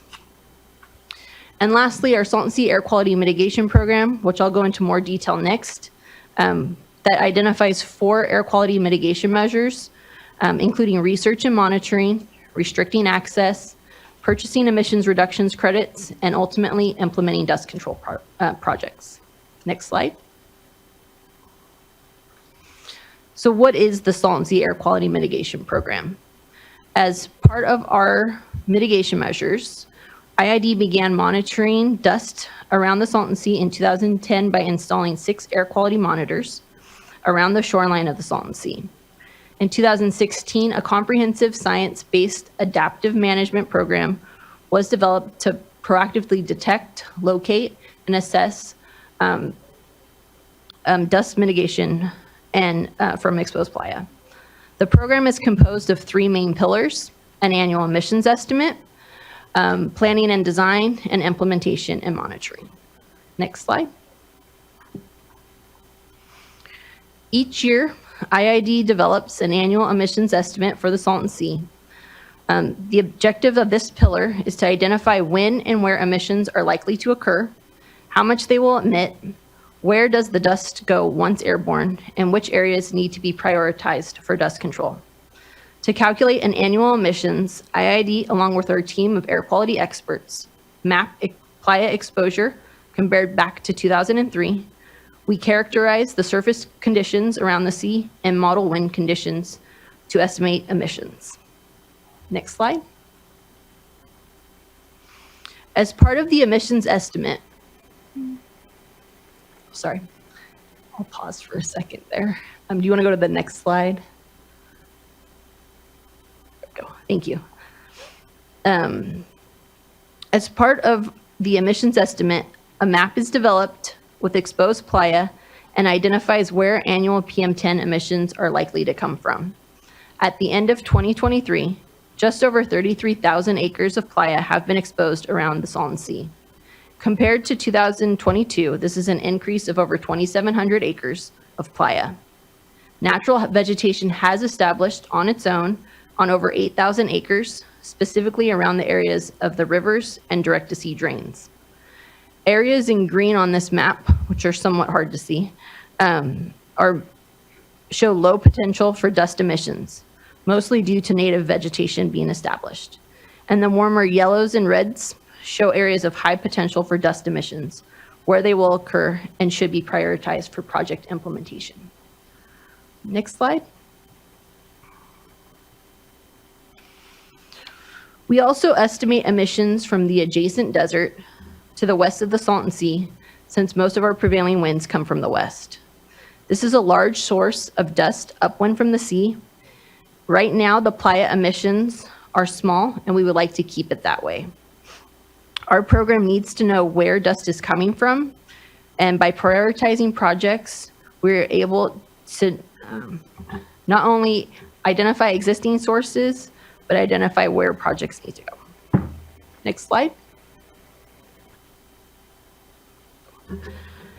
When looking at the amount of playa exposed and where projects need to be prioritized, we have identified that if we focus projects on approximately 30% of the total exposed playa, almost 90% of all dust emissions will be controlled.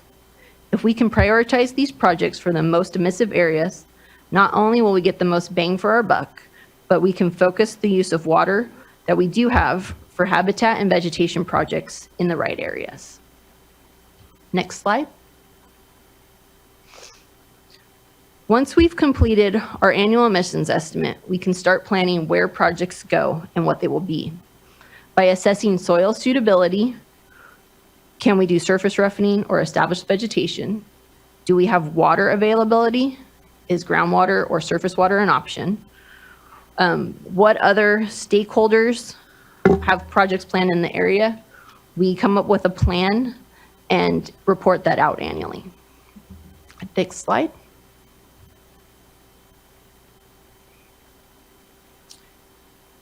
Next slide. We use all of this information to develop a map of priority project areas for the whole Salton Sea. This map up on your screen includes projects not only by IID, but also the Salton Sea Management Program, Audubon with their wetland project, and other stakeholders as projects are being developed. At the end of 2023, collectively with our stakeholders, 8,779 acres of projects were implemented or in construction around the Salton Sea, with another 7,200 acres of project areas in various stages of planning. Next slide.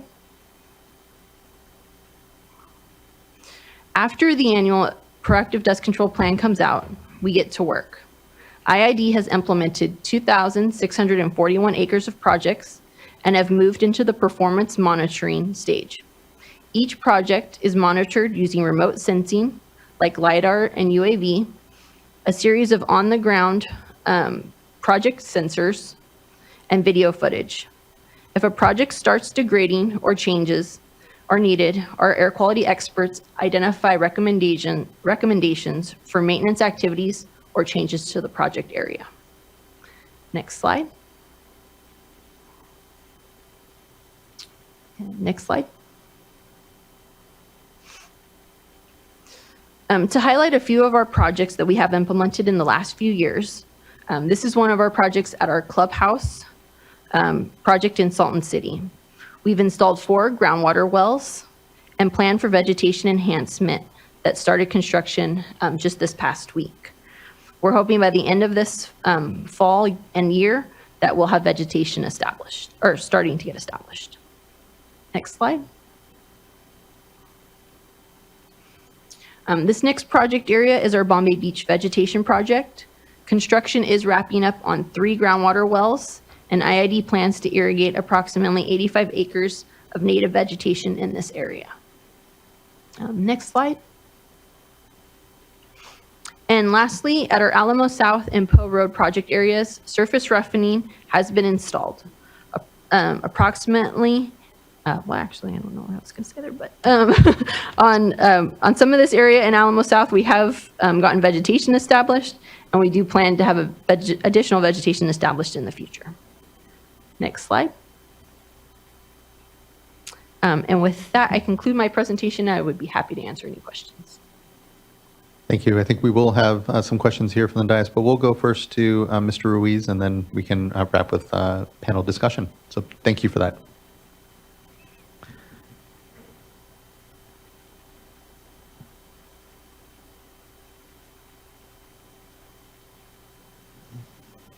And Mr. Ruiz, yeah.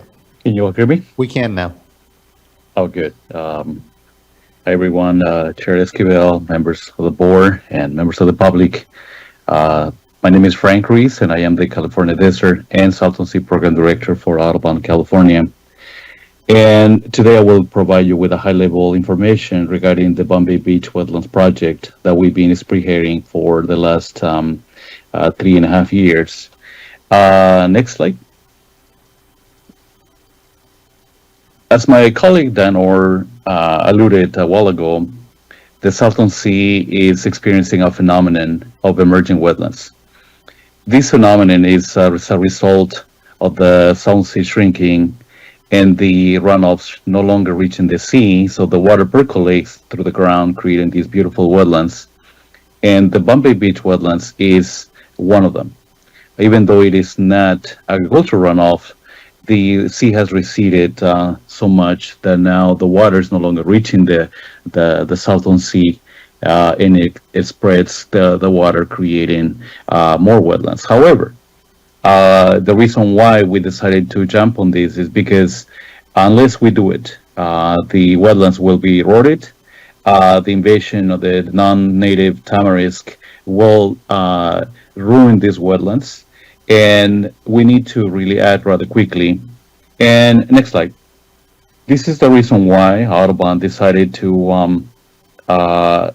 work on these wetlands. And just to give you a perspective of where these wetlands are located, they're about 1.5 miles south of the community of Palm Beach. And this is one of the reasons, another reason why we are prioritizing this, because of the proximities to the community of Bombay. Next. At the Salton Sea,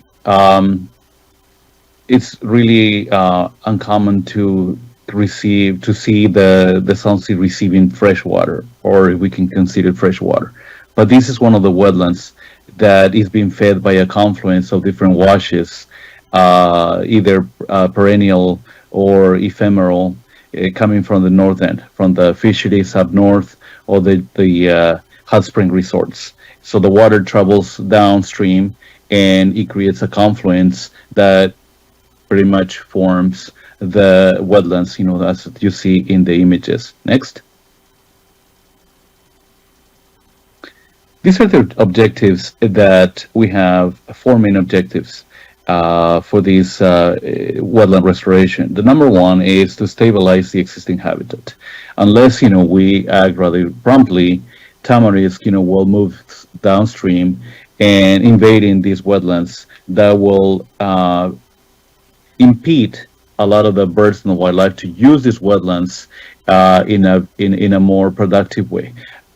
So by protecting these wetlands from the invasion of the tamarisk, the storms and wave damage, and it will also provide the opportunity for the species that highly rely on these areas to continue surviving at the sea. Next. The second objective is to enhance the existing wetlands. How are we planning to do that? The plan is to capture the most of the water that comes from the north end and spread it all along using cascading effect that can promote vegetation, that the water can percolate, creating the wetlands. We're taking of what we call a naturalist approach. In nature, you don't see one specific types of wetlands. You see different types of wetlands, from deep water, shallow, mudflats. So we are kind of trying to mimic nature, allowing the water to form this cascading effect that can provide vegetation, that can provide more habitat, but at the same time providing opportunities for that suppression, which is the next objective. Next slide. Because we know that this wetland is so close to the community of Bombay, and some of these areas have been identified as the most emissive areas in the area, and only water can really suppress the dust. And so this project has become a multi-benefit approach, and suppressing dust is definitely one of them. It's a priority to make sure that we use every drop of water in a most efficient way to cover dust, to provide habitat, and the next objectives, that we also prioritize. And I think, everyone will agree with me that in the region, since, the water is so scarce and we are facing one of the largest droughts, we got to be mindful how to use every drop of water. And I think extending, this is, a model that we want to create, how to demonstrate the most optimal use of every drop of water in the region. Next. Providing providing community access and recreation is front and center for this project. This is a great opportunity for us in collaboration with ID, the state, the USBR, parks, and many other different entities to provide public access to the outdoors. This aligns not just with the objectives that the state has for this region, but also 30 by 30 and allowing the communities, which many of them live in park-deprived communities, to have access to the outdoors. This is a great opportunity, and this is the reason why this has become front and center, for this project. In addition, we can also potentially provide education and research opportunity. How often we have a lake that is transitioning right before our own eyes, and with opportunities to understand so much of what is happening in that transition. And so that is one of the purposes for this project. In Audubon, having 4 elements of the programs, and one of them including education, is an opportunity to educate the next generation of what is happening when we are faced with the current conditions. Next slide. Just to give you an idea, this is the watershed, that we have identified, and it is important because these elements are very dynamic, and at the sea, everything is very dynamic. So I think it is important to understand the different elements that we take into account when we approach these wetland restoration. Obviously, the water is a priority. So for us to understand, the hydrological budget, if we want to call it, I think it is super important. Understanding how much is water is being discharged, how much water makes it downstream, how the water behaves. I think it is important for us to really complete the design in a way that is not just adaptable, but is also responsible with the current conditions. Next slide. I want to mention that the location, the site of the project, in terms of ownership, 60% of the land belongs to the Imperial Irrigation District, 60 and 40% to the USBR, the federal government, and other owners. So, as most of you are aware, since we do not own any water and we do not own any land, I think it is one of the challenges to overcome. How to make sure that we work in collaboration with all the different landowners, understanding the necessity and the priority to implement the wetlands that can provide multiple benefits. Next slide. We are sitting right now probably between 35 and 65% of the design completion. And our goal is to complete it hopefully by the end of the year. And then that will lead to the second phase, which will be the construction phase. But it is so important I want to underscore something. One of the biggest challenges, that we face is, and I think, this is probably also shared by many of my colleagues that are also in the trenches of habitat restoration in the area, is that these kind of projects, because they're multi-beneficial, they have multi-benefit approach, it becomes more challenging because, now we have to make sure, that we meet the goals of every one of those elements. And I think, this is so important. And I would like to highlight it and bring it to the attention of the regulators and the decision makers that projects like this will never be able to meet 100% of one particular aspect because they're multi-beneficial. So we need to find the common ground to make it, to be able to make them expeditious. Next slide. This is kind of the linear plan. Where right now we have completed the conceptual design. We are currently doing the design and permitting, and this will take us to hopefully complete it by the end of the year or hopefully by early next year. And then that will lead the construction phase, which will provide the not just the benefits that we have described, but also be hopefully a catalyst for other projects to follow up here in the other Salton Sea. Next slide. this concludes my presentation. It is a high-level information, but I'm happy to answer any questions or provide additional information either now or we can follow up, via email or via a phone call. Thank you so much, Mr. Ruiz. I really appreciate just the longstanding leadership and involvement that you had in all of this, and in particular the project that you outlined down by the community of Bombay Beach. Again, having heard freshly from them here today, I just really appreciate the amenities, if you will, that the wetlands that are naturally starting to pop up are providing, and kind of a way, a glimpse forward on how we can maybe work with nature and the features around the sea to actually create the sorts of landscapes that folks are looking for. One quick question for you that came to mind as you were going through the work. What are the controls for tamarisk that are most effective at this point? I know that it's a huge issue throughout the Southwest, oftentimes here in the Coachella Valley, not just down at the sea, but kind of wondering as these wetlands emerge, and it sounds like there's a tamarisk thicket that's already there. Is it just manual removal and control, or kind of wondering what's come up as best practice to try to tamp down the invasive tamarisk from spreading? Yeah, I think, that is a great question. We're exploring different approaches. One of them will be manual removal.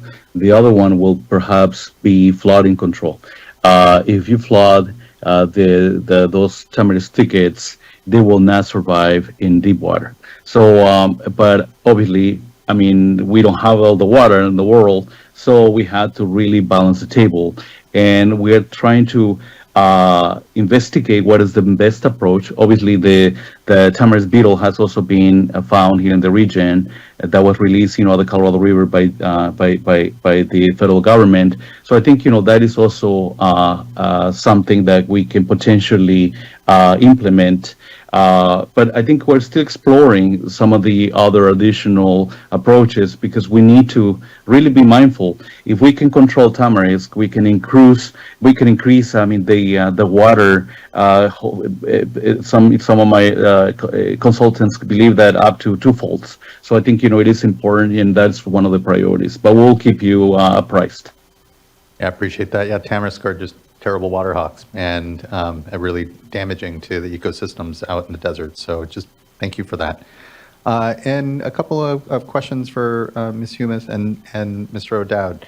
The JPA was born out of the Quantification Settlement Agreement, the Joint Powers Authority that is doing a lot of work, especially on dust emission, and just kind of wondering what the balance of activities are, knowing that there are, it sounds like, revegetation projects that are around, again, thinking of Bombay Beach right now, but around the community there was obviously the hay bales that were put out, and just wondering kind of what that coordination across the Joint Powers Authority dollars and the Quantification Settlement Agreement kind of work that's there, and then obviously then the work that the state is involved with the Salton Sea Management Program. Just kind of wondering, again, the coordination across then those efforts, and what account and ledger pays for what, and how that's kind of parsed out.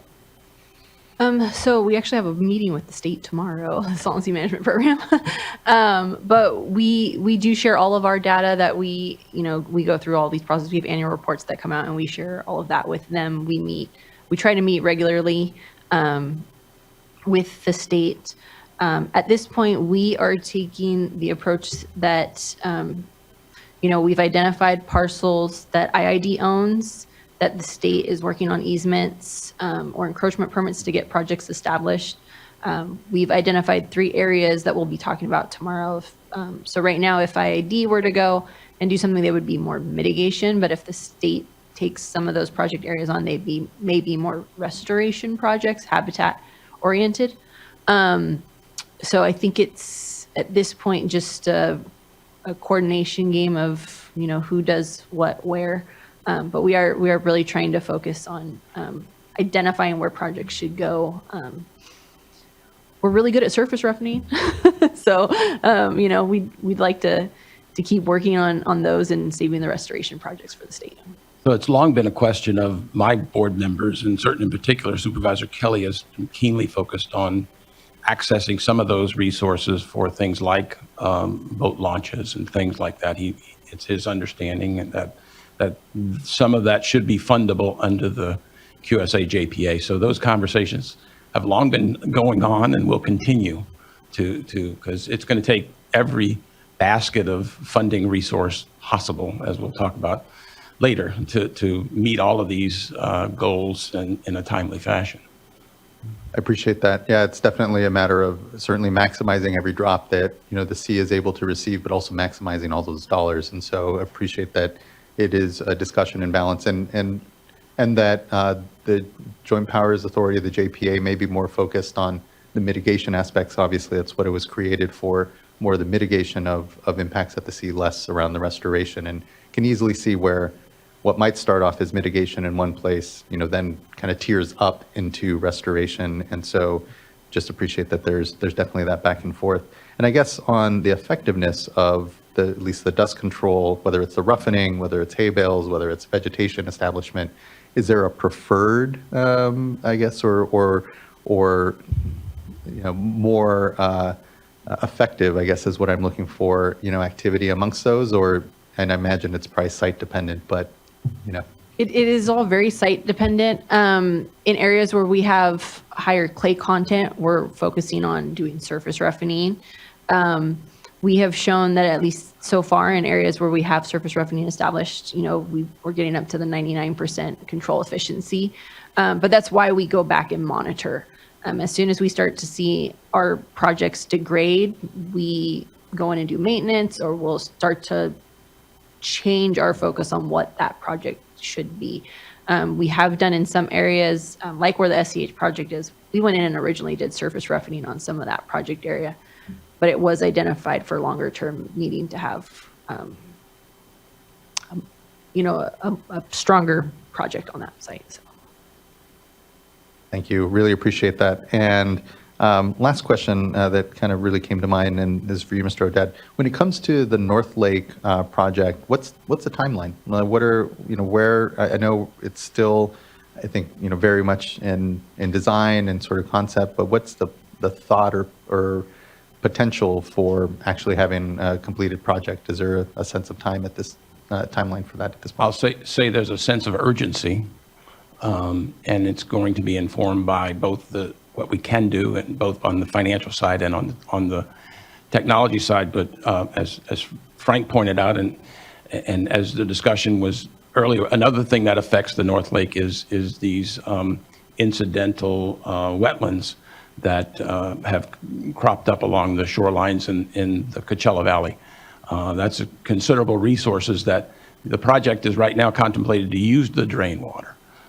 So we are having to look at them as environmental assets, and I think that's a good thing, right? The fact that the state is behind in meeting its goal is somewhat compensated by 8,000 acres of these incidental wetlands that are providing habitat and mitigation for now. But I think, as was pointed out earlier, we don't know what the long-term sustainability of that transitory ecosystem might be. The work is being done on that. That will also inform, we'll talk about it later, what the long-range plan will be also, because it uses resources. And it'll also affect how we get things done. So it's part of a dance as we go through. These community-centric projects are essential. They're needed now. I was reading, this stuff has been going on forever, and so we need to get this stuff in the ground. So I appreciate the question. I wish I had a more succinct answer. I appreciate that answer nonetheless, and know that, as we've often discussed, it is a very large and complex system that we're trying to manage, and so just appreciate the thoughts that are being and I want to express my personal appreciation for all the work that the state is doing, notwithstanding, what's been discussed. I think that the governor and Secretary Crowfoot and the entire CNRA team, Assistant Secretary Arthur, are doing an outstanding job in managing this process, and it's just an enormous undertaking, and the authority is proud to be partnering with them in it.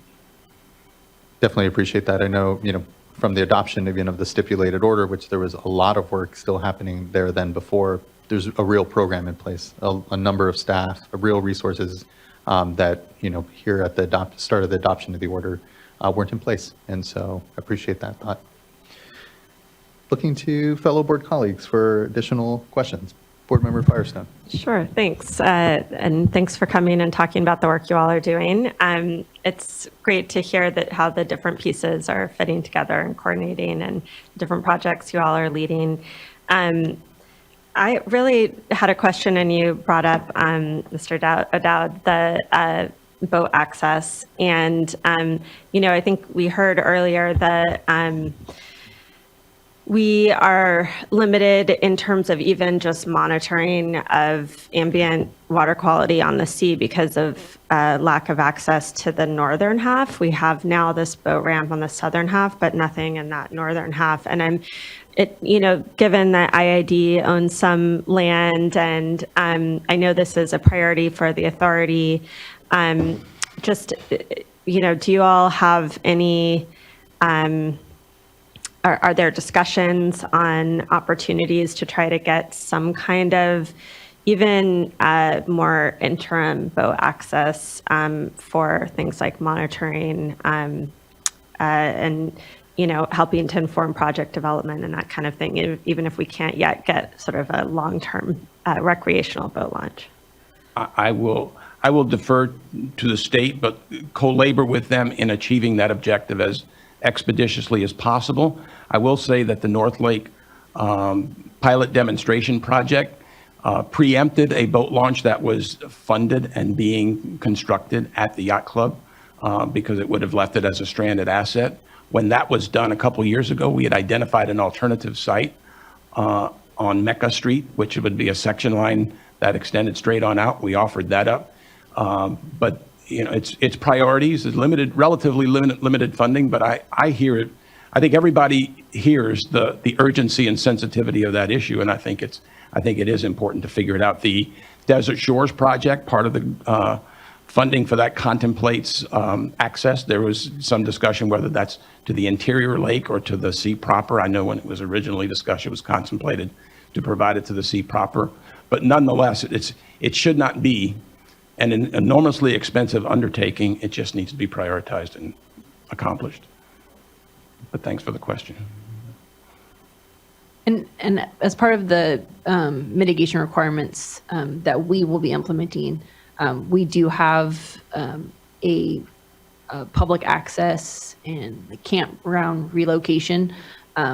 But as part of that, what we have been working with are implementing agencies, so U.S. Fish and Wildlife Service, California Department of Fish and Wildlife.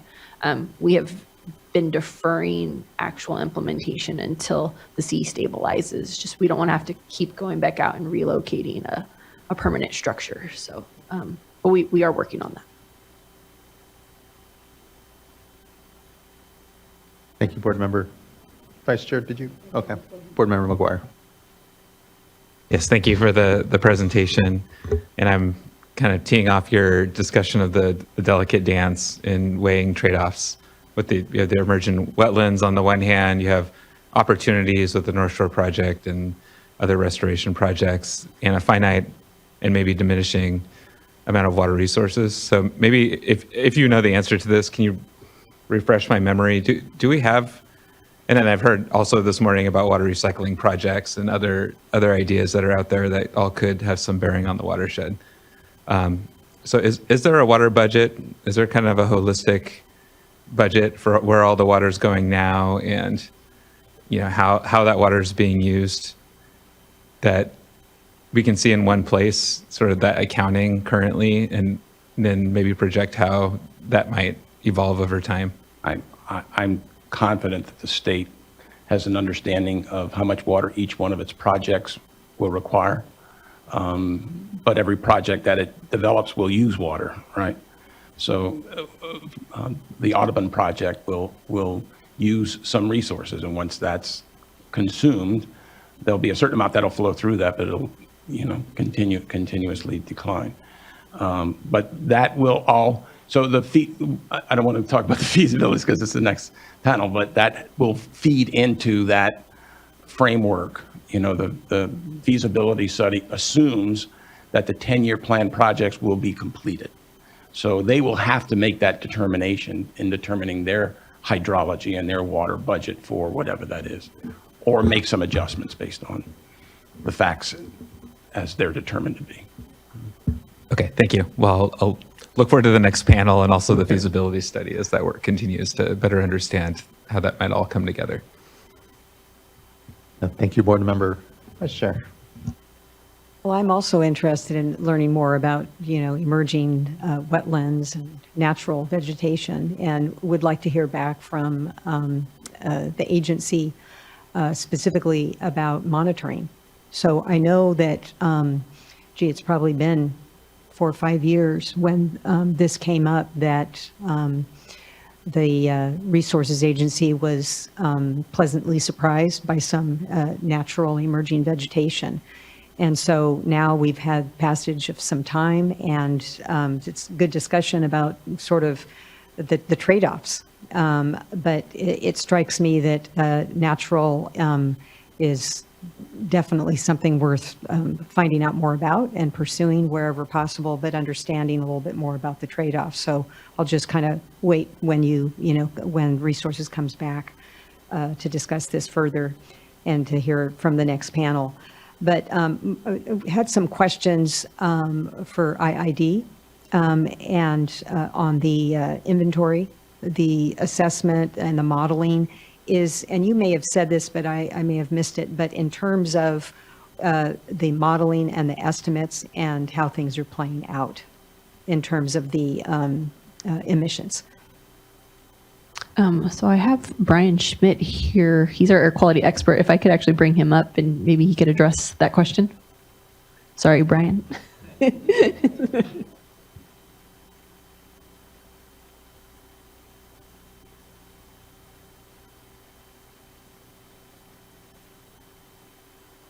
you for joining us.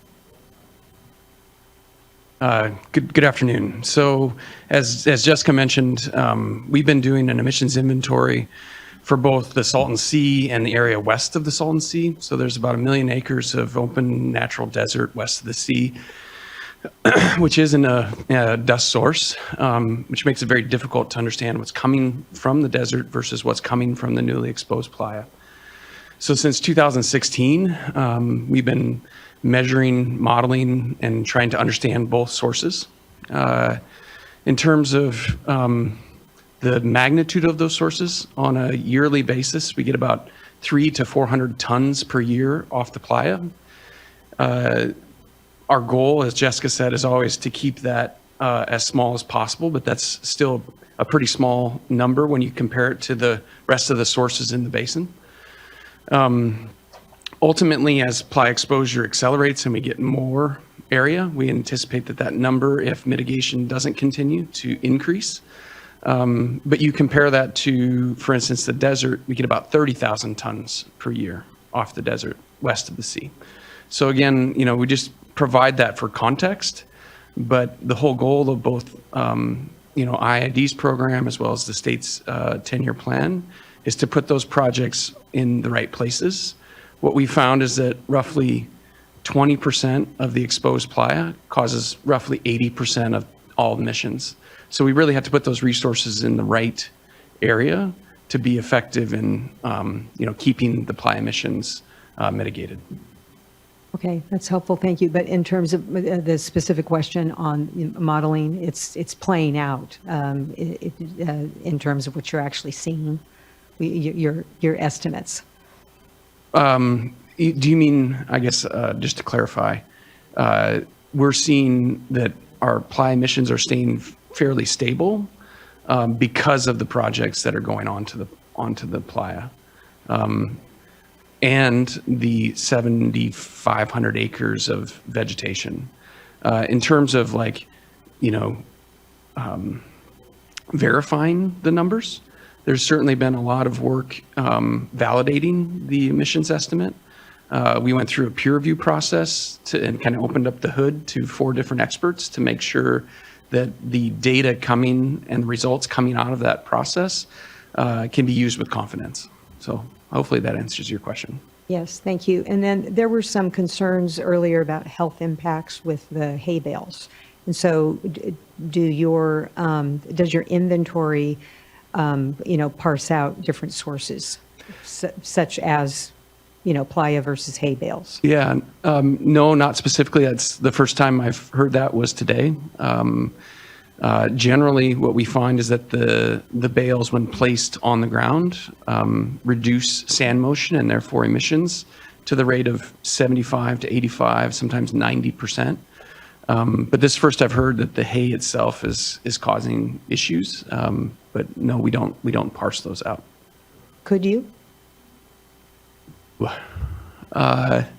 It's not really the In terms of size the source? fraction that we're looking at, right? So what we're looking at is PM10, which is roughly, 1/10 the size of a human hair diameter. This would be like a coarse fraction. It's certainly something that could be looked at, but it's not something that is currently in our protocols or there's any real method to look at right now. Okay.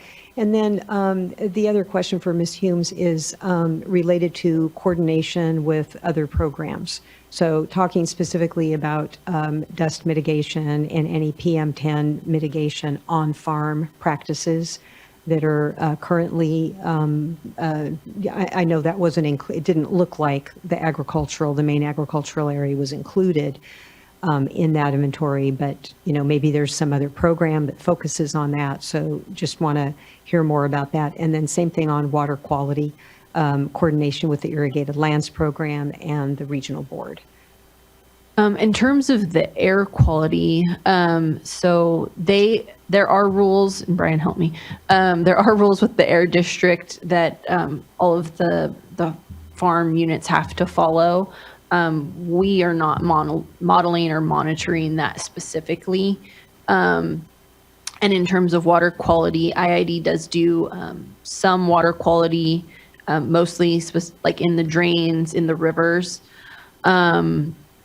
And we are doing some monitoring at the Salton Sea itself. I don't know, Tina Shields is here. I don't know if she has anything about the irrigated lands. Punting here. I need a You thought you could hide, Ms. Shields. So Tina Shields is our water manager. I'm sure she can answer that question. Good to see you. Thank you for being here. Thank you. So we don't do a lot of water quality monitoring. We have certain drain water quality monitoring requirements through the regional board. We do some selenium studies. We participate with our local ag participants in their irrigated lands, and we assist them to the extent we can from a coordination effort. But we don't specifically do monitoring unless it's related to a protocol or a pilot project that we have. We do some sampling for salinity and elevation at the Salton Sea. That's seeing its own challenges. Fig Tree John is our normal monitoring point for elevation, and it will not be available in the future because of the shoreline receding. So we're going to have to look at relocating that. I think we're in discussions with the state to move the monitoring station out to the end of the pier that they've created as a part of their Salton Sea management plan. And a lot of it's just on a variable basis. The ag flows are dependent on what's coming in, and we have no guarantee of the quality coming in. So it's always a challenge, and we're very involved on a Colorado River perspective of salinity control efforts and those type of upstream project support. But from a water quality standpoint, we're grateful to have the abundant supply and not as focused on the water quality issues. Thank you so much, Ms. Shields. Really appreciate it. And thank you, Vice Chair. Looking to see from fellow board colleagues if anything further sparked, any questions or comments? And seeing none at this point, thank you. Appreciate this panel. We'll move to our second panel and then go to public comments. I do note here that I believe Mr. Septon was wanting to make comments after this panel one. Again, we'll go back to further public comment after panel two. We'll go to other folks, and then Mr. Septon, we can go to you again on any comments you may have. So I'd like to invite up our second panel, which will be on the feasibility study.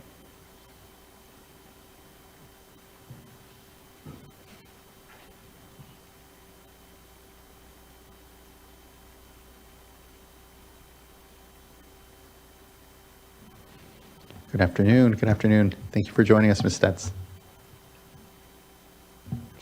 Apologies. So I guess I'm going first again. Everything? Drew the lucky straw. Yeah, by all means. Chair Esquivel, members of the board, Patrick O'Dowd, Salton Sea Authority again. I have, if you touch it, it goes off. I have a few brief remarks regarding the Salton Sea feasibility study. I want to reserve the bulk of my time for my partners, the state and the Corps of Engineers. The Salton Sea Authority has been pursuing federal partnership at the sea for a long time. Going back to 2007, Mr. Chair Esquivel might recall the 2007 WRDA, where we actually secured a $30 million authorization for feasibility for pilot projects at the sea, which was actually the foundational document that we used in navigating the halls of Congress in securing the current feasibility study. In 2016, Senator Boxer and Senator Emhoff signed off on a resolution with the Committee on Environment and Public Works, which actually provides very acute language that allows this feasibility study to cast a pretty broad net at what we can accomplish. So with that in hand in 2016, in the 2020 WRDA, we were actually able to secure authorization for a New Start feasibility study. Typically, the New Start feasibility studies are 3-year, $3 million undertakings. We actually, if you can turn the slide. I want to say that this is a feasibility study. We've heard studies a lot. The first feasibility study was conducted in 1974 between the Department of Interior and the then Resources Agency of the state of California. They came up with 4 separate projects, which, if implemented at the time, were deemed feasible in establishing salinity equilibrium at the sea at a price of around $60 to $140 million in 1974 dollars. A lot of studies have taken place since then. I don't really view this as a study. As a former banker, I view this as an underwriting. The state actually completed their long-range planning effort in December of 2022. And after a year of working with the state and working with the Corps in the implementation of this feasibility study, we signed an agreement in December of 2022, which allowed for the introduction of the state's long-range plan work as the informing document for this exercise. It was a very significant day because that set in path, if you could turn the slide, a series of events that have taken place since then. We conducted a charrette early on in the process, inviting community stakeholders to a 3-day charrette involving a vast, literally an army from the Corps, pun intended, and other stakeholders to discuss what this feasibility study might be, what we might achieve, what we've already done, to begin the process, which resulted over the subsequent year, meetings literally every week between the Corps, the authority, and the state, to flush out a scope of work which is responsible to do the work at the sea. If you look at one of the things that really, so where we ended up was, we didn't end up anywhere yet. We're still working on that. But what we have developed a course of action, what they call a COA. It's intimately known by the team as COA 2, which would create an ecosystem restoration plan for the entire sea. When the Corps first came in, given the 3-year, $3 million limitations, they said, is there a component of this that we could look at, that we could underwrite, that we can get things started? But when we looked at the environmental justice impacts of doing a component in any one area, it was determined that doing one area would disadvantage the other areas. So at the end of the day, we came up with a COA that is comprehensive in scope, that is lengthy in time, and is far more expensive than the $3 million originally approved by Congress. So since then, we've been working, trying to get relief and authorization for a mega study, which allows for a much broader scope. And so it's right now it's around an 8-year, $16 million study, but that's still being negotiated based on a number of different factors, because I think the Corps is really interested in seeing a WRDA application long before 8 years comes and goes. so we flushed that out, and then most recently we brought in a team from all over the country, core people, private sector people, water district people, to do a water workshop. We spent 2 days evaluating some of the things we were discussing earlier. How much water will be there? How do we determine? How do we assess that? That was a very important document, a very important process in informing the work of the study. If you could turn the page, or next slide.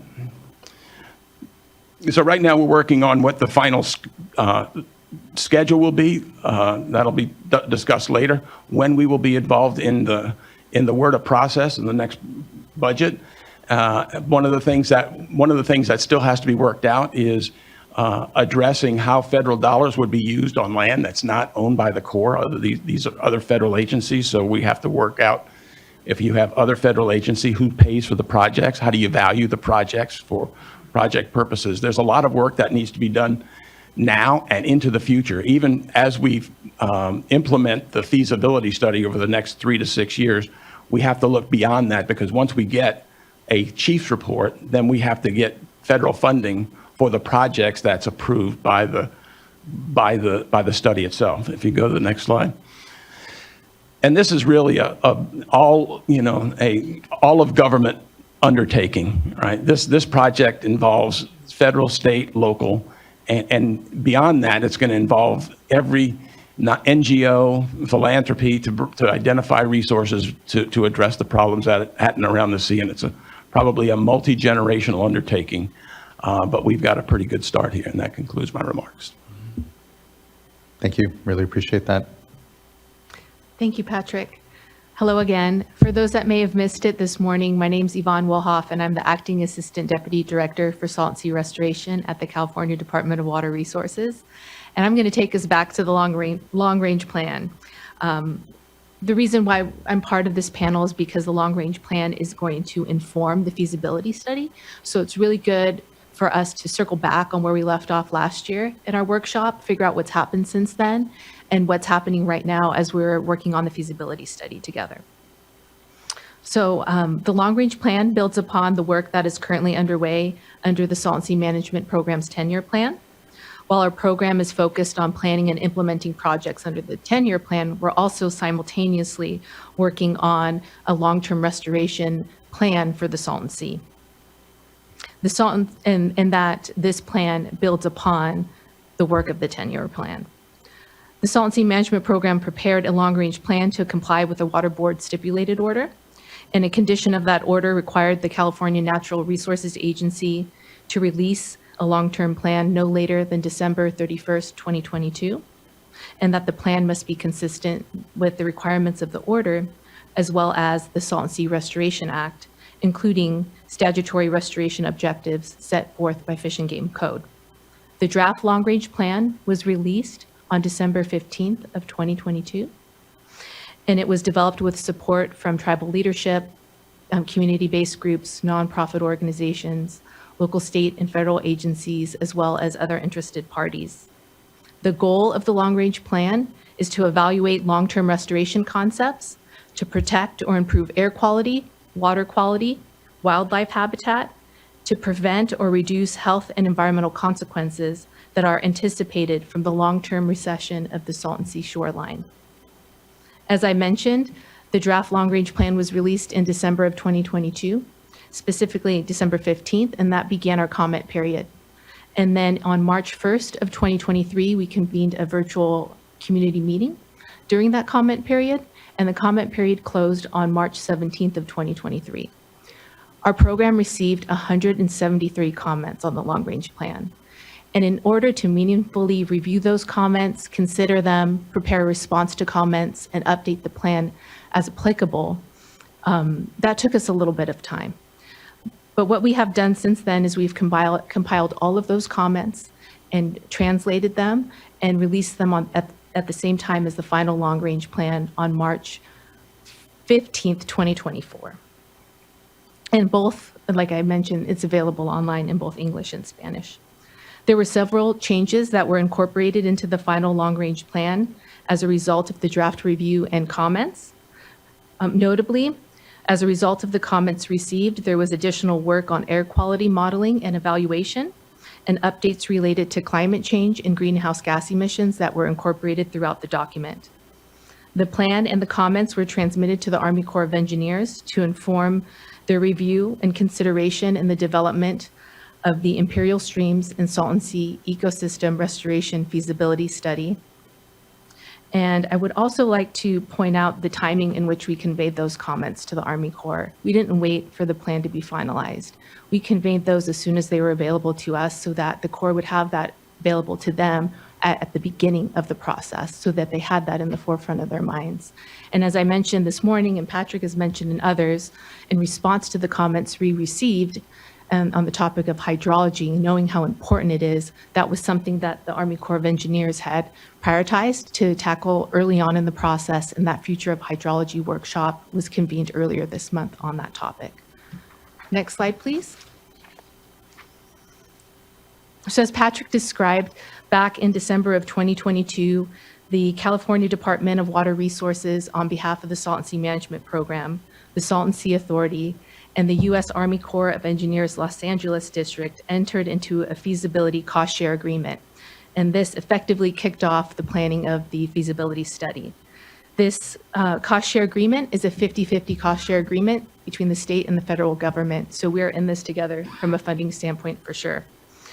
Acknowledging the extensive work that was completed by the Salton Sea Management Program and other agencies and organizations to develop the long-range plan, the recommended restoration strategies and concepts in the long-range plan were pulled forth for further evaluation and consideration under the U.S. Army Corps of Engineers feasibility study.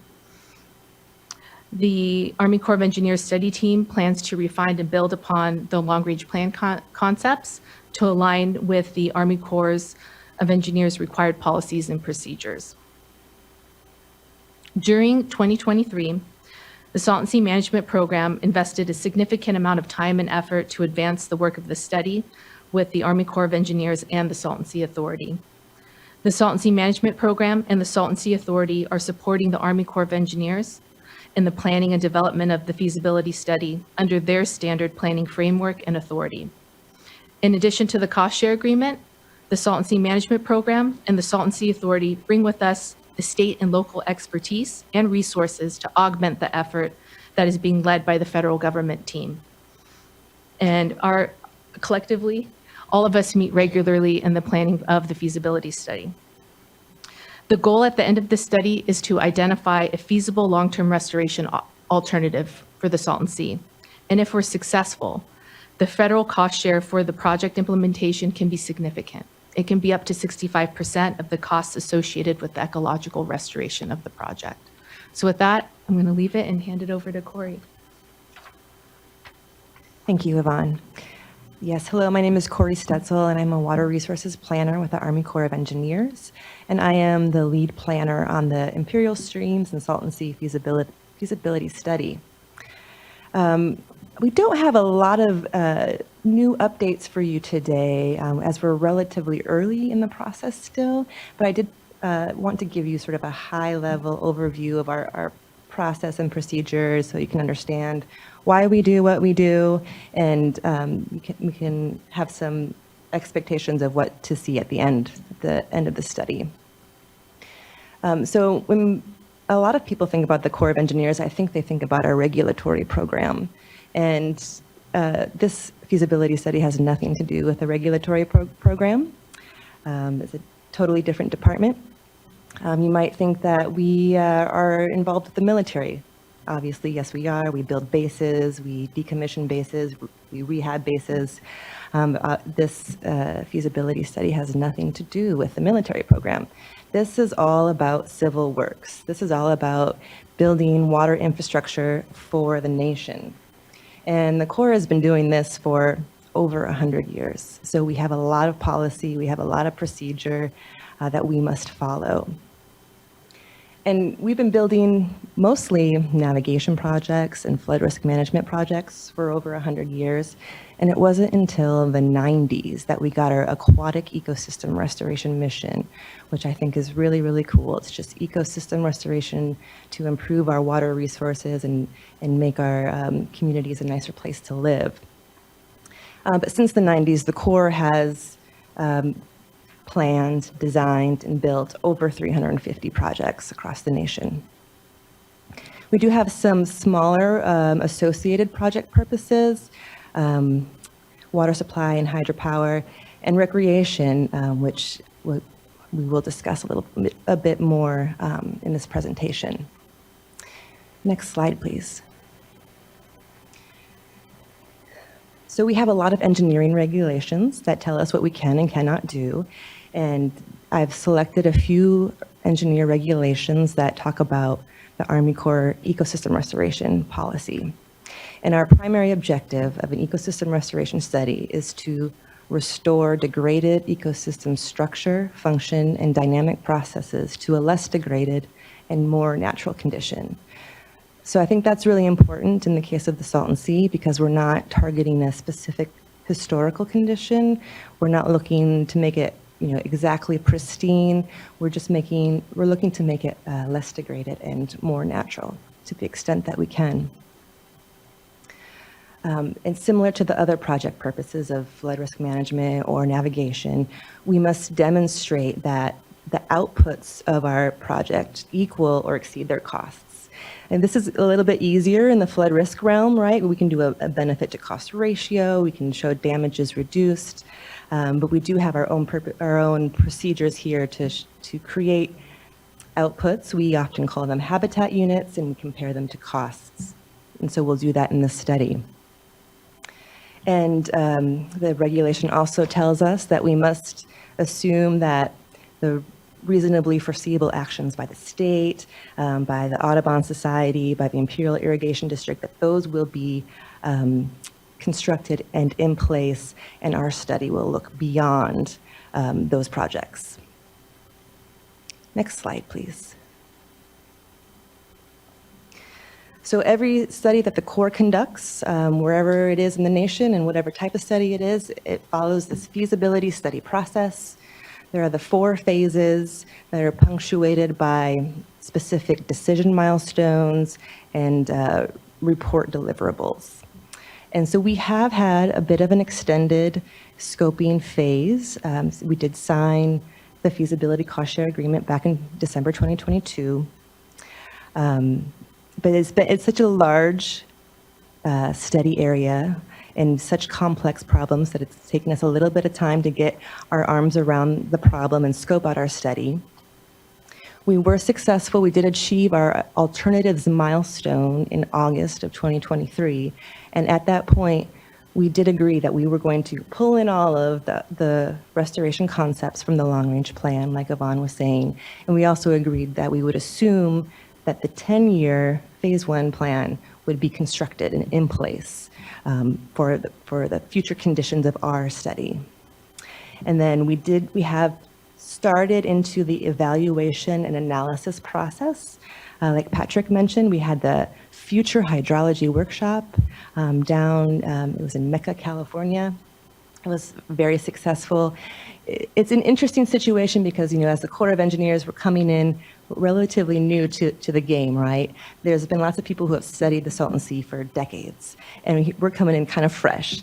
So we really appreciate everyone who's participated in our charrettes, our workshops, and educated us on how water flows through that basin and reaches the sea, and what happens when it reaches the sea. So we're thankful for participation of all the stakeholders. So we are still in the process of right-sizing our scope of the study, and there'll be more to come on that. But the next time that we will, well, that's not true. We have committed to also holding a public meeting when we reach a final array of alternatives. So you will hear from the Corps of Engineers at that point, and then you will hear from us again when we reach that tentatively selected plan milestone. And that's when we will release our draft report to the public and have a public comment period. And we'll take that feedback, incorporate it as appropriate, and then move to the next milestone, which is the agency decision milestone. And that's where we have alignment all the way through division and headquarters in DC on our recommended plan. And once we achieve that milestone, we can start to develop more detailed designs and develop our cost estimates that get wrapped up into our final report and chief's report and sent off to Congress for hopefully appropriation and authorization as well. So it's a long process, but we're committed to getting it done. Next slide, please. So each study across the nation also has to follow our 6-step planning process, which you can see here. We call this the beehive of the 6-step planning process. It's an iterative process. As we move from one step to the next and we collect new information, we can go back and revisit the previous step if necessary. We often use this 6-step structure to as the format of our reports. So when you're looking at our draft report in the future, you should find the rationale for each of these 6 steps in that report. And I do think the first step, the specify problems and opportunities, is particularly important. Not only do we define our problems, but we're also setting our study objectives in that first step as well, our objectives on how we will resolve the problems at the Salton Sea. And I'll show you those in a moment. Next slide, please. And Patrick discussed this a little bit earlier, back in 2014, in the special WRDA, a Water Resources Reform and Development Act. Congress told us, hey, Corps of Engineers, you take too long to get things done. We need you to do your studies in 3 years, and they should cost $3 million.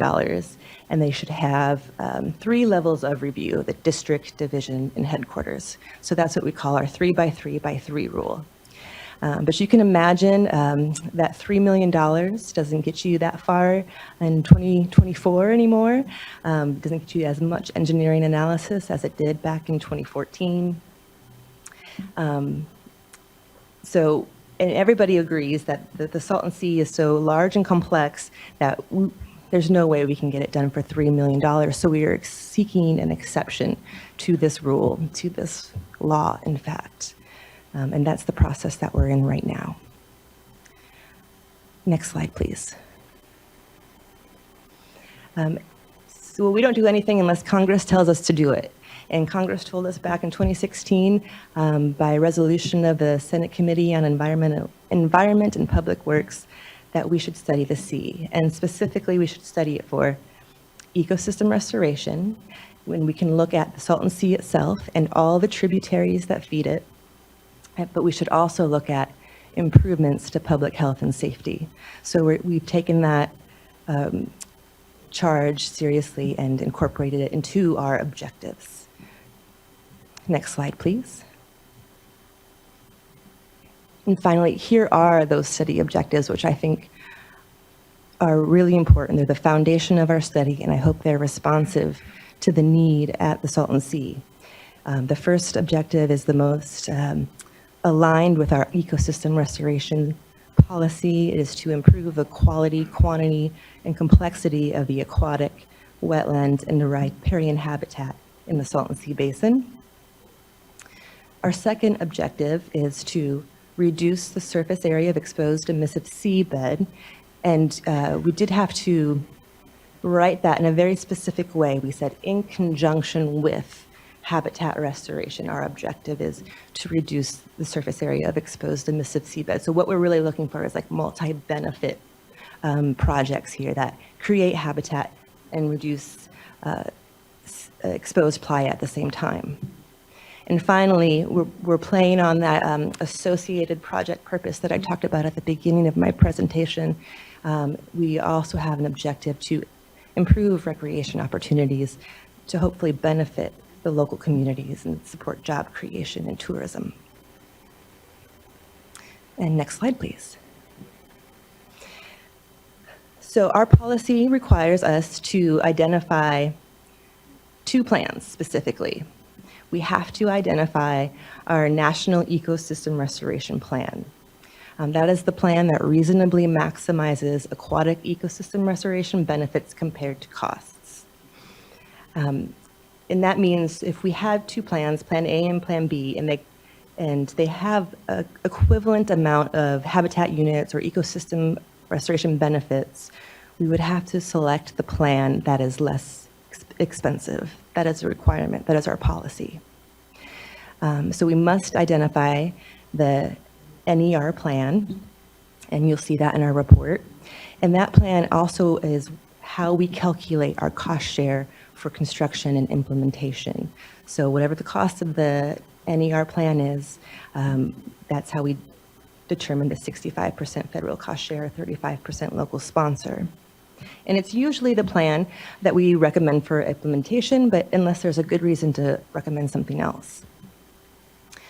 We also have to identify the maximum total benefits plan, and this is a relatively new policy that the Corps of Engineers has taken on. This is the plan that reasonably maximizes total net benefits across all benefit categories. So we can look at social effects, and in this case, I think we're going to be looking at public health improvements. We have to look at the national and regional economic development, and obviously we're looking at environmental quality, but this just gives us another angle to look at the Salton Sea. And so the third plan here, the locally preferred plan, that's optional, and that's up to the state and the Salton Sea Authority. If they say, hey, we think this plan is better than your NER plan for whatever reason, we can make that recommendation to Congress, but it must still be what we say economically justified, right? We must still demonstrate that the benefits outweigh the costs. And then even if we do go forward with a locally preferred plan, we still base that cost share on the NER plan. The increment of cost above the NER plan would be solely borne by the state or the Salton Sea Authority. And so that's a very high-level overview, and that's all I have for you today, I believe. And I'm happy to answer your questions. Really appreciate the panel and the information here, and especially the involvement here of the Army Corps of Engineers. I know it's been a long desire to really get the Army Corps part of the discussion, part of the projects here. Was fortunate to work for Senator Boxer in DC for about a decade, and starting as an intern in 2007. And so that 2007 authorization is known to me, and some of the work, and know that, at that time, I know Army Corps sort of involvement was around potential pilot projects and being able to see those forward. This is far more of an involved presence in this case, and I can only hope, just continues to add to what is an incredible partnership across state, local, federal government that we have. So just thank you. I know we're at the front of a lot of the feasibility work, but it's a really important moment and can only help to carry us through a lot of this. So just thank you off the top for that. I believe Vice Chair has some questions. Thank you. Could we go back to that last slide, please? So just because we used to work for Congress, I had a lot of involvement with Corps of Engineers projects as well, and just am familiar with maybe the need to temper expectations, because sometimes it feels like the Corps is here to help, and then once you get involved in this process, it can be pretty challenging because of the specific requirements. But, this program seems to have more flexibility than, maybe on the flood control side. And so just want to hear a little bit more about that, and specifically on maximum total benefits, where that fits in with respect to the NER versus the locally preferred. Can it be utilized under either? They could be the same plan. I suppose you could say that one plan is the NER plan, the maximum total benefits plan, and the locally preferred plan. It just sort of depends how it shakes out, I suppose. This was a policy that was implemented by the previous Assistant Secretary of the Army, R.D. James, before he departed. I feel like I'm not answering your question very well. Well, so under the NER, it seems to be focused just on aquatic ecosystem restoration, but then with the maximum benefits, Is that incorporated into the analysis in the feasibility study, where you're able to look at these multi-benefits, not necessarily restricted to the aquatic ecosystem? Yes, absolutely. And we can run economic models. We considered briefly building an air quality model, but that was rather expensive, and we're not going to do that, it doesn't seem like. But we can do it qualitatively, or we can do it quantitatively as appropriate and as funds allow. So we're still sort of sorting that out and exactly how we're going to do it. But we do want to measure, to the extent that we can, these other benefits. And then if you could talk a little bit about locally preferred, it still has to be economically justified. So, that incremental, the difference between the NER and locally preferred, that would be a state or local responsibility. But then can you talk a little bit about economic justification? Are there, challenges there on how that is determined? Because then in the end, there's a dollar amount associated with all of this. It's tough because we do not monetize our ecological benefits. So lots of people hear economic justification and they assume that we're going to monetize our benefits. We don't. The tests that we have to do are a cost effectiveness test and an incremental cost analysis test. And I suppose there is, some subjectivity in that, but it's a process that the Corps has been doing for a long time, and you can go back and view that in other studies as well. We're basically just comparing how many habitat units can we get for a certain amount of money. Thanks. That's very helpful, Vice Chair. And I know part of the challenge has been just the cost benefit, ultimately, of the activities potentially for Army Corps down at the sea, where there isn't extensive existing communities and infrastructure. There are definitely communities, but again, I think when we look at how the sea competes, say, for other priorities that are before the Corps and other projects, et cetera, the sea oftentimes has a hard time competing on the cost benefit side. So I appreciate the Vice Chair's questions, because I think to my mind as well, those the more comprehensive economic kind of look at the benefits and our costs amongst it, sometimes to my mind is like maybe our way of being able to increase what is otherwise, again, sometimes hard to score compared to other projects and priorities before the Corps. The flip side of that, I do feel like the Salton Sea will be so degraded in the future that we can easily demonstrate improvements. So I feel confident that we will be successful in doing that. That's appreciated. Appreciate that, Ms. Stetzel. Board Member McGuire. Yes, thank you for the presentation. And so as I'm thinking about the size of the study and what you're envisioning undertaking here, and that the current approach is phase one, Salton Sea Management Plan, what you're envisioning is sort of the long-range solution. Will the Army Corps look at not just kind of the recommended project, but also is there a strategy to phase that out? Phase out that project in a fashion that might make it more financially doable in different ways. Do you look at it in that, in kind of the sequencing approach as well as the scope and type of projects that are undertaken? I'm just trying to understand your strategy. So if I understand you correctly, I think you're talking about once we've selected a plan and we're starting to design and build it. I'm less familiar with that process down the road and how the money comes in from each partner. But I think that phasing is likely. It depends on the project, and I think that there's probably systems in place that this Corps can work with the state and the Salton Sea Authority to phase that appropriately. Sorry, I don't have any more details. No, that's fine. So it's not part of the feasibility, that initial feasibility study look. That would be next steps after the we study. might have an idea about that during the feasibility phase, but then that'll come into greater detail during the next phase, which is the pre-construction engineering and design phase, or PED, P-E-D. Yeah. Okay. Thank you. I appreciate that. And as I understand, further involvement, actual project construction that the Corps may be part of would require additional authorization, or is at this point this feasibility study provide the basis for those future projects? Yeah, we do need a second authorization to construct. Yeah. And the appropriation as well. Yeah, so a lot more work with our congressional partners, certainly, as we move forward with that. Board Member Firestone.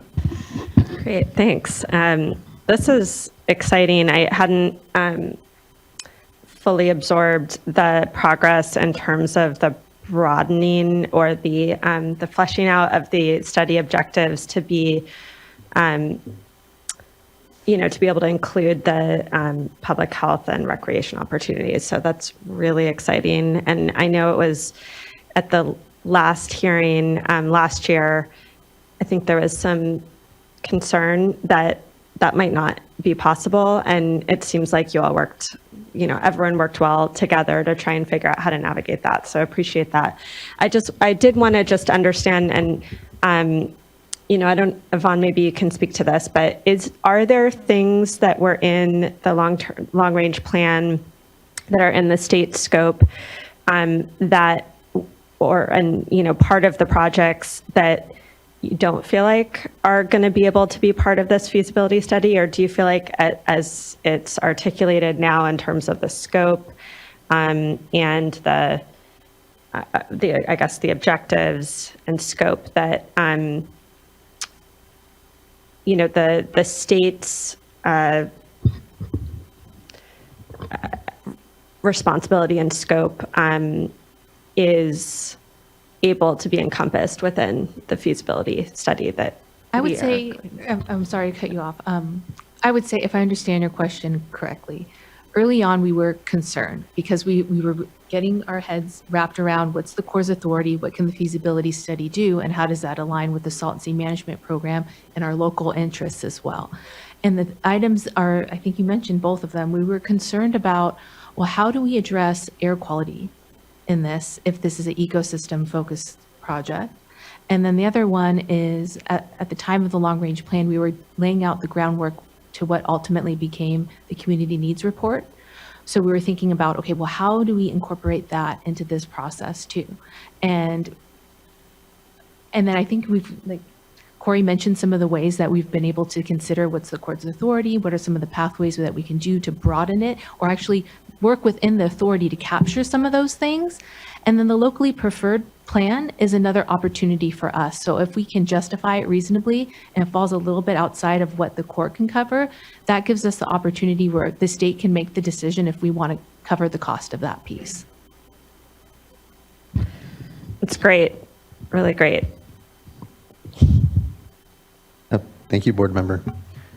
Anything further from the dais? Looking at fellow board colleagues for this panel. Seeing none. If I could make one quick comment. Yes, Mr. Dow. I think it's important to thank our delegation back in DC.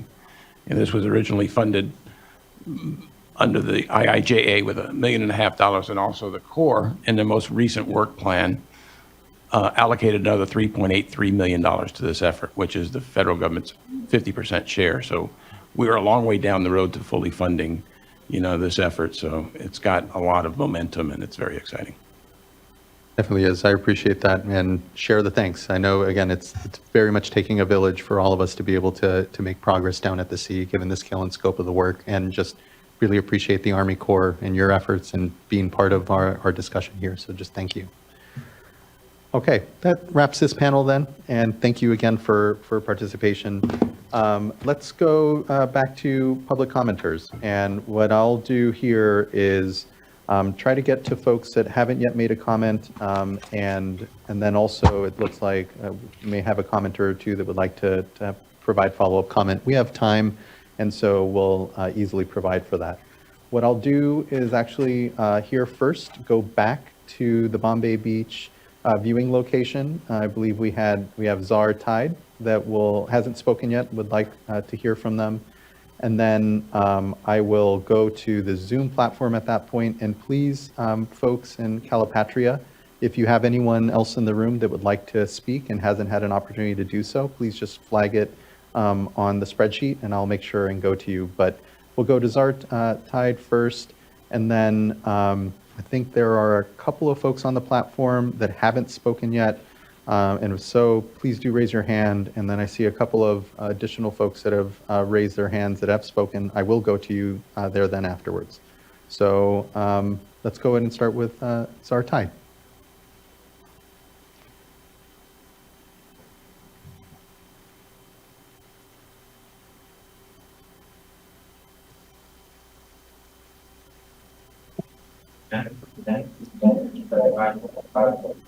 Apologies, you might have to mute the webcast in the room there. Okay. Yeah, we can see you. Thank you. Thank you for joining us. Thank you for joining us. Thank you for having us. I'm Tide. I'm a resident of Bombay Beach. I've been here since 2021, and since I've been here, I've been hearing the same thing being talked about for the last 3 years, and it's been suffocating, honestly, and in more ways than one. When I first got here, a little girl died from asthma, and it wasn't a normal asthma attack. It was caused by the dust, and it was caused by somebody going around her and creating a dust cloud and literally suffocating her. Something else happened when I first got here. We lost our fire chief, and since then, we haven't really had a way to stop fires. And because of that, when we saw those hay bales appear, when we saw the hay bales appear, our first thought was, what's going to happen if there's a wildfire? And we still don't have that answer. When they started doing the construction, whether they were looking for the water in the ground wells or doing the construction on the SSMP project, they didn't really give us notification or clean up after themselves. They didn't put down their knockdowns until like 2 weeks into their project when they were drilling for the groundwater. And the knockdowns are the thing they're supposed to put down before they enter the site. They left their fire hydrants open, and we're like, what's happening here? It led to one of our residents getting injured. The mismanagement of the water here and how you guys are trying to not fix the sea, because you guys keep repeating how, well, it's just going to dry up. It's not okay. And the language that you're continuously using is hurting the sea in more ways than one. When you guys talk about the sea and you refer to it as something that's man-made, everybody stops listening, and it's not okay. The sea deserves to be here. The sea is water, and it was here before that 100 thing that happened in 1905. It was here, and we all know it was here. The water was here. The salt and tuff was here. The volcanoes were here. There's no question that the sea deserves to be here, and we should stop pretending like we can't fix it, because it's our fault that it's drying up at this point, because we're doing a whole bunch of things that aren't helping, and they're hurting us more than anything. Thank you. Thank you. Thank you.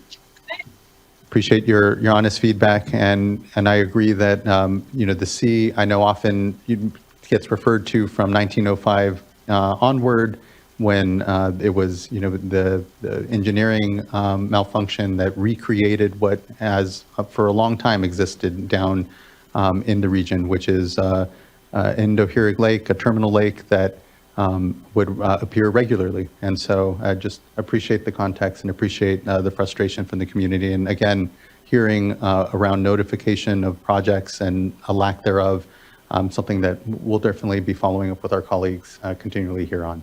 So thank you. I believe there in the room as well is Tom Septon. And Mr. Septon, we can go to your comment here as well.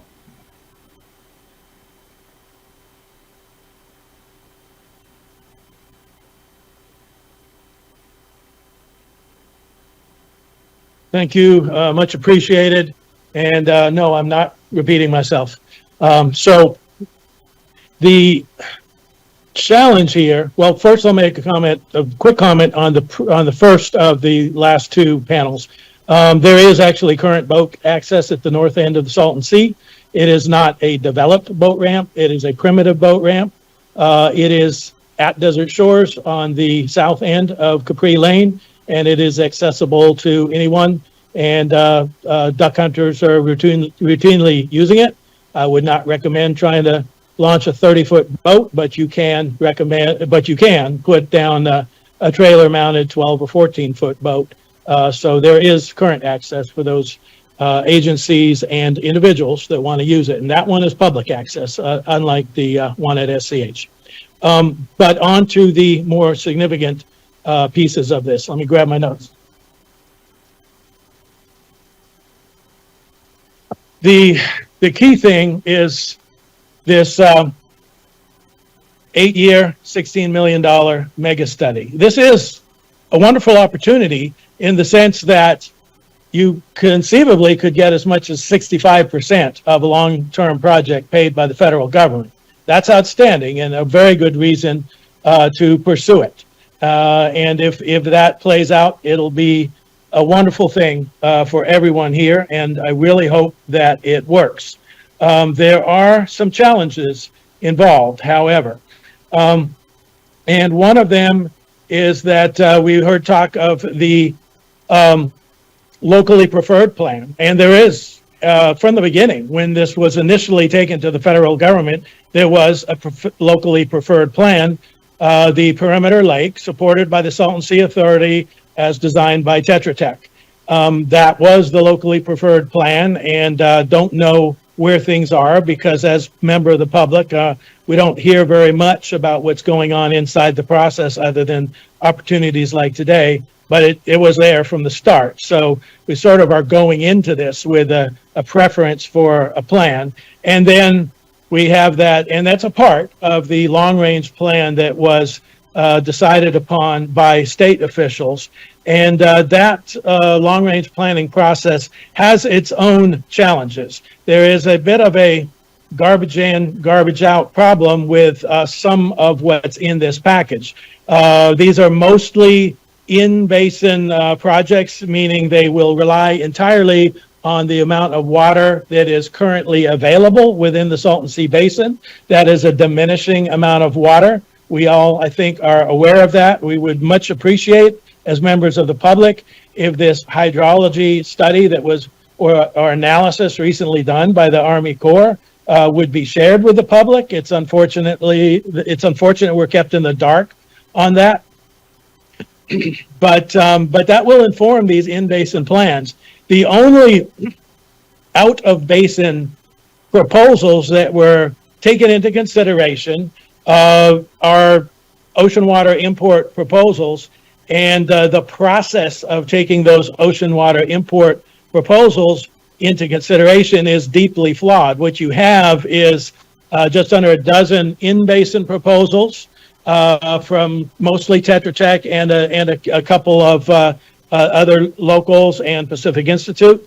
And then what you have is 3 proposals designed by Dr. Brent Haddad at UC Santa Cruz, who was hired by the state at a cost of $2.5 million taxpayer dollars to design 3 proposals of his own.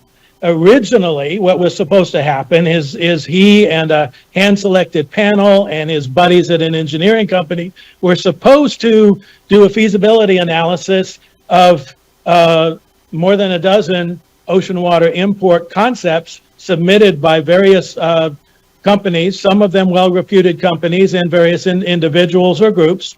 The Santa Cruz panel led by Dr. Haddad chose to eliminate a few because they were not ocean water import proposals. Fair enough. Then they did a what they called a fatal flaw analysis, which eliminated all remaining proposals, and they gave the 100% of eliminated proposals 10 days to submit revisions to try to pass the fatal flaw analysis. 3 got through that process. And what did they do a feasibility analysis of the 3 that got through the fatal flaw rejection process? No, they did a feasibility study of 0 of the proposals. They instead created 3 proposals of their own, their preferred proposal being another in-basin proposal, not ocean water import at all, just exchanging water within the basin, and 2 other proposals, one that was a a major water import proposal and another that was a partial proposal, but there were deep challenges with that. Most significantly, they dramatically jacked up the costs on the water import proposals. The one that is the middle range had a pipeline import cost that was very high, $12 billion for a pipeline, that had previously been designed by the well-reputed Black & Veatch engineering company just a few years before for state of Arizona and in cooperation with Mexico. And that this Black & Veatch had a $1.2 billion cost for that same pipeline with higher capacity than what the UC Santa Cruz came up with. But UC Santa Cruz's proposal cost of the pipeline was 10 times higher, same route, lower capacity. How does that come out? Nobody knows, because the math is secret. Nobody knows. And when we put in a PRA request to UC Santa Cruz, they said it's better for the public not to know how these ideas were come up with. And additionally, they chose proposals that had major, for ocean water import, that had the worst possible ecological impacts in terms of bringing water from the Sea of Cortez and returning brine into the Sea of Cortez, which is a highly sensitive ecological area.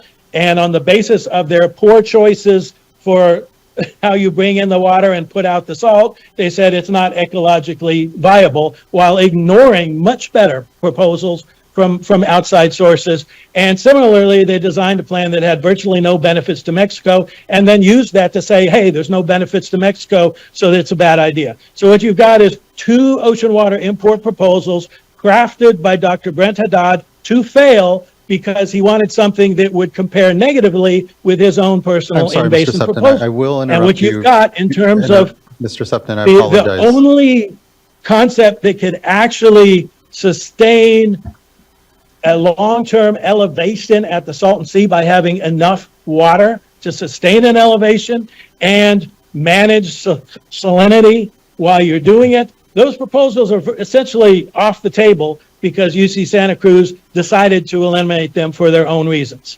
So what you've got left is not an actual long-range plan, but a collection of concepts, most prepared by Tetra Tech for the state, and pulling on various previous ideas and a couple of local ones. And then on top of that, when you look at cost-benefit analysis and you have a concept of cost per habitat unit created, well, what if you have a project with revenue that goes along with interrupt you. the Can you hear me, the Mr. cost? Supton? What Tetra Tech chose to do is for any project that had revenue, they zeroed out the revenue and looked only at cost. And if you're doing a analysis of cost per habitat unit, that's going to look much worse than the reality would. Imagine you had a factory that built habitat units for humans, you know, mobile homes or houses or whatever, and you chose that instead of selling those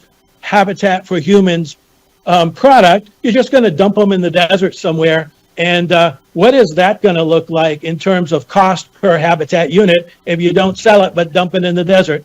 It's going to look really bad. And that's exactly what Tetra Tech chose to do on any proposal that had a revenue stream, which makes their proposals look great and makes any competing option look terrible. And that adds up to a garbage in, garbage out for this 8-year, $16 million mega study. And that is a problem.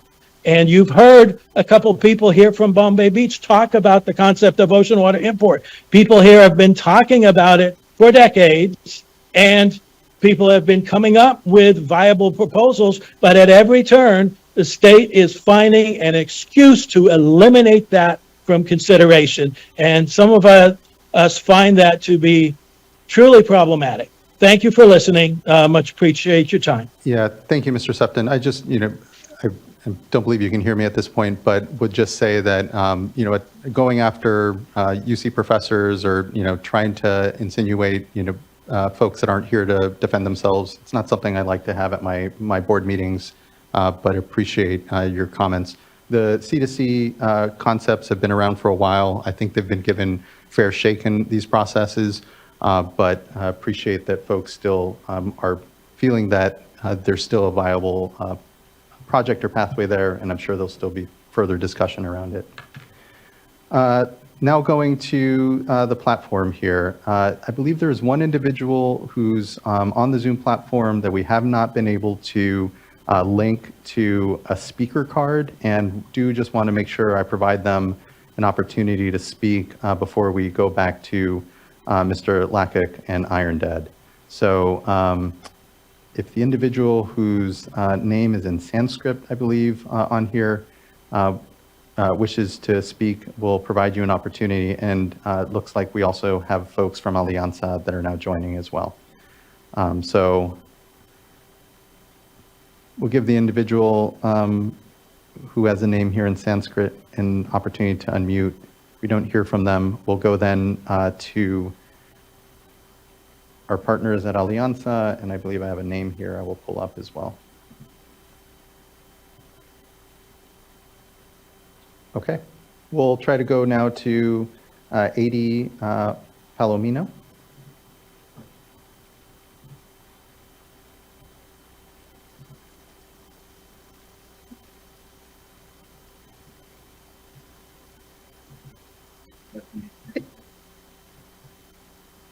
Thank you. Thank you as well. Good afternoon. Thanks for joining us. Good afternoon. Thank you to the State Water Board for holding this workshop. And my name is Aida Palomino. I'm a resident of La Quinta, and the campaign project manager for Alianza Coachella Valley. And our campaign's focus is on how we can transform the Salton Sea region so both the environmental and its people can thrive. The Salton Sea communities thrive when we address poor health outcomes. Through our community science spaces, we demonstrate the impacts of the receding Salton Sea to draw investment and improve health conditions. With this said, we ask that the California State Water Resources Control Board address this by holding the CNRA accountable to one, better water quality at the Salton Sea for better air quality, for the purpose of recreation and wildlife habitat via the creation and enforcement of Salton Sea specific total maximum daily load, and its enforcement that covers nutrients such as phosphate and nitrate, as well as salinity and dissolved oxygen. This can help with resulting algae and that produces toxins killing fish, mammals, and birds, and contributes to the oxygen deficient environment, creating alarming levels of hydrogen sulfide. And two, a comprehensive water and air quality monitoring at additional locations around the Salton Sea that is needed to now establish a baseline from which to understand how the water and air quality impacts from the Salton Sea are affecting public health of nearshore communities in addition to the lake ecosystem itself. We request that there be a switch from project-based monitoring to programmatic monitoring to expand to the northern region of the lake, where communities with larger populations are located in the closest proximity to the lake. In addition to monitoring, and the results need to be coherently communicated to the community in a non-technical fashion, and work with the community to understand the results beyond what's available on CDN.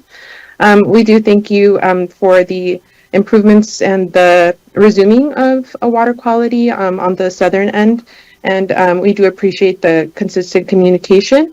And this is all to improve environmental and community health conditions so our communities can thrive environmentally and also economically. And I do thank you for your time. Thank you so much as well, Ms. Palomino. Appreciate those comments and the continued engagement from Alianza. I do have a couple other of your colleagues listed as speaking, just checking to see if you know if they'll be joining the Zoom platform, because I want to make sure and get to them. Oh, okay, then let's go to Cruz Marquez.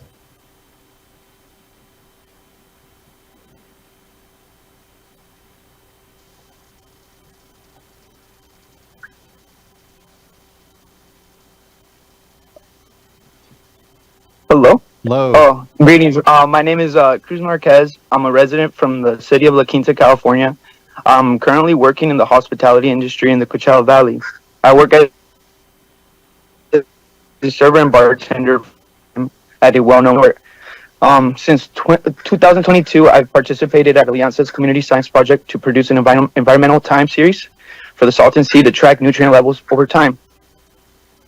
I appreciate the Water Board having a workshop at California's EPA headquarters for me and others to provide public comments on the Salton Sea and to express our community's concern about its current state. Currently, residents need more information regarding the state of the Salton Sea and how the environmental crisis affects the health of nearby communities. People don't understand the problem was inherited from past generations. They strongly believe the government has neglected the sea in its current state. People need transparency regarding the salty lake's effect on community health. People don't understand how poor water quality affects air quality. They need studies to be conducted to lecture and help take preventative action for side effects of poor air quality produced from the lake. The Salton Sea has been a dump site for nutrient wastewater for years. Alianza strongly believes that TMDLs, total maximum daily loads, should be established to reduce anoxic conditions in the neglected lake. The anoxic conditions in our lake produce hydrogen sulfide in the air and affect our community's respiratory health. Our monitoring data shows constant high levels of nitrate by the shoreline of the Salton Sea and a continuous algal bloom at the mouth of the Whitewater River. We should target these areas for remediation purposes. The state should remediate water from the Whitewater River inlet and by the community shorelines. However, we need more water quality monitoring to provide transparency to affected communities to understand how any new project could impact public health. In our community science space, we could test nutrients for more frequent periods of time rather than quarterly. The Salton Sea Management Program is working on dust suppression projects, and monitoring has to be taken place to ensure that these projects are actually benefiting communities' air quality. Lithium extraction is also expected, and air and water quality monitoring is required to prevent impacts from this new industry. New Colorado water agreements from this industry will affect water inflow to the Salton Sea. Water and air quality monitoring is needed to understand how water conservation affects nutrient loads, playa exposure rates, and air quality impacts. I thank you for your attention and thank you for considering the communities by the Salton Sea. Thank you so much, Mr. Marquez. I really appreciate those great comments and participation here. And as someone who was born and raised out in La Quinta, good to hear from you here. Thank you. Likewise. Thank you. Thank you. Next, I'll go to Ryan Sinclair. Oh, good to see you again. Hi there. Hey, Chair Escobar and board members, thank you for giving me the chance to address you and to talk about some of the things that you've just heard from Ida and Cruz, and both active participants in our community science program that we all partner on. I just, wanted to highlight a few things there.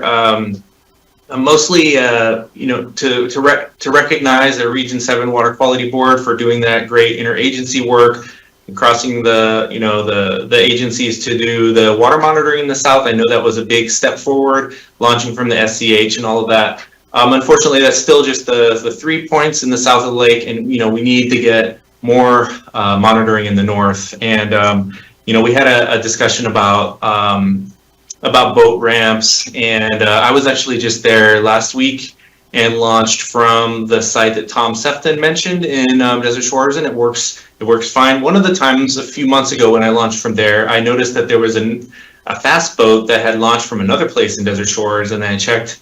I went and walked over there, and it's really nice, drops in very quickly, and there wasn't any mud really, but it's all ID land, so I wouldn't want to launch from there. But it's also another potential for boat launches, and maybe there can be some more interagency work to launch from that site. It's on ID land in Desert Shores. I think there's lots of potential for lots of different boat launches. I understand that the state has heavy equipment. I use a 10 or 11 foot inflatable rigid bottom boat, and the state uses airboats, but I think this other site might be sufficient for that.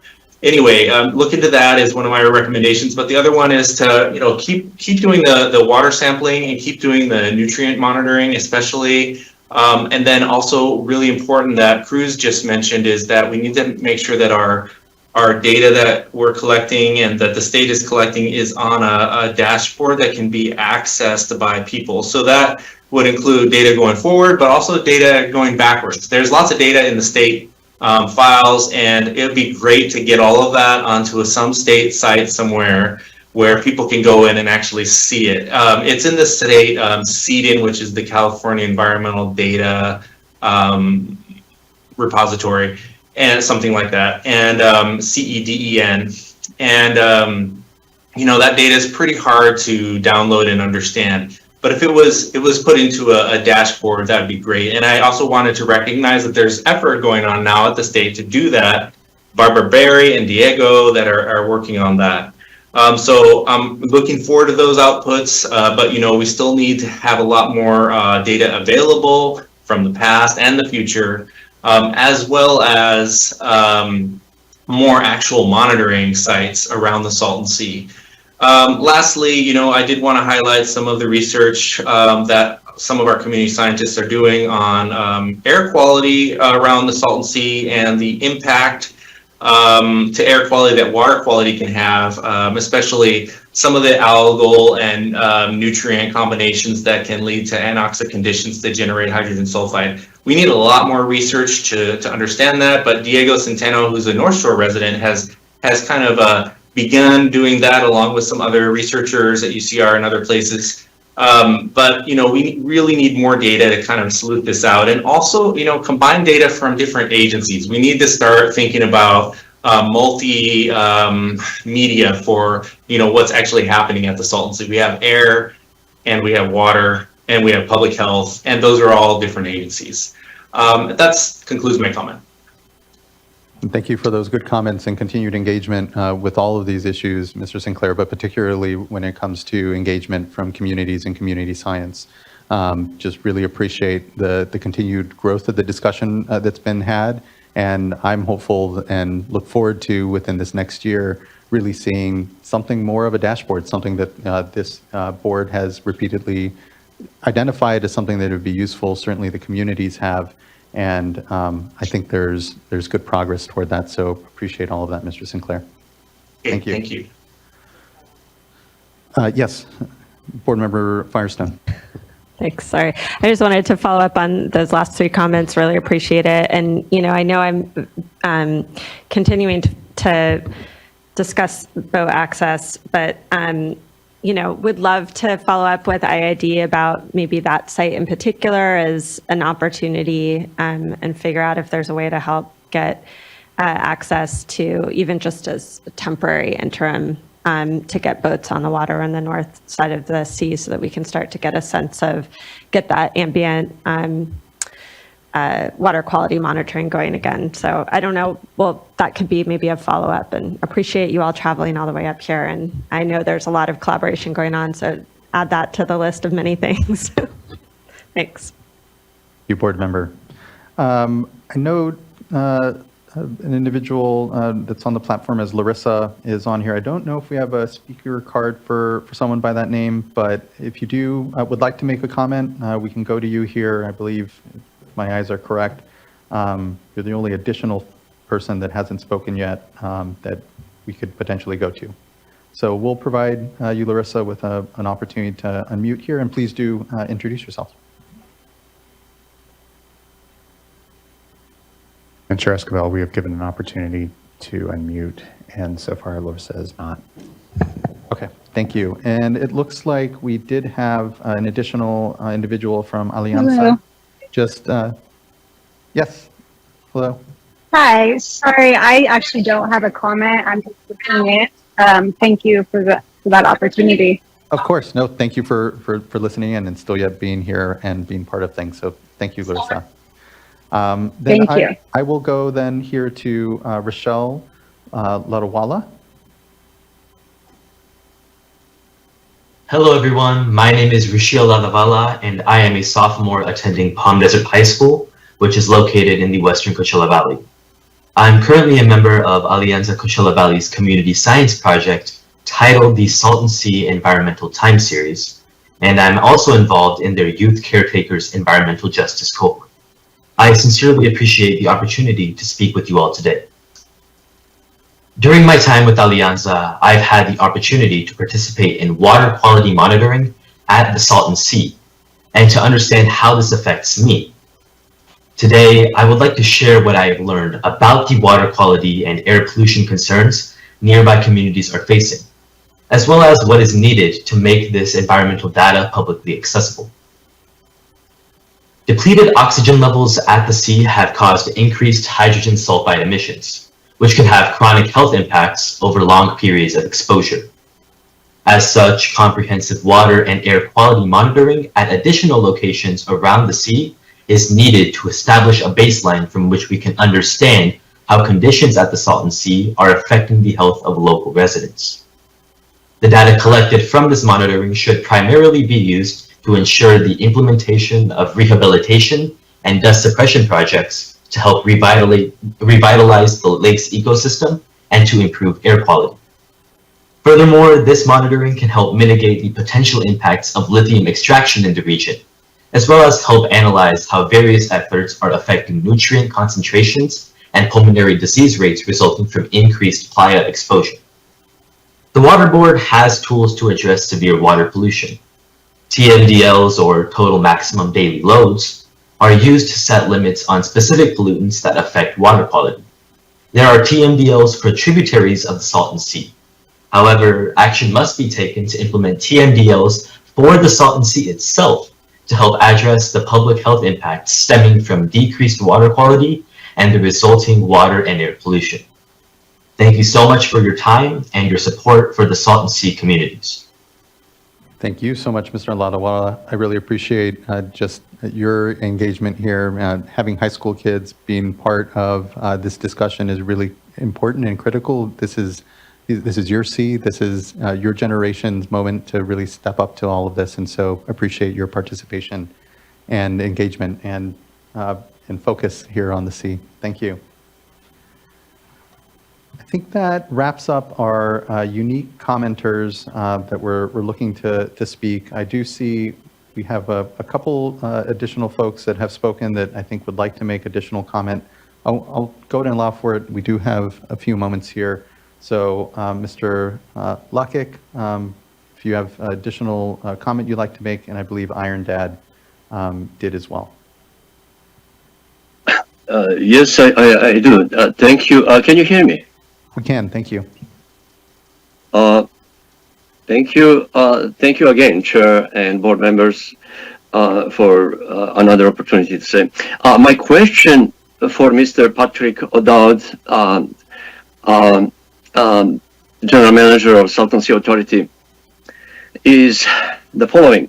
First, I would like to clarify that I have nothing personally against any member of any organization, but I strongly disagree with the current course of action and manipulative conducts used to proceed with it.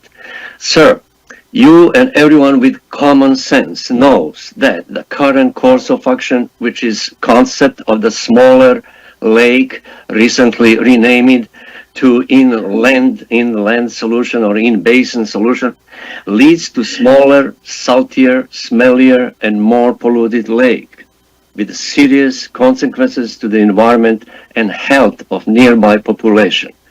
Please explain for the record, because I had asked the same question many times but never get answer on that. Why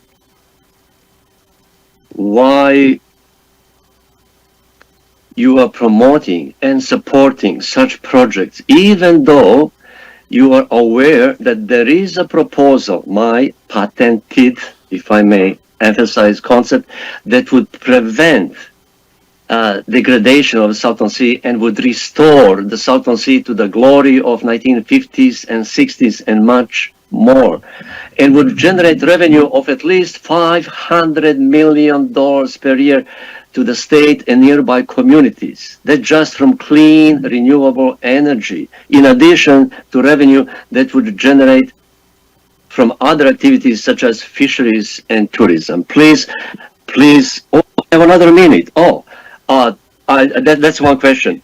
I see I have another 55 seconds. Yes. Okay, If yes, you, Mr. Lockett. if you allowed me after that to summarize my proposal in a few minutes, I would appreciate it. But thank you for now. Thank you. Thank you. I appreciate it. And unfortunately, this isn't a forum for cross question or examination. So, but. Oh, in that case, okay, in that case, can I summarize what I'm doing in a few minutes? If you can do it very quickly, yes, Mr. Lockett. Very quickly. By dividing lake on 3 sections, why we need that? Because it's in harmony with the quantification settlement agreement. We need less water from Colorado River, only for farmland and south part of the lake, and from Coachella Canal, farmland and the north part of the lake. Big central part of the lake, we can import seawater, one pipeline from Sea of Cortez and one pipeline from Long Beach. I'm using vertical circulation, meaning salty water has high density and has tendency to go to the bottom. I'm taking from the bottom, using in my design geothermal power plant, and importing, and by the way, producing electricity and byproduct potable water for free, and concentrated brine that can be used for extraction of lithium. So taking dirty water from the bottom of the lake, doing cleaning, and importing less salty water from the ocean, so we can equalize salinity of the Salton Sea with salinity of the ocean in 5-6 years. It's only $15 billion, will generate about at least $500 million a year. And I wish if I can have a few hours to explain all this. Very, very serious proposal. I made presentation on many, many important places, but for some reason I am never invited to the communities and to explain what it is. Thank you very much even for this opportunity. Thank you as well, Mr. Lockett. Okay, I think that's bringing us here to the end of our commenters. I'm looking here in the room. If there's anyone that was looking to comment that hasn't had an opportunity to do so, or on the platform, please do either raise your hand or flag for folks here. In this yearly workshop, I certainly learn more, but we continue to run into what is some basic frustration, obviously, with sometimes the scale and pace of the projects being implemented, and just wanted to clearly acknowledge that.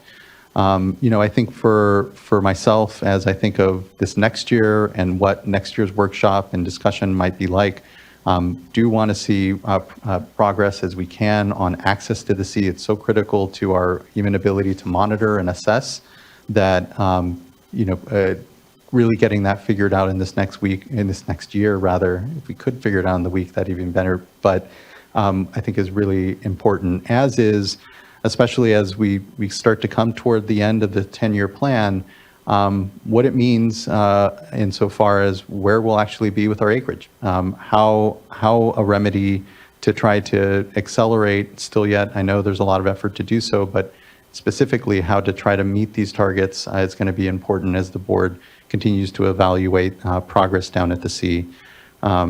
Additionally, the lithium discussions, I think, will be ones that will be further crystallized and understanding both for, again, has been sort of covered, how much can be expected from necessarily development, what that means for the achievability of projects, but also just what that footprint looks like and how, the development of that economy can help the sea. I think I would like to see a little more specificity as we come up to that. Looking to fellow board colleagues if they have further questions, thoughts, comments, closing amongst them. Board Member McGuire. Yes, thank you. I support your comments and thoughts about next year. And also just thinking, I heard a number of, I think, really good and constructive comments, not just about access for monitoring, but the water quality and air monitoring itself. But in particular, in the water quality monitoring space, we've had the regional board here in the past providing an update. They're not here this year, which is fine. But as we're thinking a year from now, I think it might be a good opportunity for them to circle back and provide an update as to where we're at with understanding the baseline existing conditions at the lake, the water that's flowing into it, the sources, nutrient issues and other management actions. Thank you.